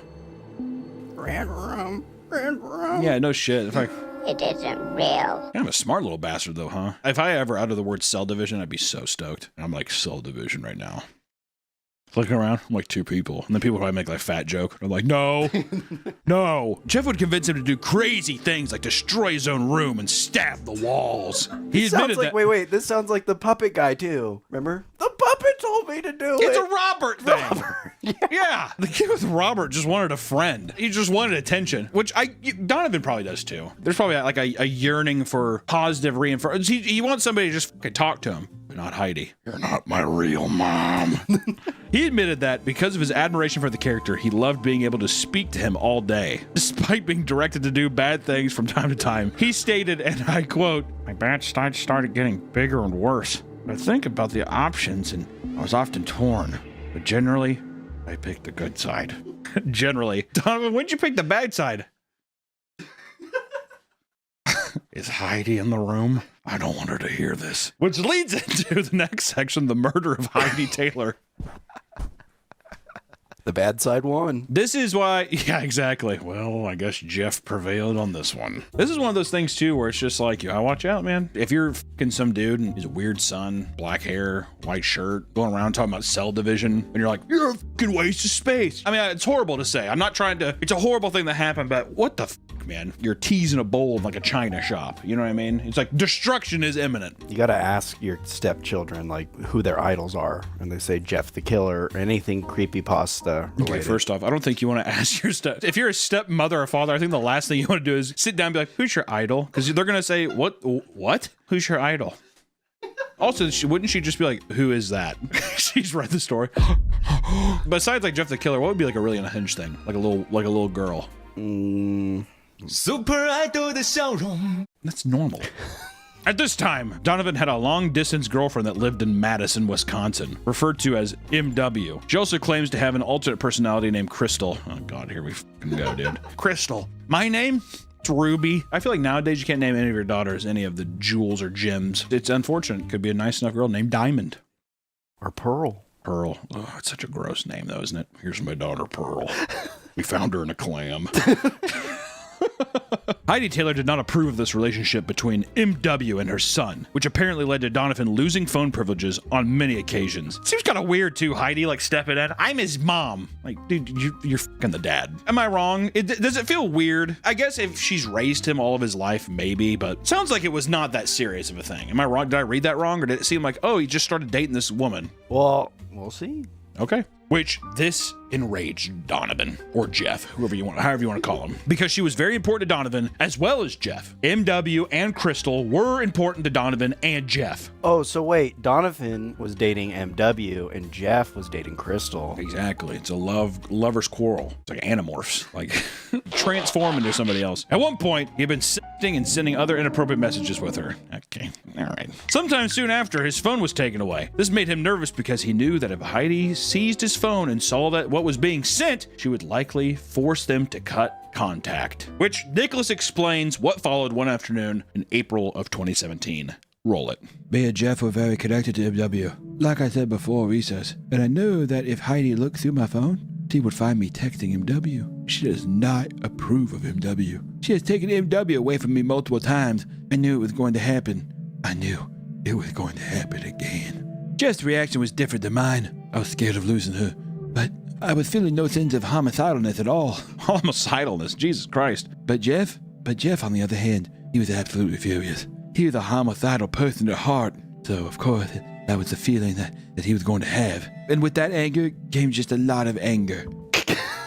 With that anger came a lot of anger? Okay. Yes, I went to a very, very deep trance because I was not able to resurface out of that trance. Keeps like saying the thing and then reiterating again. I was in a trance because I was in my trance. When I got into the trance... Okay, dude, come on, Donovan, move on from the trance. When Jeff came out to say he had put on his clothes that he kept in a drawer in Nicholas's room, and then he got his knife. Then he went downstairs and he proceeded to cut his face. He wanted to kill Heidi. Are you telling me right now that Donovan actually cut his face? Yeah, there's a picture. Donovan attempted to mimic the cuts Jeff made on his cheeks before enacting his plan. First using a knife, then opting for a small needle because it was too dull and hurt too much. Oh my god. Donovan, what are you doing, buddy? He explains how he kept repeating to himself that he wasn't crazy, hoping he could fully wake from his evil side. It was all to no avail. And Donovan, who will continue to refer to himself in court as Jeff, recounts the entire murder. Jeff then proceeded to hide between the hallway entrance door, and he called out her name to see if she would come downstairs. Heidi, Heidi. Jeff, when she came to the door, he hugged her from the front. I did not have a reason why he did this. God, that's so sad. It was either sympathy for her or sympathy for me, or maybe both. He did not hug her out of anger or intent. He hugged her out of some feeling that was not anger. And then when she started talking and asking about the cuts on his face, that is when he started to attack her. That's fucked up. Mentally fucked. Hops in front of her, starts hugging her. It's almost like a plea. Get out of here. here, Heidi. Yeah. Or it's like remorse because he's like, I know what I'm going to do. I'm going to kill you. Yeah, he's just, which I'll get to a question here in a second, but he stabbed his mother, Heidi, over 60 times, all over her body, from her arms, her face, and her throat. Heidi began running to other rooms in the house to escape. Blood stained the floor and walls wherever she moved. She eventually collapsed in the kitchen. Donovan recounts how tired Jeff was, making time for himself to grab a drink of water. At this point, Heidi awoke and began running upstairs, trying to find a phone to call 911. Jeff ran past her, got into the master bedroom and collected the phone so she wouldn't be able to call 911. Jeff then saw Heidi Taylor collapse on the bed. And then that is when Jeff's own good side, very twisted good side, started to show. And he saw her suffering and in pain. And then he still wanted to end her life, but he didn't want her to suffer no more. And then he recalled that my father kept a gun in his nightstand. He got the gun out and loaded it, and then he shot. My fucking word. Once Jeff was at the kitchen, he did not remain out for long, because when me and Jeff do a switch, it feels like running a marathon. You get tired, you get exhausted, you get drained. And then when he noticed that he stabbed himself on the leg, he was so tired and exhausted that he didn't want to deal with this predicament no more, so he let me resurface and handle the situation. And we have a picture of the kitchen here, basically just covered in blood marks and stuff. Pretty fucking brutal. Soon after, he called 911 to explain what Jeff had done in a panic. From the call, it seemed that Donovan accidentally stabbed his leg during the confrontation. 911, where's your emergency? I just killed my mother, and I need to go to the hospital. I'm sorry, this is going to be really hard to explain, but I kind of have another person inside me. Okay, are you okay? I know. I stabbed myself. He told the operator that Jeff was at fault and that he did it because Heidi constantly ignored him, did drugs, and even hit him at one point. He also states, quote, I didn't want to kill her. I hate Jeff so much. He's going to make me die in prison. This is fucking sad, horrifying. This is the question I had. Do you think he really actually believed that Jeff was there? It's hard to say because whether he has some kind of personality disorder or something, I think he believed it in a sense. Like, he made up this thing where it's like, this is to explain his anger and stuff. So to him, he's like, Jeff came out, but really, I think it might have been like, I'm angry. And he has no idea how to actually process his emotions. Yeah. I think that he believes that it is a character, but at the same time, I think it's like, I hate when people use the excuse or whatever, oh, I blacked out. I blacked out, I don't know what happened. I just very rarely believe that, which maybe it's true, you know, maybe there can be instances of that, but it's always just like to mask usually something horrible that somebody's done. So to me, it feels like he's trying to get to that of like, oh, I blacked out, it wasn't me, it was somebody else. But it feels like consciously I did this, but it was this alternate person that I am. Like, I wanted this to happen. And now it's this thing of like this other side of him that he consciously knew what happened. And now he's like, that side of myself, I'm going to rot in prison for what happened or something. It's very sad. Not only, I mean, like, you know, Heidi could have been abusive, all this kind of stuff. No way a human being should be fucking over 60 times stabbed and then shot. Just so tragic. And then to have a child here just be like, constantly ignored him, did drugs, and even him at one point. It's just a buildup over time. Also shows you how receptive children are. It's just like, oh, whatever, like, he's fine. It's just sad. Also, where's the dad in all this is what I want to know. Yeah, I don't know. You know, I don't know if he's just gone working or doing what, but the amount of friction between Heidi and Donovan is crazy, which, you know, you could say like, oh, it's not my real mom or whatever, but I don't know. I've had tons of friends who they consider their stepmom their real mom. It's like, it doesn't have to be that way. I don't know. I did like the fact that once he realized he was hurt, Jeff ran away. I don't want to feel the pain anymore. Come back, Donovan. Yeah. There's also a comment on the 911 call, the video, which we'll have, make sure we'll have linked. I don't know how true this is. This was just a comment, which it says, this kid's locker was right next to mine in 8th grade when this happened. Never really said anything to him other than excuse me, but did notice pentagrams in his locker. He was new at our school that year and definitely the quiet kid. Still pretty crazy to this day to think that he did this when he was 14, which 100% a person lashing out for attention, wanting desperately attention. And if it is true that if he was the new kid, even harder for yourself socially. Now you're the outcast, you're trying to like fit into friend groups that have probably been together for a while. It's brutal. Well, I mean, he even said it, I like Jeff because Jeff has power. Yeah. And it's probably just like, nobody likes me. Also, him talking to himself, he's so lonely, he needs like... Yeah, he needs himself to be his friend and his only other person that he feels connected to. And, you know, there's this sexual aspect to it. I mean, you're going through puberty and you're having all those feelings and stuff, whatever, at 14. Yeah. But even then, it's like Crystal is his only other connection, you know? He doesn't see that he has any other friends. Or if he did have friends, he'd probably ostracize them because he was just like, hey, I idolize Jeff the Killer. Hello? I bet they both like Jeff the Killer talking about it, and then she made up her personality, and then he's like, I kind of thought the same way. Yeah. Like if she introduced the alt personality thing to him, and then he was like, I think I have that too. Exactly. You never know. Yeah. Who knows? Moving into the court and jail time arc of this story, there was a massive debate as to whether or not Donovan truly had an alternate personality. One psychologist addressed that he had many symptoms of dissociative identity disorder, but unlike most patients, he was much more aware of the actions taken by his alternate personalities. As much as he claimed to be out of control, Donovan's own testimony revealed that he indulged in fantasies about the murder, and that if he decided to do it, he would take on the role of Jeff the Killer. Well, that doesn't help your case. You do have a paper trail. Come on. This language gave the impression that the split personality was all a front to shift the blame. Furthermore, Donovan did not seem to experience the extreme childhood trauma that is often linked with DID. Dr. David Spiegel, a Stanford University psychiatry professor, became skeptical of a DID diagnosis when he found out that Donovan wore the same outfit as Jeff the Killer wore during the murder, stating, quote, "When you're really experiencing it, you don't need the props." The conclusions were split. Some health professionals believed he was legally sane, while others were convinced that he was severely mentally ill. Donovan was ultimately sent to a juvenile detention center where he was visited by family often. Todd Taylor, Heidi Taylor's other son, would express his deep anger towards Donovan, asking how often he thinks about what he did, and Donovan told him, quote, "I can't even sleep. Most of the time I curl up in the corner of my bed crying and screaming." And days before his 16th birthday, Donovan was given a life sentence, with 28 years in prison before he could be eligible for parole. Donovan repeatedly appealed this decision, believing that he shouldn't be tried as an adult. Things went in his favor, as the court justices agreed that Donovan required a better chance at rehabilitation. His case was sent back to juvenile court. He ended up walking free on his 21st birthday after pleading guilty for aggravated assault, a decision that appalled many of his family, especially Todd, who couldn't find it in his heart to forgive him. As they rode home together, Todd recalls breaking the silence to tell Donovan, "I don't want to hear your name unless it's for getting Citizen of the Year." Damn, he had to ride in the same car.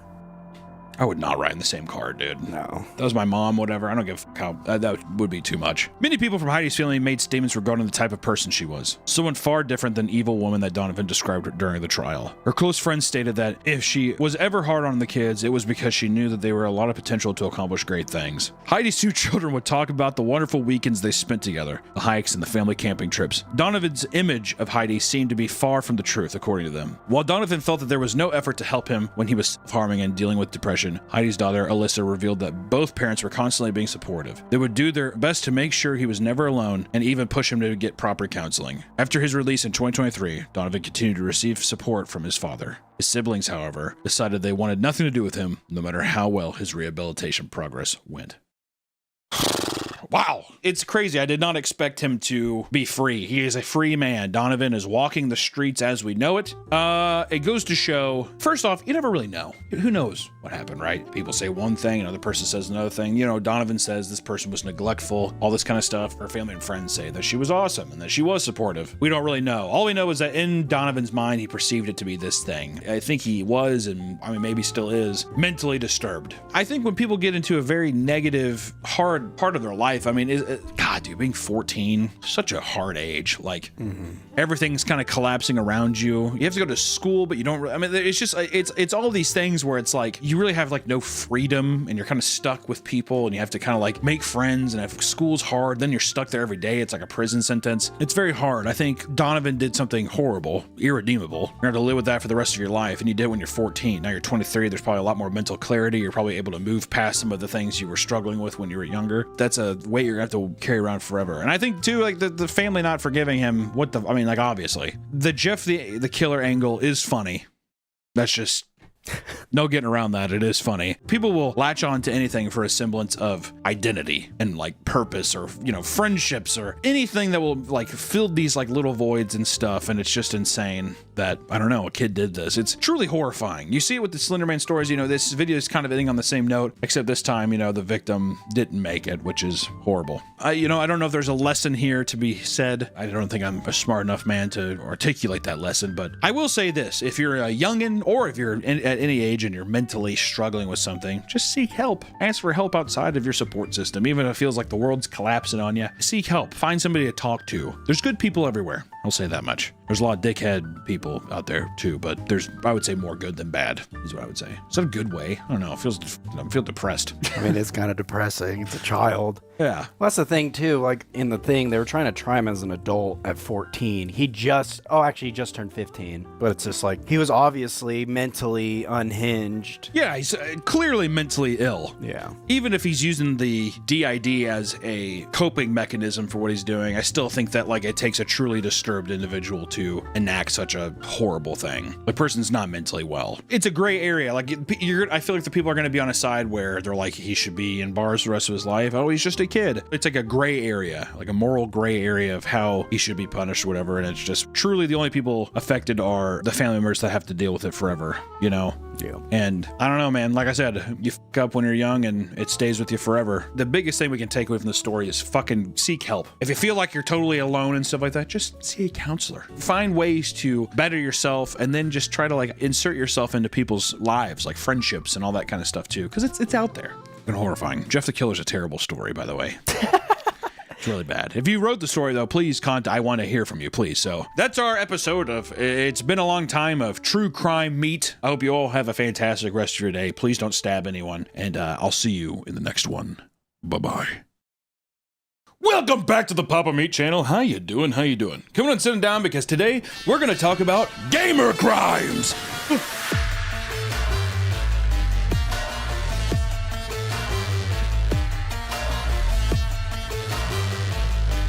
I'm guilty. I'm guilty. So that's gonna come back and haunt me someday. Cut that. Don't put that in. We've all gotten a little too invested in a video game here and there, but perhaps you've blurted out a word you shouldn't say. What an asshole.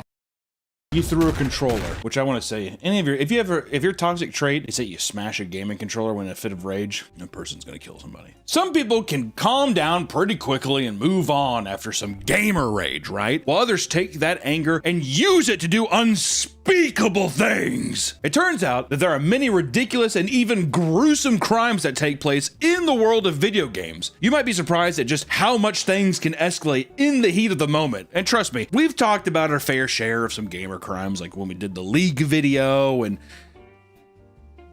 I guess that was pretty much it. We talked about it a little bit.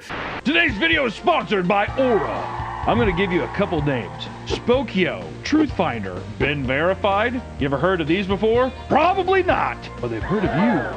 These are all data brokers, and their entire business is collecting your personal info and selling it to anyone who's willing to pay, often for as little as a few dollars. This stuff is being packaged, indexed, and sold legally all over the internet without your consent. That's why I started using Aura. I kept getting calls and texts from spammers and scammers, and these people make billions of dollars a year off of it. It's not gonna stop. Our privacy is their profit, and we're forced to find new ways to keep our information hidden or contact shady data brokers on your behalf. And within weeks, your info will start disappearing from the internet, so scammers and spammers have way less to work off of. Aura also keeps checking to make sure your personal information doesn't reappear on those data broker sites. Aura also monitors the dark web, sends real-time fraud alerts if someone tries to access your credit or bank accounts, and gives you built-in tools like a VPN, antivirus, password manager, spam call protection, and more, all in one app. And if something does go wrong, you got 24/7 US-based support and up to $5 million in identity theft insurance. You get Aura free for 14 days at aura.com/papameat. There's more than enough time to start getting your information removed from these sketchy sites. That's aura.com/papameat. Thank you so much to Aura for sponsoring this video, and back to the video.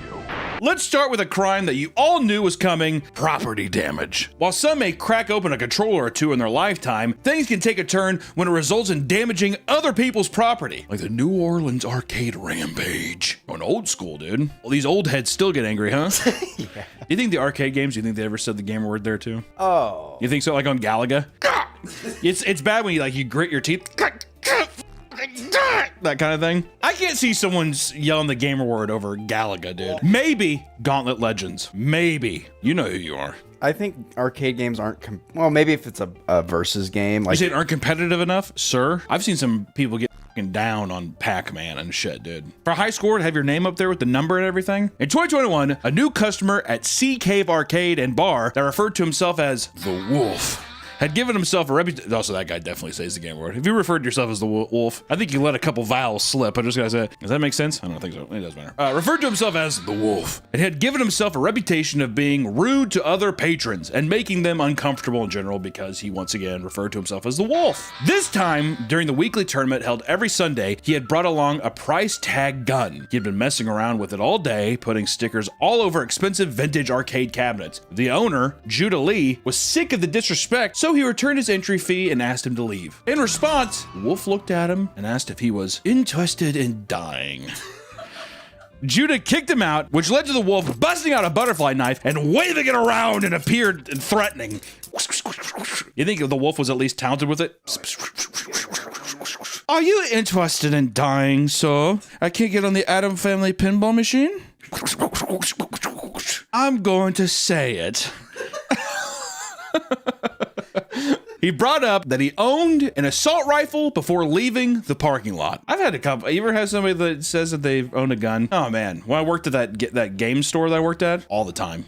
You realize that I have a gun at home. People would say that. Like, you're selling me Shallow Hal on DVD, dude. What am I saying? Okay, actually, I'll give you $1,000 for it. What am I supposed to say? 30 minutes later, however, the wolf returned with a bicycle lock and locked the front door from the outside. People began to panic as the man started smashing the store windows and sending glass all over the floor. The police were called, but the man had already fled the scene. Judah was forced to close down the shop, but things took a turn for the worst around 1 a.m. that night. He was alerted by a security system that someone had broken into the building, and through his security cameras, he watched as the wolf, armed with an axe, smashed in every single arcade and television screen in sight, totaling up to around $50,000 in damages. I'd want to kill him. The wolf had the confidence to return to the store yet again, but this time when employees and arcade regulars were volunteering to help clean the mess up, he pulled out a gun, ran behind a group of people and yelled, "Tell them to shut it down! I'm Cartel!" It's a little Mexican wolf. He was finally caught and arrested. So he turned out to be a 30-year-old man named Mitchell McNelly IV. He was booked with false imprisonment, aggravated assault, criminal mischief, and criminal damage to property. With the help of a GoFundMe page, the arcade was able to raise over $37,000 to repair the arcade and continue paying employees, which is a nice, wholesome ending to that. Not fix everything, but I would assume, hopefully, fix like the ones that he loved the most. That's the thing with arcade cabinets and pinball machines, such a lost art form.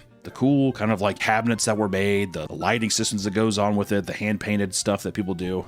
And sick. As people became more and more connected online, we've seen higher rates of romantic relationships birthed through video games. Not all of them end well, like the MapleStory divorce that led to virtual murder.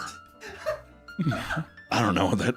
What? MapleStory is a massively popular, free-to-play action MMORPG from South Korea. Did you ever play MapleStory? I don't know what MapleStory is. I thought it was a hockey game at first. In the game, players can get married and even obtain rewards based on how long the two of them had stayed together. Damn, dude.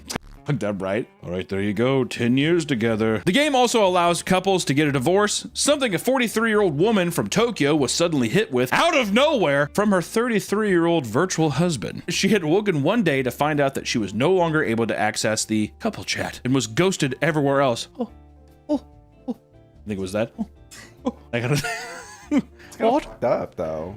Yeah, at 44 years old, you better believe that MapleStory thing. That was a long relationship. This enraged the woman, and she decided to enact her revenge by tampering with his account. At one point in their relationship, she had gotten his login credentials, and she used this to log in and quickly delete the character he had been playing for years. When the man realized she had tampered with his account, he called the police. They took this very seriously and arresting her on charges of illegally accessing a computer and manipulating electronic data. She was even detained and held 620 miles away from her home. That's so specific. What the fuck?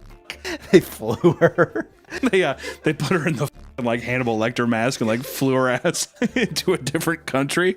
When investigated by police, she admitted to her crimes, stating, "I was suddenly divorced without a word of warning. That made me so angry." Is that what a Japanese woman sounds like?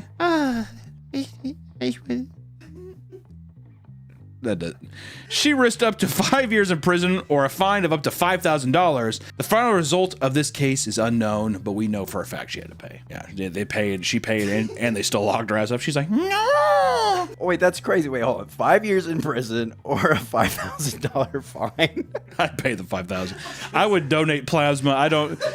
There's no way I would lose 5 years of my life. Not all crimes are committed by game consumers. Sometimes game developers can unknowingly help commit a crime. This was the case of the EA Brass Knuckle controversy. I wanted one of these so bad, dude. Because in 2009, EA released the Godfather 2 game. Remember that? Show some footage of it. But I think he's planning. And I'm gonna need more muscle. Another soldier. I agree. What'd you say during that game when you were playing it? What is going on? I'm walking in. Let's cut both of that. As part of its promotion, companies were sent press kits that included a pair of golden brass knuckles.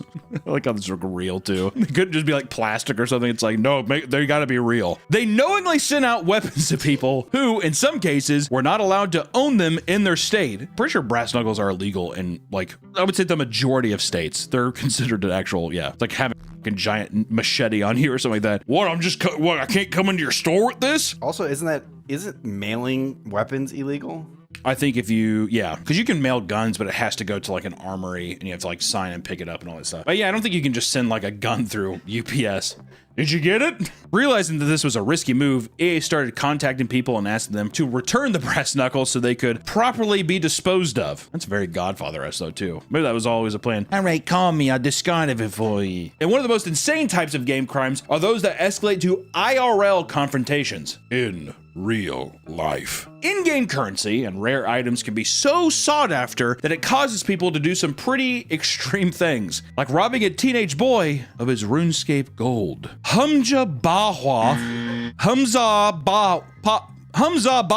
a 19-year-old from Massachusetts, had arranged to purchase around 5 billion gold from a man named Jonathan Dokler in RuneScape in exchange for $3,300. Not bad. To make sure the transfer was done properly, Hamza insisted that they must meet face-to-face rather than send the money electronically. Jonathan sent his friend David to meet him and collect the money in a library at his school. David noticed that the money Hamza was pulling out looked fake, but Jonathan told him over the phone to continue with it anyways. Hamza suddenly left and insisted that they needed to meet again the next night to finish the trade. The next day, David once again called him out for pulling out fake bills, but this time, Hamza was furious. He pulled out a gun and pointed it at David. It was an airsoft gun. But David believed it was 100% real, and he told reporters, I couldn't what's a Massachusetts? I couldn't believe I was about to get shot over RuneScape gold.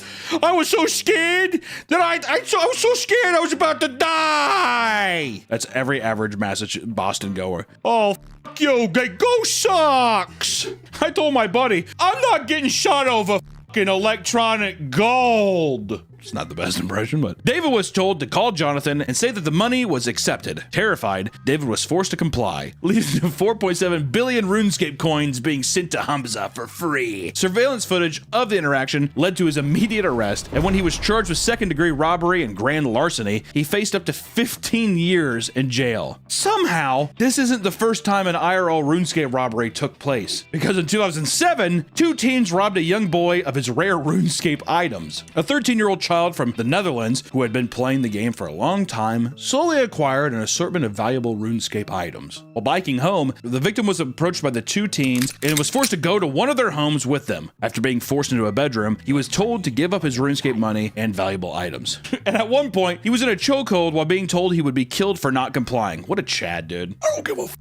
Choke me out, stab me, motherfucker. I'm not giving you shit. He eventually gave them what they wanted, and was thrown out of the house. After reporting the crime, the 2 teens were quickly arrested and charged with theft and assault. In the end, they were sentenced to 144 years of community service. What? God damn! You're gonna have to do community service until you fucking die? Is that how they roll in the Netherlands? You're going to have to do this until you die. The media has often blamed video games for many of the crimes committed by young people. While this is often overblown, there are few cases where video games have inspired violent crimes. How do you feel about cutting his head off?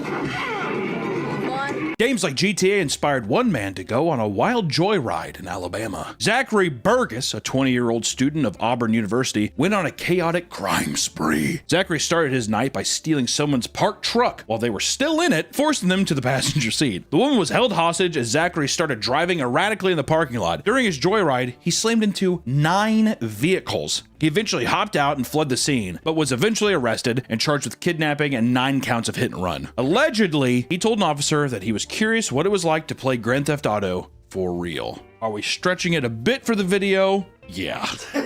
Many of these game-related crimes can get intense, but usually are stopped by the authorities before it can get too out of hand. But this isn't always the case, sadly. Let's see how gruesome things can really get, starting with the mom who shot her son for gaming too loud. We're laughing because it is absurd, okay? In Arizona, a 72-year-old mother named Hazel Benson had become fed up with her 38-year-old son loudly playing video games. This is my wife to my son, dude. It got so bad that she called the police and asked them to come over to make him stop. After they started arguing about it, the son tried to go on a walk to cool off. Upon returning home, he found that Hazel was blocking him from entering the home. But according to the documents, he charged toward her with, quote, his hands and fist at his waistline. Hazel felt threatened by this, so she pulled out her gun and shot him in the stomach. When police arrived, they found her son bleeding on the ground. Hazel admitted to shooting her son and dumping her firearm in a nearby canal. She was she's like Robert De Niro in The Irishman. She was charged with aggravated assault, disorderly conduct, and discharge of a firearm within city limits. Luckily, her son's injuries were not life-threatening. Also, does feel so. You feel threatened? Word. I think it's an excuse to pull out the gun. Yeah, it was an excuse because she's just like, he'll never leave, and then she wanted a boom in his stomach. Also, ditching it in the canal, that's another thing. I'll just throw it in the river. Also, bitch is probably senile. 72 years old, old bird's cuckoo for Cocoa Puffs for sure, you know what I mean? She just hears her son playing like Ratchet and Clank in the other room. Yeah, exactly. Off, Ratchet! And he's sitting there, and she just like looks at her room. When you're playing games online, it's normal to encounter some infuriating players. Some take the harassment so seriously, they make their life's mission to ruin their lives. In New Jersey, 20-year-old Edward Kane traveled to another player's house to enact his revenge. Edward was playing an online MMORPG called ArcAge with another man his age. They had gotten into an online dispute that got pretty heated, and this prompted him to attempt hurting him in real life. He was somehow able to acquire his home address, which was all the way in Florida, and Edward told his mom he was seeing a friend before flying to Florida and taking an Uber to a local store to buy a fucking hammer. He then arrives at the man's home at 2 a.m., which already happened to be unlocked. He waited for the man to leave his bedroom before Edward lunged forward and smacked him on the head with the hammer. They started wrestling with each other as the victim's stepfather came to help. While Edward was restrained, the police were called, arriving at the home covered in blood, dude. The victim went to the hospital to receive staples in his head, while Edward was arrested by the police. He tried to explain himself to investigators by saying that the victim was he's a bad person online. That's the quote. When the suspect was asked why he did what he did, the suspect stated that he is a bad person online. Edward was charged with attempted second-degree murder and armed burglary. Unfortunately, IRL confrontations like this don't always end with a couple staples in the head. In one horrific case, a gamer swatted another player, leading to his death. Which swatting is like the cringiest thing to come out of the internet. Like probably one of the worst things. I hate swatting. How is the swatting thing? Like not blaming the SWAT teams, but at this point in time, how is there not some kind of like protocol for people like abusing the system? 19-year-old Casey S. Viner was playing Call of Duty with a random player. They had gotten into a heated argument after Casey was team killed. He threatened to swat the man, who responded by giving him his home address and said, "Oh, please try some shit." So Casey told his friend Tyler to make the call, which he did. If this wasn't insane enough, the address wasn't even the man's current residence. The man used to live there, but it was now the home of a 28-year-old man named Andrew Finch, who had nothing to do with the altercation altogether. The police thought that they were entering a hostile situation, being told that the man in the home had already put a bullet in an innocent father's head and was now holding the rest of the family hostage. That's fun. Andrew noticed that a SWAT team was surrounding his house, and upon exiting the front door, an officer fired at him for not raising his arms in the air as directed. Andrew was taken to the hospital,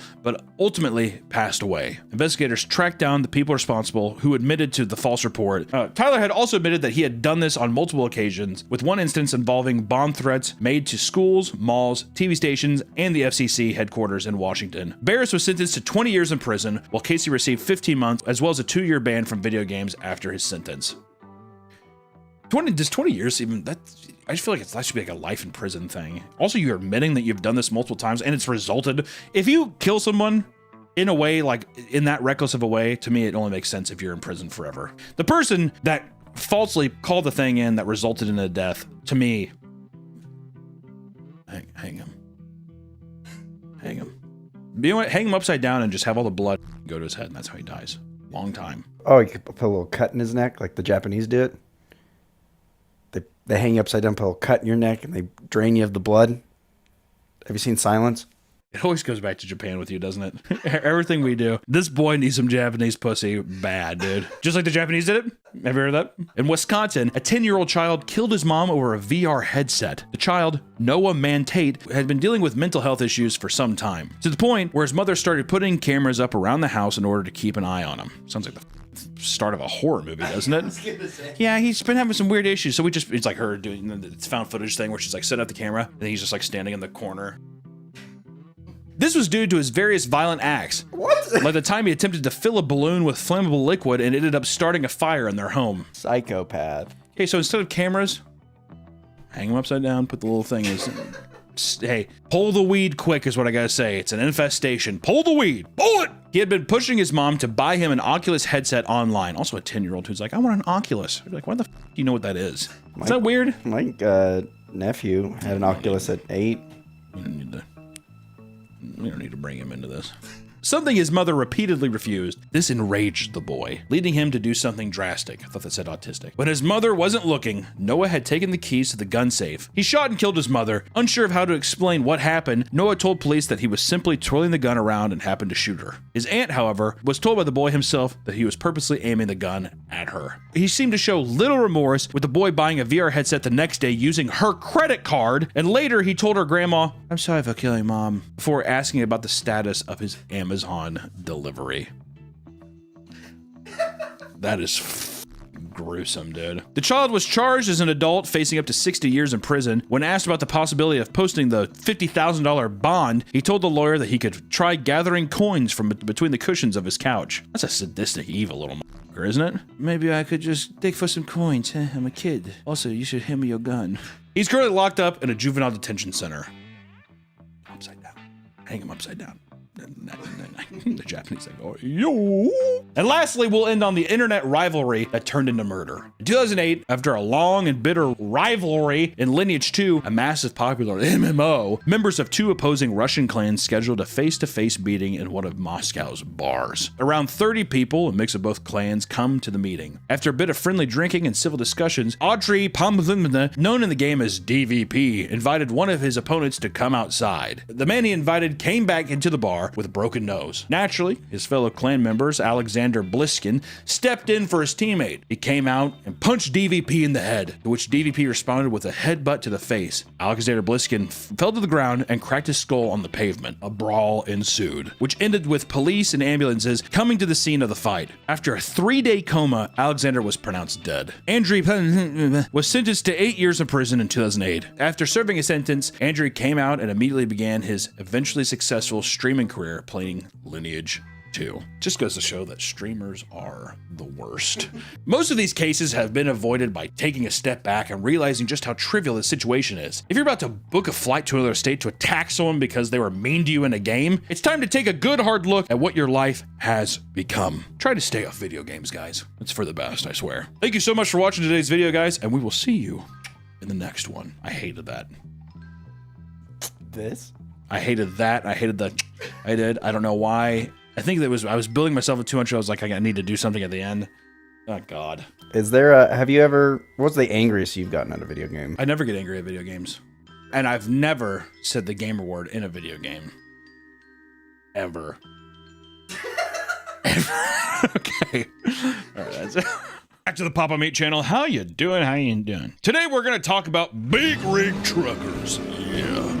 Most people have seen a big rig truck out in the wild, but we don't really pay them much thought, right? You might give them one of these and then talk shit about the guy for the next 5 miles for not doing it. That's normal. Besides getting irritated at them for holding up traffic sometimes, or maybe, you know, they get in the fast lane when it's supposed to just stay over. You don't need to pass anybody. You're gonna be on the road for the next 12 hours. Or they go over 12 lanes because they missed their exit. And they roll their car and it stops traffic for everyone for 4 hours. It's awesome. If you'd believe it, the world of big rig trucking is vast and fascinating. Living a life on the road can lead to all sorts of adventures, hardships, and unexplained horrors. So, let's dive deep and educate ourselves on one of the most well-known and underappreciated professions on the planet, big rig trucking, aka, as I like to say, modern cowboys. And today I'm gonna give you appreciation for the goddamn modern day trucker by the end of this video. Are we not? We will. Next time, instead of doing this, we're gonna give one of these. For those that are new to the world of trucking, they're basically the modern day cowboy. Truckers are essentially the backbone of our country's economy, responsible for delivering products across the country to most of the major retailers we shop from, right? So next time you go to a store, if it's in the store, it came from a truck, all right? God bless you, sir. The job entails driving insane distances every day, often bracing themselves against the harsh weather and dangerous driving conditions. The job also requires people to stay awake for hours upon hours, making it common for truckers to not only risk fatal car crashes, but experience hallucinations in extreme cases. To be fair, there are laws and rules against staying up too long, and also you can only travel so many miles a day. There was a really funny video. People were giving her shit, but this girl was like, I think she was like 500 yards away from her destination, and she's just like, I gotta pull over and call someone to come drive this thing because I don't want to get in trouble. And the comments were like 500 yards. Which is like, I mean, how many minutes away is that? Is that even 2 minutes away in a truck? It sounded like she was like 5 minutes away. I can't. Yeah, and someone had to come up. She's like, thanks. I just, it's the law's the law. The law is the law. And to be fair, I would rather someone be like, I don't even want to risk anything than have the person be like, and then pile up. The amount of people who disobey that law and they're just like, I'm gonna try to make it early. There's like a lot of false pride. You're gonna experience a lot of false pride that these people have. Whereas if it's like a real man does X, you're gonna get, and it's just like you could kill so many people. But we'll get into it. For long expeditions, truck drivers will basically live inside of their vehicle for weeks and even months at a time, which they prefer. A lot of them prefer it. There's some people who get so mentally messed up that they're like, I can't even be in a house anymore. I just want to stay in the back of my cabin. I'm completely, that's me contemplating. That's just an opinion. That's not really a fact. That's just an opinion. A lot of truckers bring their wives and dogs on the road. Yeah, and I feel like that's when I would go insane. Being by yourself is one thing, and it's like kind of a prison sentence, but you're always moving. But being in a prison sentence with someone else seems so much worse. Especially your nagging wife. Oh my God. Well, first off, my wife, I mean, we've gone a couple cross-country trips. I can't do it. Stop every 5 minutes. I'm gonna pee. I got a small bladder. Also, too, there's something psychologically horrifying about like a little like Stanley Kubrick The Shining moment when you're driving a long time, you like look over, the person's been sleeping for like 4 hours, and you're like, almost get resentful. I guess maybe having a doggo, but then I'd feel bad too. It's like, I'll go run around the truck stop. That's fun. Well, that's why you let him just run. He does zoomies in the back on your back. All right, calm down. Over time, people have put more and more effort into making their mobile living quarters comfortable by installing things like fridges, TVs, gaming consoles, and whatever is needed to stay on the road as long as possible, right? People decking out their pad with an Xbox. It's my favorite videos. They're not really my favorite, but it's the ones where they like take like an hour locking their doors. They like lock the doors, get the seatbelt, and they put it around the door. Yeah, it's like the same thing where it's like a woman checking into a hotel, woman who shuts her door, and it's like to prevent people from breaking in. Which, to be fair, it's like make fun of them, but then God forbid it happens, and they're like, when I tell you, if my ass got done driving 14 hours in a day, though, let me tell you, I'd probably leave the doors unlocked, and I'd probably crawl in the back and cry and go to bed. That's probably what I do. Make some instant ramen, burn my fucking hands and shit from it. And that's all. That's what would happen. After a while, I'd just take it. If this is what it has to be, then God has put his will down. Just quit. Quit your job. I can't because I don't have soft hands. The trucks are lifestyle. You don't quit, you die in it. Kill yourself. Yeah, exactly. You either kill yourself or you go to the grave. I want to take a minute to shout out Starforge Systems. Starforge is having a huge Black Friday PC sale going on right now with up to $1,000 off on the entire site. Check out the link below to see all the great options Starforge has for gaming, PCs, and customizable accessories. They're seriously good computers, guys. Check it out. Black Friday, game up, bitch! Once you've souped up your living quarters, it's time to hit the road. And that means we gotta learn trucker lingo, which I gotta say, one of the main reasons I want to do this video, 1, lot lizards, and 2, trucker lingo. I want to be well-versed. I wish there was a Rosetta Stone DVD on trucker lingo. You could be like, big one, 4-9er. I could actually talk to him. I'd probably just drive down my truck down the same highway back and forth and just try to talk to him on the radio. Truckers use CB radios to communicate to each other regarding traffic information, road closures, job updates, and more. Maybe their life story. How you doing, partner? Over. I'm a little depressed. Oh, shit. You want to talk about it? Over. My dad never loved me. Over. My dad really didn't care for me either. Over. I mean, it sounds like this is like a gay relationship getting ready to start, doesn't it? You want to stop at the stop at the quick trip down the road? 10-4. Go get your ass blasted. Go get your ass blasted over Depression CB radio talks. That sounds nice. Yeah, I think they need therapy. They're on the road. They're lonely. Very lonely. I'd use that CB radio all the time. Wait, do you think hold on, they have got to be doing like sexting. Switch to channel 4. Pull your panties to the side, over. Does it curve to the left or right, over. Radio static. Left to the right, over. Oh, how many times do you think truckers are pulling their putt a lot while they're driving? Oh yeah. You have to imagine a lot, right? You can't stop for a beat break. Yeah, you can't stop. There's no beat break when you're trucking. Every time a guy does that, he actually just got done coming. Oh, yeah. The kid's like, yeah, yeah. That's why they he waves back.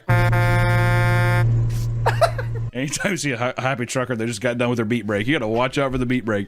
See, if I was a trucker, that's what I'd do. You know how like you've seen like the Reddit posts of like cum in the box or your cum wall?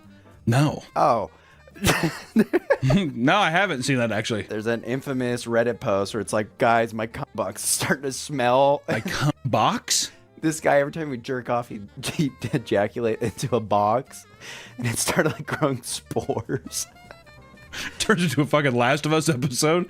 God damn. And then people are like, oh, I just have a cum wall. And people like took pictures under their desk and like the paint is like peeling from the cum stains. But see, that's what I would do as a trucker. I just, like cum pedal. Cum pedal. Yeah. You have your fucking, your Red Wing boots and cum all over your pedal. Hey, that ain't Yankee candle wax. Let's just say that. Through the years, their communications developed into its own unique language. Here's a quick crash course into using some unique phrases that also work very well at a pool bar. You can throw these around. Just saying. Comedian or hot mic is a driver on the CB that is too chatty. Yeah, we got a comedian over here. All right, can we chill out with the hot mic? Let's see, those are the guys prepping for the gay sex that we were talking about earlier. In the all the roadhead and stuff. Road pizza equals roadkill, aka the dead animals on the side of the road. Little road pizza. Go-go juice or motion lotion is referred to as the diesel fuel. Choke and puke is a roadside dinner. I don't know if I like that.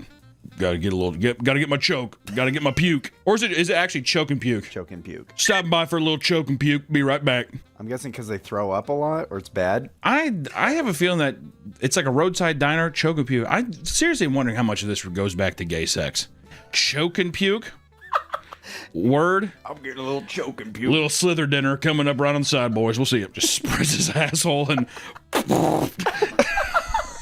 A Schneider egg, which is an orange traffic barrel. A Schneider egg, like a little one of those, like little, not the cone, but the actual barrel. A meat wagon or a Band-Aid box is an ambulance. A side jockey is a driver that hauls dangerous cargo, like explosives or toxic materials, which I do like a lot. A little side jockey. Oh, look, got a hot mic on the side jockey coming up on the 10-4. Thank you, guys. He's crying. He's depressed. Oh God, yeah, exactly. The fumes.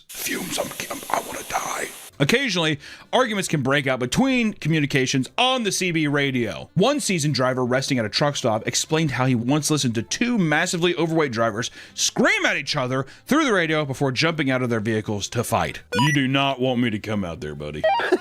I would love to hear that. To be in the crossfires of that. That's kind of like that's the trucker's soap opera. Yeah. Oh yeah. Because you could turn it off, but you know those motherfuckers leave it on, and they're just like, ooh. Yeah. What's the tea? Ooh. Yeah. Exactly. Yeah. That's what exactly is the tea, sis? And like turns it on. He noted that both of them had a chili dog from nearby restaurant in one hand and were taking swings with each other. Like that, taking swings at each other with chili dog. You think they were still eating while they were fighting? Oh yeah. Yeah. Punching them with the same hand. Blood's making it more salty. By the end of the fight, one of them dropped their dog. The other trucker felt bad, and they bonded over him buying a replacement dog. That's where it gets too far. Sorry, man. Well, what the fuck are we doing here, man? I didn't mean to knock your dog out. I knocked your chili dog on the ground. What are we doing? You want to have gay sex? Do you want to have gay sex? I would rightfully love to do so. Thank you, sir. How do you think they choose who's the bottom and who's the top? This whole video can't just be us just speculating trucker gay sex. So when you're cooped up in a small metal box with intense deadlines, it's going to eventually create some tension. One truck driver recounts the time that he heard a furious driver ranting about his co-worker who was insanely lazy and wouldn't take the wheel for 4 days straight. What a lazy bones. Apparently, he was slumped over and refusing to shower or even move a muscle. In response, the driver wasn't just cursing at him, but was hitting him multiple times, all to no avail. There's got to be a dead person, I was right? gonna say, this sounds like a... Gotta get, he's like, all right, he's very lazy, over. Flies surrounding him. Yeah, exactly. Wake up! You said you were gonna switch, but I guess I'm the one who's gonna have to drive away to Chattanooga. I'd love to hear like weird town names we have to go to. Well, I guess I'm gonna have to go to Lake Big Bend all by myself. Lake Big Bend. If I go there, I am not driving to Chattanooga.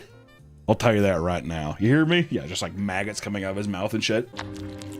Manager decided to go into the truck and confront him, only to be hit with the smell of death. The man died 4 days prior. Corpse was being screamed at and assaulted by the driver without the slightest clue, which is kind of fun because he himself probably smells like death a little bit. Listen, buddy, the cheese is starting to curdle a bit. I can't even imagine what a fucking like a big rig's cabin smells like. I wonder how many times people find dead truckers. I feel like a lot of them do uppers, drug-wise. Like you see like a meth's an upper, right? It's gotta be an upper. For God's sake, it's like crack.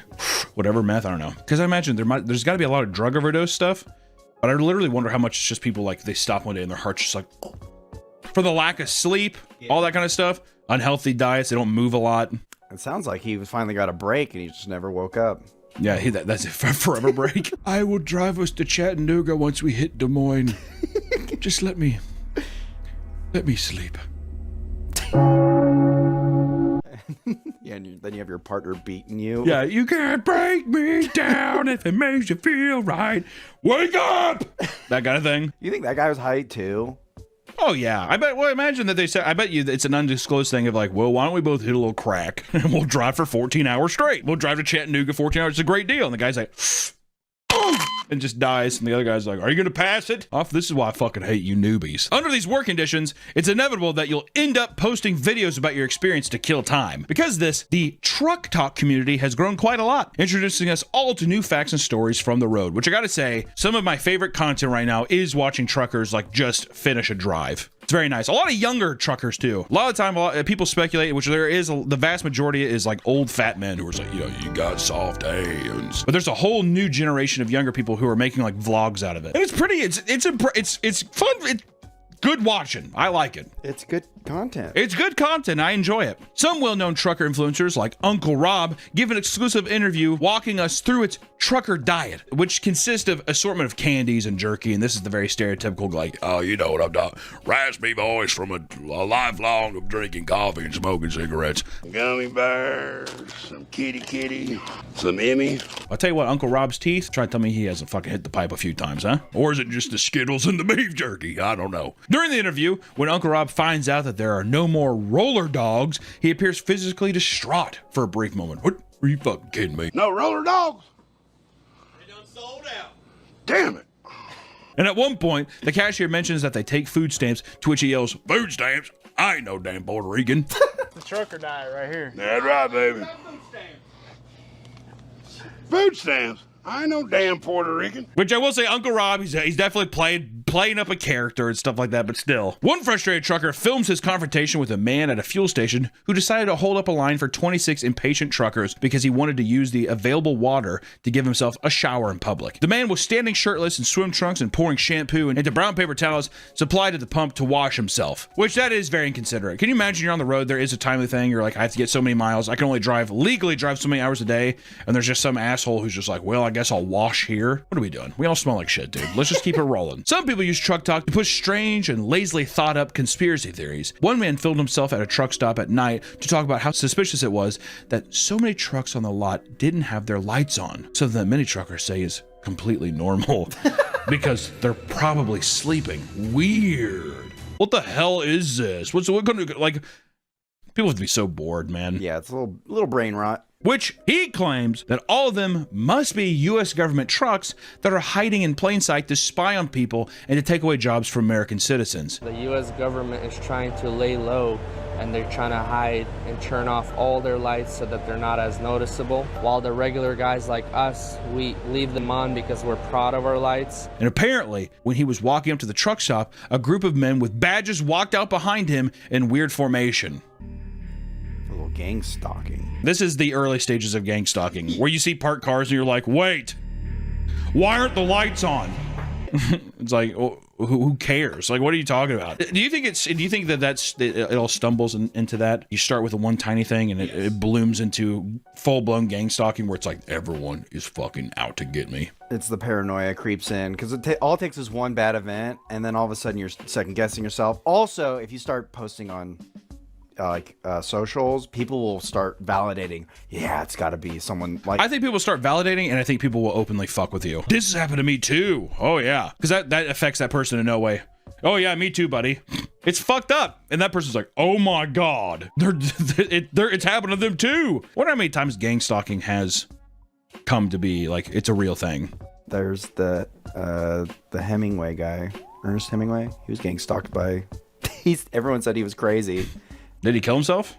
Yeah, he killed himself. In reality, these are just a truck supplied by a trucking company to make deliveries. Somehow, this half-assed conspiracy video got over 1 million views, which prompted him to make a follow-up video. And in it, he claimed that multiple people have reached out to him, demanding he take the video down. When that didn't work, they tried to buy him out for $15,000, but he said he would only do it for $350,000, aka that never happened.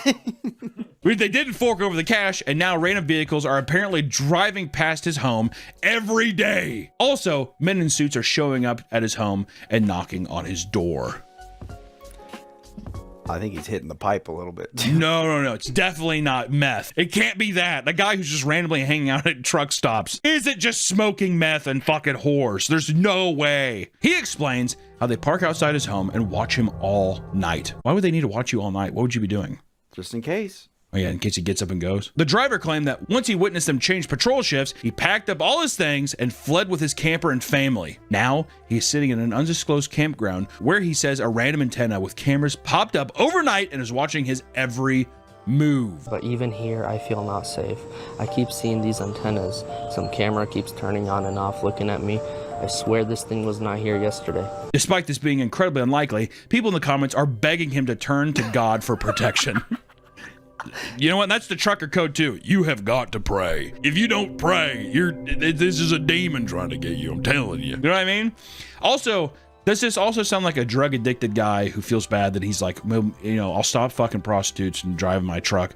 I'll become unemployed and I'll just smoke crack in the woods with my family. That's what he wanted the $350,000 for. So he could retire. Yeah. So I could just hang out at the fucking lake all day, dude. Why not? As far as truck talk goes, there is one villain that aims to infuriate truck drivers online at all cost. The Truck Stop Pisser. The Truck Stop Pisser on TikTok is an account that follows a man going to different truck stop bathrooms and pissing on everything in sight. Pisses on fucking everything. It's pretty gross. For the truck stop villain, no bathroom is safe from his wrath. He's been seen pissing all over numerous truck stop showers and bathrooms, including sinks and even toilet brush holders. Just pisses all over it. I tell you what, it does sound. It's like people like looking to the truckers out there are looking for a Batman to be like, will someone stop this fucking Joker? Yo, what bat signal do they have to stop this motherfucker? In other videos, he's seen peeing in trash cans and on random chairs, watching as the urine soaks into the fabric. And in some of his older videos, he has stood on the side of the road and he's pissed on traffic that goes by. There's a lot of videos that people love him. Did you ever pee on toilet paper when you were a kid? No. Oh. Did you? As pranks, my friends did it, so I followed. I remember one time we stayed the night at a church, and then we peed. Why'd you stay the night at a church? Because, I don't know, it was like a church event, and they had all the boys sleep on one side and the girls sleep in the other, and then we were throwing balls at the girls. But what balls? What does that mean? Like plastic balls. That's we'll move past it. So what happened? Oh, do you just pee on the toilet paper? Me and the guys went in, and then I saw one of my friends. He was like peeing in between stalls. He's like hopping around, and then one of them peed on the toilet paper. So I was like, hey, I want to join in. So then I peed, and then like 10 minutes later, we saw one of the employees like cleaning up the toilet, wrapping it around his hand. When I was younger, I had very bad aim. And I'd pee all over the seats, but I always felt really bad, and I wiped it up and stuff. But I was always like, whoa! I don't know why I was always surprised every time. For years, I used to purposely pee on the toilet seat until my mom said, stop. like that. You people sit on that. That was fun. Did you fantasize about sitting on someone else's pee? No, I just clean it up. But I'd just be like,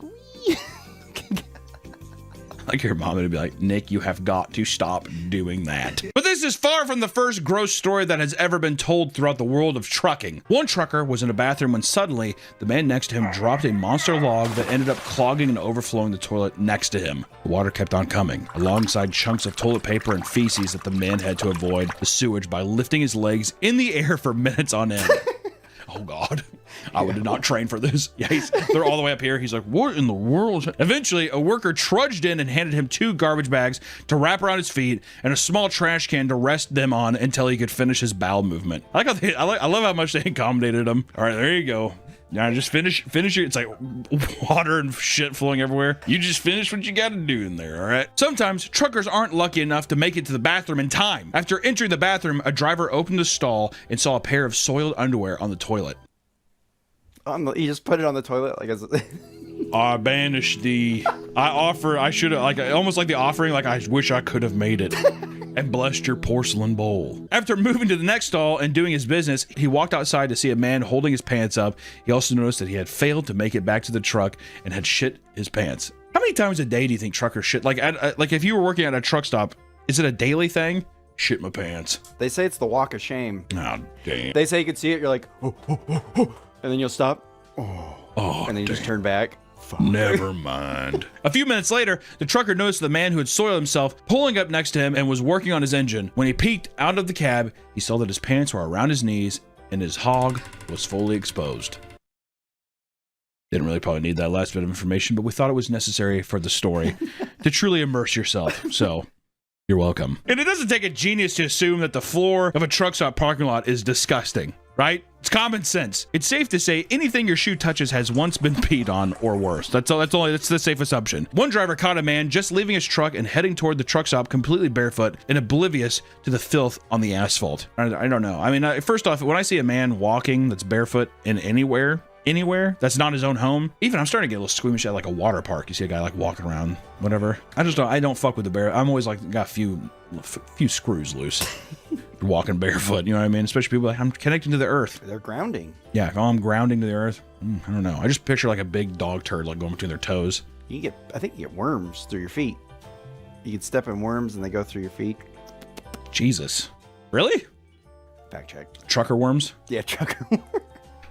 A separate video showed a driver walking past another trucker who was bent over barefoot inspecting something on the floor of his cab. Literally centimeters away from the man's bare feet is a random puddle of mysterious liquid. You try to tell me what it is, I don't know, but imagine I can't even fathom, even if it was water. Can you imagine if the wet bottoms of your feet? I don't know. Some truckers opt to use catheters or even wear diapers in order to save time and stress that comes with looking for nearby bathrooms, which I gotta say, anybody who is wearing a diaper, I commend you. If you're just like, it's not even worth it. You change yourself. You think they have giant truckers like in the bathroom? It's like the things that fall off the wall. Put baby powder on it. Oh, they're doing it themselves? Yeah, exactly. They're changing themselves. Wah! On an adult baby diaper lover forum, of course we're going to look there, many truckers chimed in to state that it's great for long drives that don't have frequent truck stops. Other options include poop buckets as well as opening the door to piss real quick during a red light. Call that a drive-by. Over time, there have been various wide-held beliefs and superstitions that permeate throughout the community. Many truckers believe that abiding by them all will save them from a potentially dangerous journey. These include never holding an empty load, as it leads to bad luck. Many truck drivers prefer to leave a toy or random object on their flatbeds to be extra safe. You gotta have something. The demon of the road will get you if not. Referring to your truck as a she or her, similar to sailors, and never drive your truck with $50 bills in your pocket. This originated from NASCAR driver Joe Witherly, who died in 1964 in a car crash during his final race. Later, two $50 bills were found on his person. That's a race car driver. Yeah, but truck driver, NASCAR driver, we're kind of in the same wheelhouse here. He's like, hey, the ghost of Joe Witherly will come and kill you. Hold your breath as you pass cemeteries to avoid bad luck. And alternatively, holding your breath through a tunnel brings good luck. I didn't know that was a truck driver thing. You should always pat your dashboard after you complete a job and tapping the roof of your truck as you go past a yellow light for good luck. Now you know. I didn't know those were all truck driver things. I think it might have started as truck driver, but I think it's a lot of road rule stuff. But I feel like a lot of that stuff starts with the kings of the roads, the truck drivers. Out of all the various aspects of trucker community, there is one that has become much more mainstream. I'm talking, of course, about lot lizards. Oh yeah. We had to get there eventually. A lot lizard refers to a truck stop prostitute, something many truckers have encountered during their travels. To refer back to our glossary of trucker lingo, the term party row refers to the back row of large parking lots, which got its name from being the most common spot for lot lizards would target, right? All the people that are in the back, away from the lights. That's where all the sucking and fucking's going on. Yeah, you don't want to see the lot lizards in the daytime. They're hiding under rocks. Do you think there's got to be normal people who go to the backs looking for lot lizards?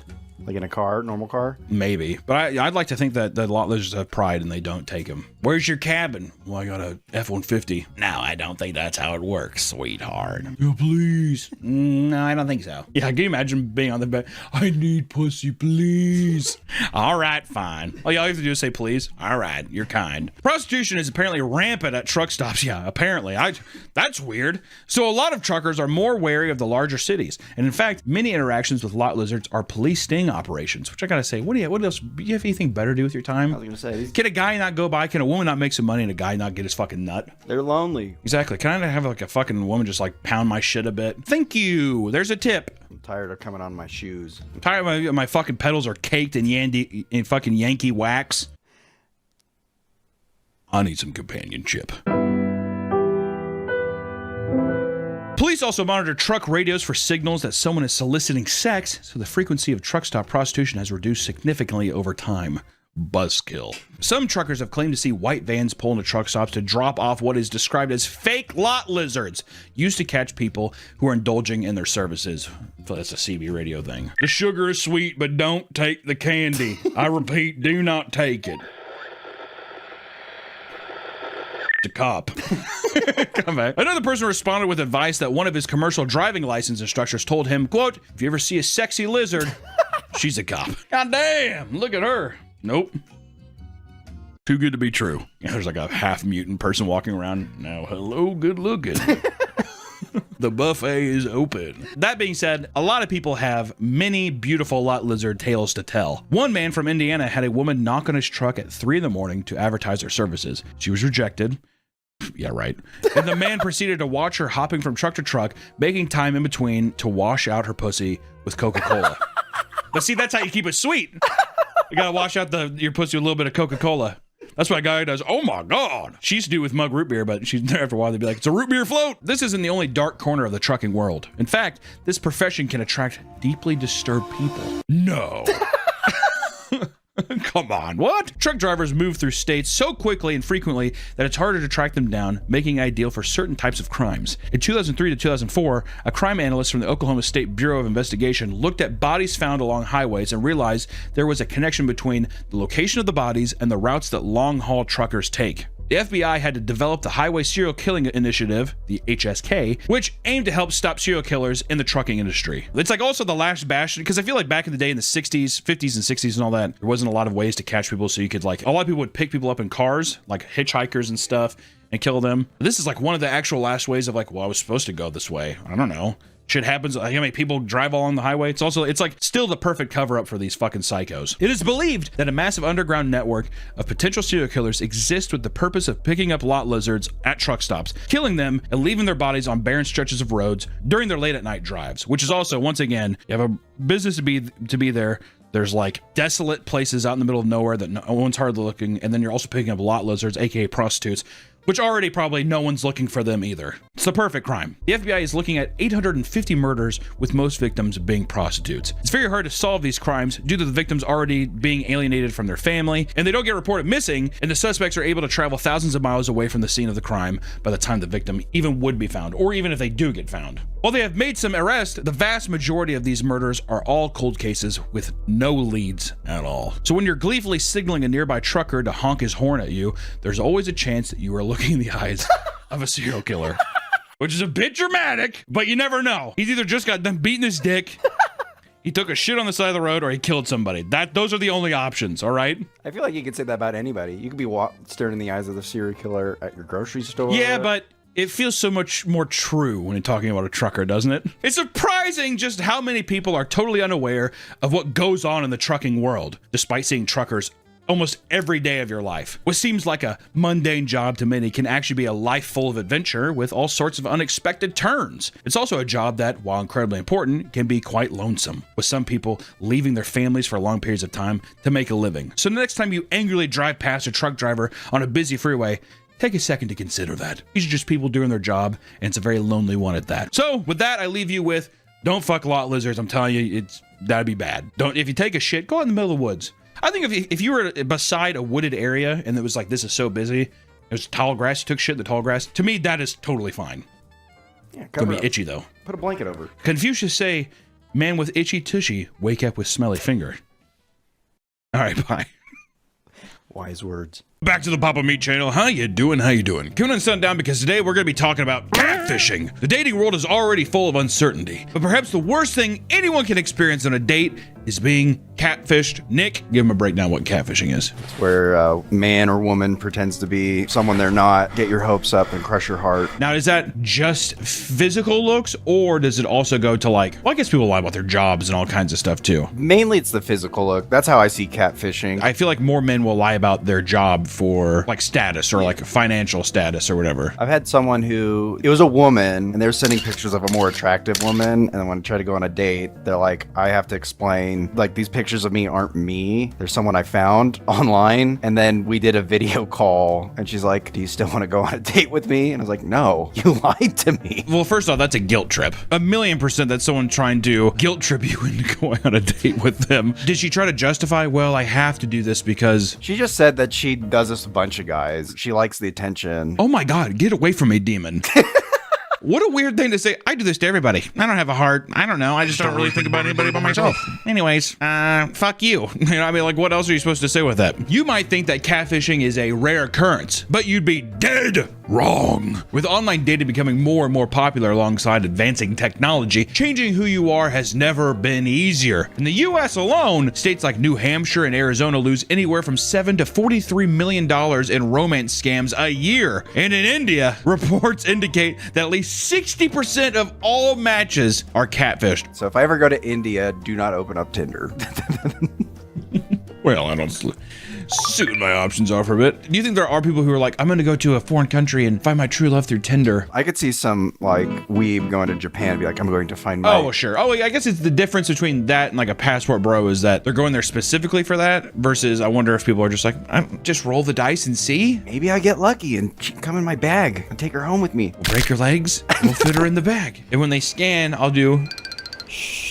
Don't say anything. Are you okay in there, Sakura? I love you, baby. I think after 50 pounds, you got to start paying money.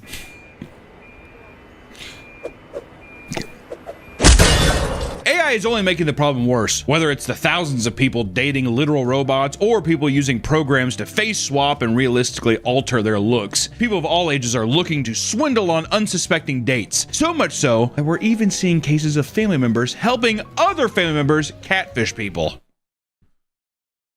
What? How fucking weird is that? Way to lower your child's morale. You are ugly. You should pretend to be someone else because that's the only way this is going to happen. Also, you know what that says? I think the parents were probably catfishers as well. That's how I got your dad. That's just our way. That's the Williams way. I want to know if catfishing has ever worked. Oh, 100%. There's got to be a guy out there where he shows up and he's like, well, you're not really what I remember, but it'll do. Read my book.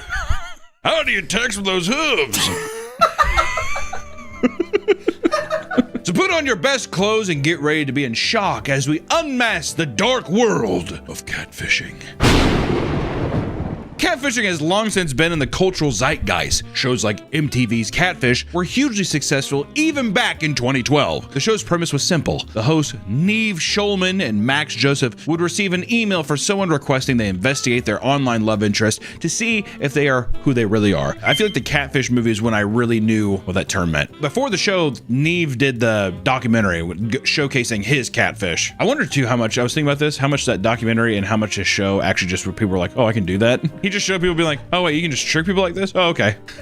I guess damned if you do, damned if you don't, but From there, the host would do deep dives into the other person's life, reverse image searching, and finding any information they can, which is the funniest thing ever. I love that they act like they're like forensic detectives. He's like, Max, I don't know about this.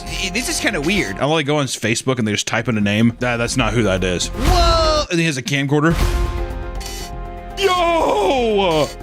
What? I got matched up with Pokimane. What if it was really her? Do you want to use this as a time to say that Pokimane, if you're single and available, that you would go on a date with her? Pokimane, if you broke up with your neighbor, I am single. I will travel to you. You broke up with your neighbor? What are you talking about? She's doing like a series where she's like, I'm cooking. My neighbor's such a good. Oh my God, you actually know, like, do you watch her? No, it's on Twitter. I see clips of it. Stop bringing her up on the channel. God. Hey, we want to give a quick shout out to our favorite sponsor, Gamer Subs, which we have amazing energy drink called Raw Meat. You need to pick that shit up right now. It is summer in a shaker, or hopefully one day a can, because they're starting to do cans in places, and it's delicious. Raw Meat, my flavor is a beautiful cantaloupe watermelon mix that's just, oh, it's absolutely beautiful. We drink the caffeine-free version all the time. When it gets too late, because Gamer Subs gives you a little pep in your step. Pep, pep, pep. Also, if you like big tittied anime women, they have little tub shakers that have big, beautiful tittied anime women on it. So if you like that, they have shakers. Pick up a big tittied anime shaker thing. They like that. You like that?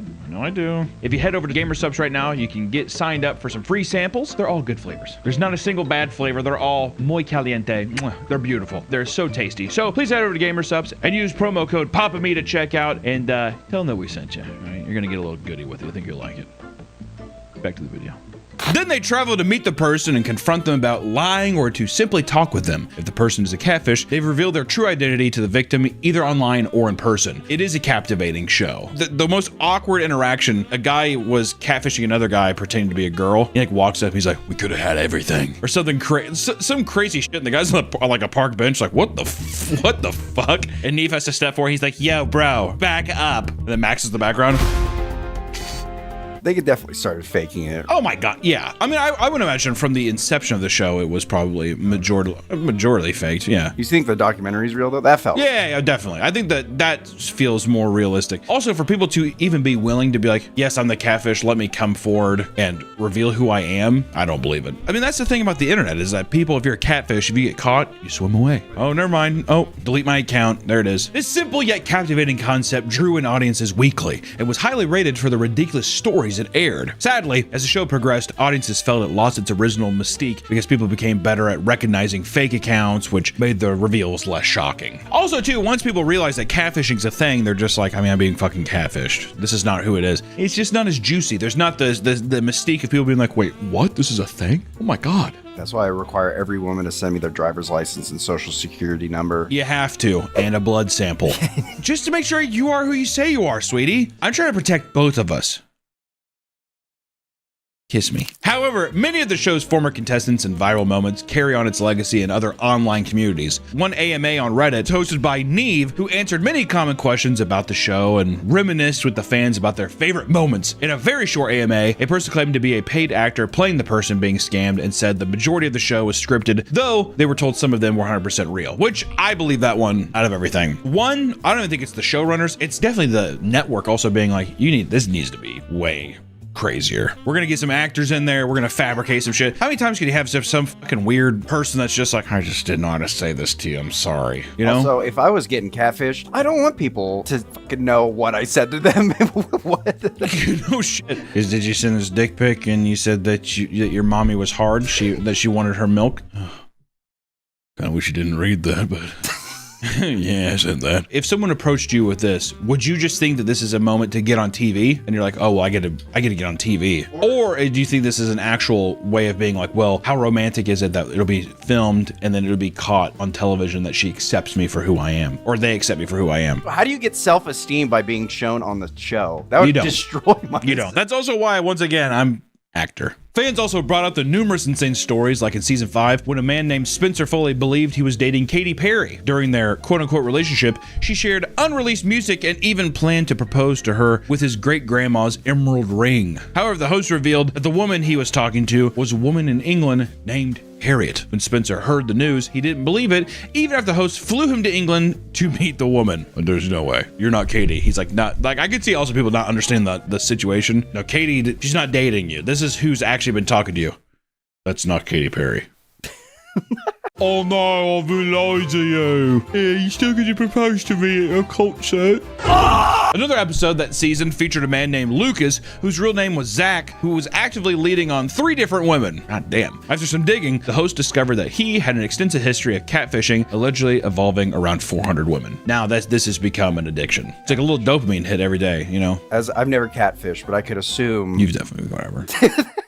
I've never catfished, but I can assume that this is exactly what would happen, and this is exactly how I would do it. I've never done it before. I assume it's like an acting role. I get to play this character. Oh yeah, well you get to escape who you are. I get to be the every better version of myself, or sometimes a worse version of myself. Probably the most insane story came from the show was released in season 2. A woman named Carmen contacted Neve and Max with a concern about her cousin Antoine's love interest. According to her, the man her cousin was in contact with was named Tony, and he refused to talk on the phone or send a photo throughout their entire 3-year relationship. How do you go 3 years, Antoine? Come on now. Despite this, Antoine is not fazed because he is in love with Tony for his voice. The investigation took them to Cincinnati, where they used an old phone number to locate Tony. It turned out that the phone number led them to an address of a convinced criminal, Anthony Thomas. Because of this, the host believed Tony never sent any photos because he was actually calling from jail. So they continued searching around the city, but found nothing. Feeling defeated, they returned to inform Carmen and Antoine that Tony is likely not a real person, when out of nowhere, Carmen admits to being Tony. For 3 years, Carmen catfished her cousin Antoine because years earlier, he called her fat ass Kelly Price. And she was so offended that she faked a multi-year relationship. This is an evil thing to do. For a fat Kelly Price, get over it. That's not that bad. Fat ass Kelly Price, that's not bad. For a multi-year emotional terrorism, okay. As they continued to question Carmen about why she did it, she admitted she loved catfishing and saw nothing wrong with what she had done. That's just so weird too that you're role-playing probably sexual conversations with your cousin and stuff, doing all that weird shit. She definitely got hard or wet too. She definitely got hard. Her clit looked like a nerd rope.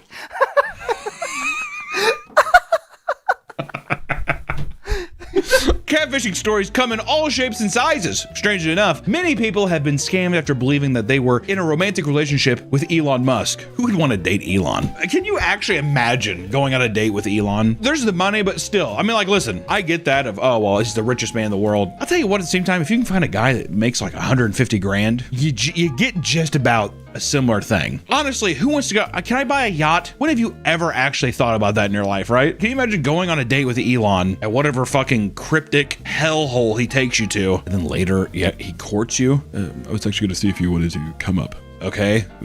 Score. I have Starlink upstairs. We could play Starlink. We play Diablo 2. One older woman, Hilda Holland, supposedly met with him on Threads. Yeah, right. On Threads? God, would this happen last year? Supposedly met with him on Threads and started video chatting. Also, the competitor. She met with him on a competitive platform. In reality, this was an AI deepfake that also used a fake Elon voice to lure her in. God, that would make me run away. Come sit on Papa's lap. Hilda, I'm going to take you to Morocco. Hilda was told to send him money through gift cards, but to not redeem. After $60,000 worth of cards were sent, stores like Home Depot started refusing to sell her more. Good! At what point do you not know? Also, the richest man in the world needs Home Depot gift cards. The richest? No shit. You're the richest man. You have to go, Hilda. You have to go to Home Depot. My money's all tied up in stocks. It's all tied up in stocks and bonds. I'm not able to make it home from Morocco. She believed the fake Elon Musk when he told her she would receive a Tesla car and stacks of cash in return for her help. Hilda was then told the FedEx vehicle delivering the money crashed and that she would have to pay $1,500 to repair it. I like how she could have also literally just put a down payment on a Tesla and got it herself. There's no way to go beat around the bush. Like, getting $60,000 worth of Home Depot gift cards for some Elon dick and a goddamn Tesla. what are we thinking? A lot of people will be like, I'm afraid for my safety. So then they do these demands that they think that these people have power over them that they don't actually have. I feel bad. I do feel bad. But this is just a woman who's just like, she's fucking like a soggy diaper down there. You know what I mean? It's just fucking, she's just like, Elon's gonna come tap Hilda. Man, will you stop referring to yourself in the third person? Hilda horny. In the Home Depot line, splish splash, I was taking a bath, baby.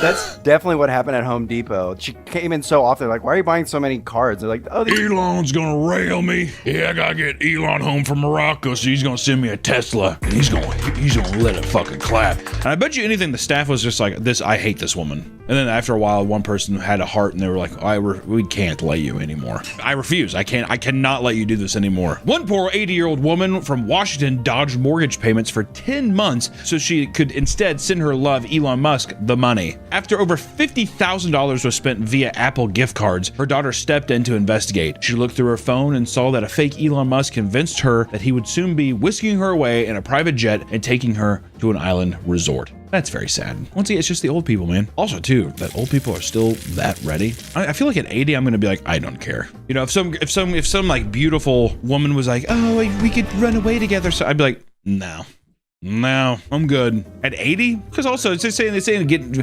whisking your way to an island resort. I mean, probably to get fucking pounded by Elon. In one of the most catastrophic Elon scams, an elderly woman from Texas dropped as much as $600,000 after meeting a man posting as the billionaire. She was convinced that investing into his company would give amazing returns, but she'd have to give the money to him directly. Instead, this money was going directly into Moynihan's painting business. He was soon caught and arrested by police. I feel like a lot of people do targeted scams like that, or targeted catfishing towards like rich elderly people. Well, elderly people, just because it's like they have the retirement, they have excess funds, they don't know what the fuck's going on. What? Well, you're gonna take me where? That kind of thing. If I had a relative that was like kind of well off, they were living in retirement, I'd be like, who are these people that are like you're interacting with every day? Like even like the person you like, oh, I go to my water aerobics in the morning. Who's the teacher? How do I know that guy isn't also just like, hey, I have this great little thing. You know what I mean? I wouldn't trust anybody. Sometimes the person catfishing is closer to you than you realize. For one woman named Olivia Fenton, she was tricked into pursuing a man that was secretly her boss in disguise. Olivia's female manager convinced her to go on a date with one of her best male friends. She agreed, and after some conversation, they decided to plan something together. He never showed up to the date. They tried for a second one, but he failed to pull through again, this time due to non-stop meetings. The third date was to take place at a bar. Olivia arrived, only to get a text saying that he wasn't able to find her, so he left. She convinced him to come back, but apparently his train got stuck underground and he couldn't. After telling her manager that the guy she set her up with wasn't working out, she just so happened to get a message from him asking for one final chance. So they planned a dinner, but he claimed to have gotten into a car crash and was unable to make it. From there, she started to put things together. The flowers he once sent to her home just so happened to have a similar writing to her manager's. And in the end, it turned out her manager was using a burner phone and pretending to be this imaginary man using photos of random person from Georgia. It was suspected that she was secretly gay and was struggling to come to terms with her sexuality, so she tried using a fake man to pursue a relationship with Olivia. Regardless, she went to HR and got fired. She also found out that this was not the first time she'd done this to a female coworker. Whoa. How did the HR? All right, one time, we'll let it slide. But two, you're fired. One of the most recent examples of a humiliating catfish encounter takes place just recently within the Reddit r/anti-meme community. This community is dedicated to making anti-jokes, but this story focuses specifically on two moderators, RioBox and Course Mediocre 7899, who have been dating for a few months. Out of nowhere, Course stopped communicating with Rio for 48 hours, prompting him to assume that she was in grave danger. He immediately made a post desperately asking anyone who's seen her active online to reach out to him. Attached was a missing person graphic that included her profile picture, which was a photo of the actress Rachel Brosnahan with a heart filter over it. Made a goddamn missing poster. Reddit, okay? The missing person photo graphic had a heart filter over it to really emphasize how truly serious this situation is. 18 hours after that, he announced that she was dead and poured his heart out over his heavy feelings of pain and personal guilt. Apparently, her brother reached out to him via Discord to announce that she took her own life in what is now an infamous string of Discord messages. The way he announced her death was by telling him, quote, "She's no more." Real response saying, No! He would later admit that he typed this as he was physically screaming, no! No!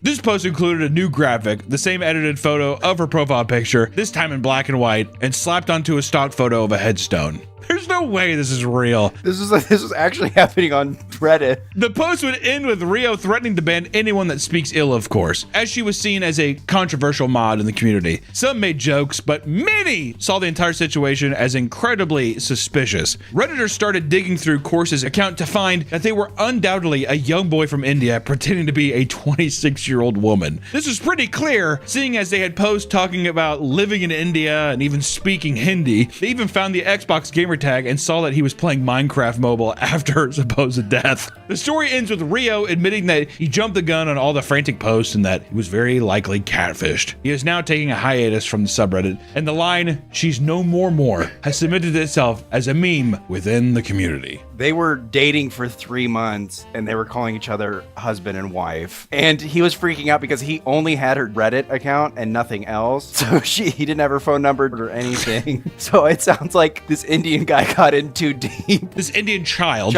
Indian child. Yeah. Got in too deep. So he hit the nuclear option, just killed her off. She's no more is so good. Can you send photos on Reddit? Yeah, you can send photos. Do you think that he'd send him a picture and the kid was like, I have gone too far? Yeah. Oh no, I have gone too far. He was probably talking about like marriage and stuff. Mate, we could be real husband and wife. No, that's cool. I don't think I want that. And then bam, hog. Oh, I have to become no more. I had someone, something similar happen. No, hold on. Oh, hold on. There was hold on. No, get back here. There was someone I was talking to, and then for months we stopped talking, and then I messaged them back, like just with a hey, and then on their account, the said, hey, I'm so-and-so's brother. I have some bad news. She died. And I believed it. But then after reading this, I was like, oh, fuck. Let me ask you this. Did you send any dirty pics to this number? I'm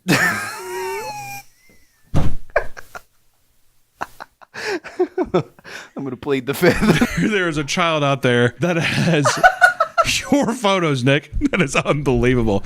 How do we know this child isn't watching us now? Oh, I don't know. This was years ago, so. You want to come make a public statement to this person? Oh, you want me to? Might as well, on camera. Fuck you for breaking my heart. I think all the people who've been catfished felt your pain right there, Nick. Being catfished doesn't fall under a simple tax bracket. In fact, the rich and famous are just as susceptible for being catfished. In 2022, AMC Theater CEO Adam Aron began messaging and eventually sexting a ballet dancer named Mia, whom he believed to have had a relationship with in the past. Can I just put an announcement on real quick? Adam Aron, hey, do we need 7 AMC commercials before the movie? I know where I'm at. We went and saw Nirvana the band, the show, the movie. 7 AMC commercials. That fucking one with Nicole Kidman. There's like the fucking Coke one. There's the goddamn AMC. Like, who cares about the laser technology? Can we talk about that? Who gives a fuck? And it's always that fucking deep ass lights. This is laser magic. You're like, shut the fuck up. I hope this ends bad for him. Whatever. Okay. After a week of messaging and using other fake identities such as an ex-boyfriend, Mia revealed her true intentions and demanded hundreds of thousands of dollars from Adam. Otherwise, she would leak his lewd photos. Would you give a fuck? I'm the AMC CEO. Unless you had a little tiny cock. Even then, if your little pig dick was out there, it is what it is. Now you know. Guess what? I'm still hundreds of thousands of dollars richer. Why would I care? Ego. These guys have huge egos, small peen. Well, they probably have to have egos with having the 7 AMC commercials before a movie after I've just watched 45 minutes of trailers. So this hour-and-a-half long movie has now turned into a 3.5 hour long excursion because of this. Thankfully, Adam didn't give in and immediately contact the FBI, which led to the person playing Mia to get arrested. 35-year-old Sequoia Blackwood was charged with cyberstalking, extortion, and interstate communications with intent to extort. Catfishes sometimes target more than one person. In another case, a catfish was able to trick a long list of celebrities into performing for their dying daughter. In 2013, Hope Jackson reached out to a bunch of celebrities, including the musical group The Little Big Town, Kate Gosselin, and Brad Paisley, posing as the mother looking to fulfill her daughter's dying wishes of meeting celebrities, aka this definitely big old girl was looking for country music artists to come play for her. Brad Paisley, will you take me home? I want to be Mrs. Paisley. Feeling sympathetic, most of the celebrities reached out and began regularly talking with Hope and her daughter. Both Brad Paisley and his wife were extremely involved with the young girl, constantly texting her over 10 days, even singing Amazing Grace over the phone. Not long after meeting her, Hope said that her daughter died. Multiple celebrities reached out for an address to send flowers, but Hope refused to do so. The celebrities also asked for pictures, which she refused to provide, and this is where people started to get suspicious. Word? I can't have one photo of your daughter? You know what you could try to do though if this happens, Nick? For when you eventually catfish someone and you do this exact thing, you should say this, or she should have said this, was, I can't take a photo because it steals a piece of her soul. That because people believe that. So be like, she's on her death's door and I can't, all of her needs to go to heaven. Religious angle. The police were called and soon discovered the whole thing was a hoax. She was charged with one count of theft of services for making Brad sing over the phone for free and was sentenced to 5 years of probation and mental health treatment. Here's what I gotta say. Okay, Brad, singing Amazing Grace over the phone? Well, we gotta charge her for that, right? That's just not free. I'd let that slide, but I'd say we're gonna put you in a fucking nut house. You had all these people wrapped around your finger, didn't once ask for money, which to me also shows it wasn't malicious. It's just some person who was just wanted to meet their celebrity in a very creepy way, mind you. I would say, okay, well, that was odd, but we're gonna help you out, okay? And I do. Some guy with a giant syringe does in the back of her neck. Oh. Most catfish either blow their cover, give up, or get what they wanted before things get too crazy. However, there are a few extreme cases that can destroy people's lives. One young woman convinced her friend to catfish her own father. Why? The two friends in their 20s were bored one day and decided to prank their dad, who was plagued with tons of bad breakups and experiences with gold diggers. Why do this to this man? What, am I wrong? One woman suggested that her friend find her father on a dating app and catfish him as a prank. The friend made an account posing as a 50-year-old woman and quickly found her father and began messaging. What started out as a completely harmless chat soon turned into full-on sexting. One day, the two women were on a hike when the friend handed her phone to the woman while she went to the bathroom. She saw that her phone was being blown up by her friend's father with extremely lewd messages. When her friend returned, she called her out and her friend got angry and stormed off, saying she wasn't doing anything wrong. Now the friend has gone practically no contact and blames the woman for even suggesting the idea of catfishing her dad, even though she has continued to do it for 2 months straight. Sounds like she just wants to fuck the dad. Yeah, I was gonna say. See, that once again, is that not a good catfish? Hey, so actually it's me. What? I thought you were a 50-year-old woman. Now you're a 28-year-old. Oh my God. Some catfishing tales even end in brutal murder. Like a big story that took place in 2007 between a former Marine and a supposed 18-year-old girl. Thomas Montgomery was a 47-year-old former Marine and married father of 2, and was struggling in a sexless marriage. After being introduced to the gambling site Pogo, he meets a woman in a chat room who calls herself Tall Hot Blonde, which of course the guy's like 2007 ex-Marine being like, oh my God, that's hot. That's just her username.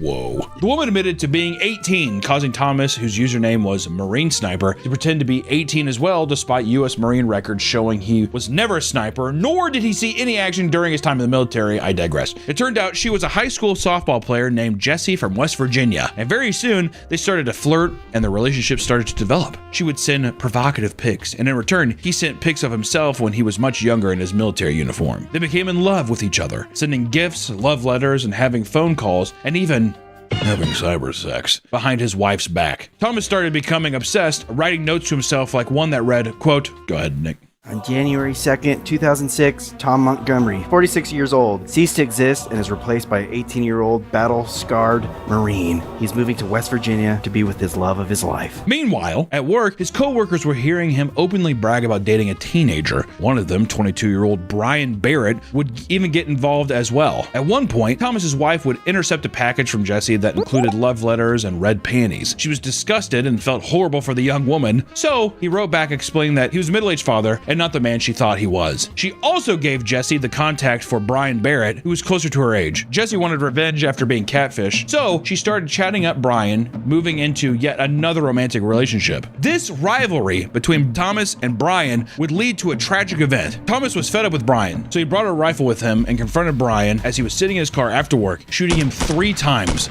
and killing him. His body was found 2 days later, and Thomas was arrested on top of being hit with a truly shocking discovery. It turns out that Jesse was a middle-aged mother named Mary Sheeler pretending to be an 18-year-old girl in an order to flirt with men online. The most depraved part was that the mother's daughter was named Jessie. She was posing as her own daughter and sending photos of her to Thomas. This included more than casual photos. In fact, she was taking creep shots of her as well. Creepy! Ugh! Thomas was thrown in prison for 20 years, but Mary was able to walk free because catfishing is not a crime. Millions of people each year get catfished, falling in love with someone only to find out that they wasted a large chunk of their life. It's safe to say for anyone currently in the dating game, you need to know what catfishing is to be suspicious of behavior. So make sure you spot the warning signs before you get duped into wasting your time and possible life. Yeah, just wasting a little bit of your time. Probably not your life, but still, it is annoying. Nick, how many times have you been catfished? Most of them are like, because I swipe on the Asians, like. Why do you like Asian women so much? Because you're cruel. I'm cruel. If a woman is not Asian, you do not give them the time of day. True. That is not true. That is absolutely true. Every time you date an Asian girl, you're like, oh, I don't know this and that. I could let this slide. And then God forbid any other girl does anything wrong. Well, I stopped talking to her.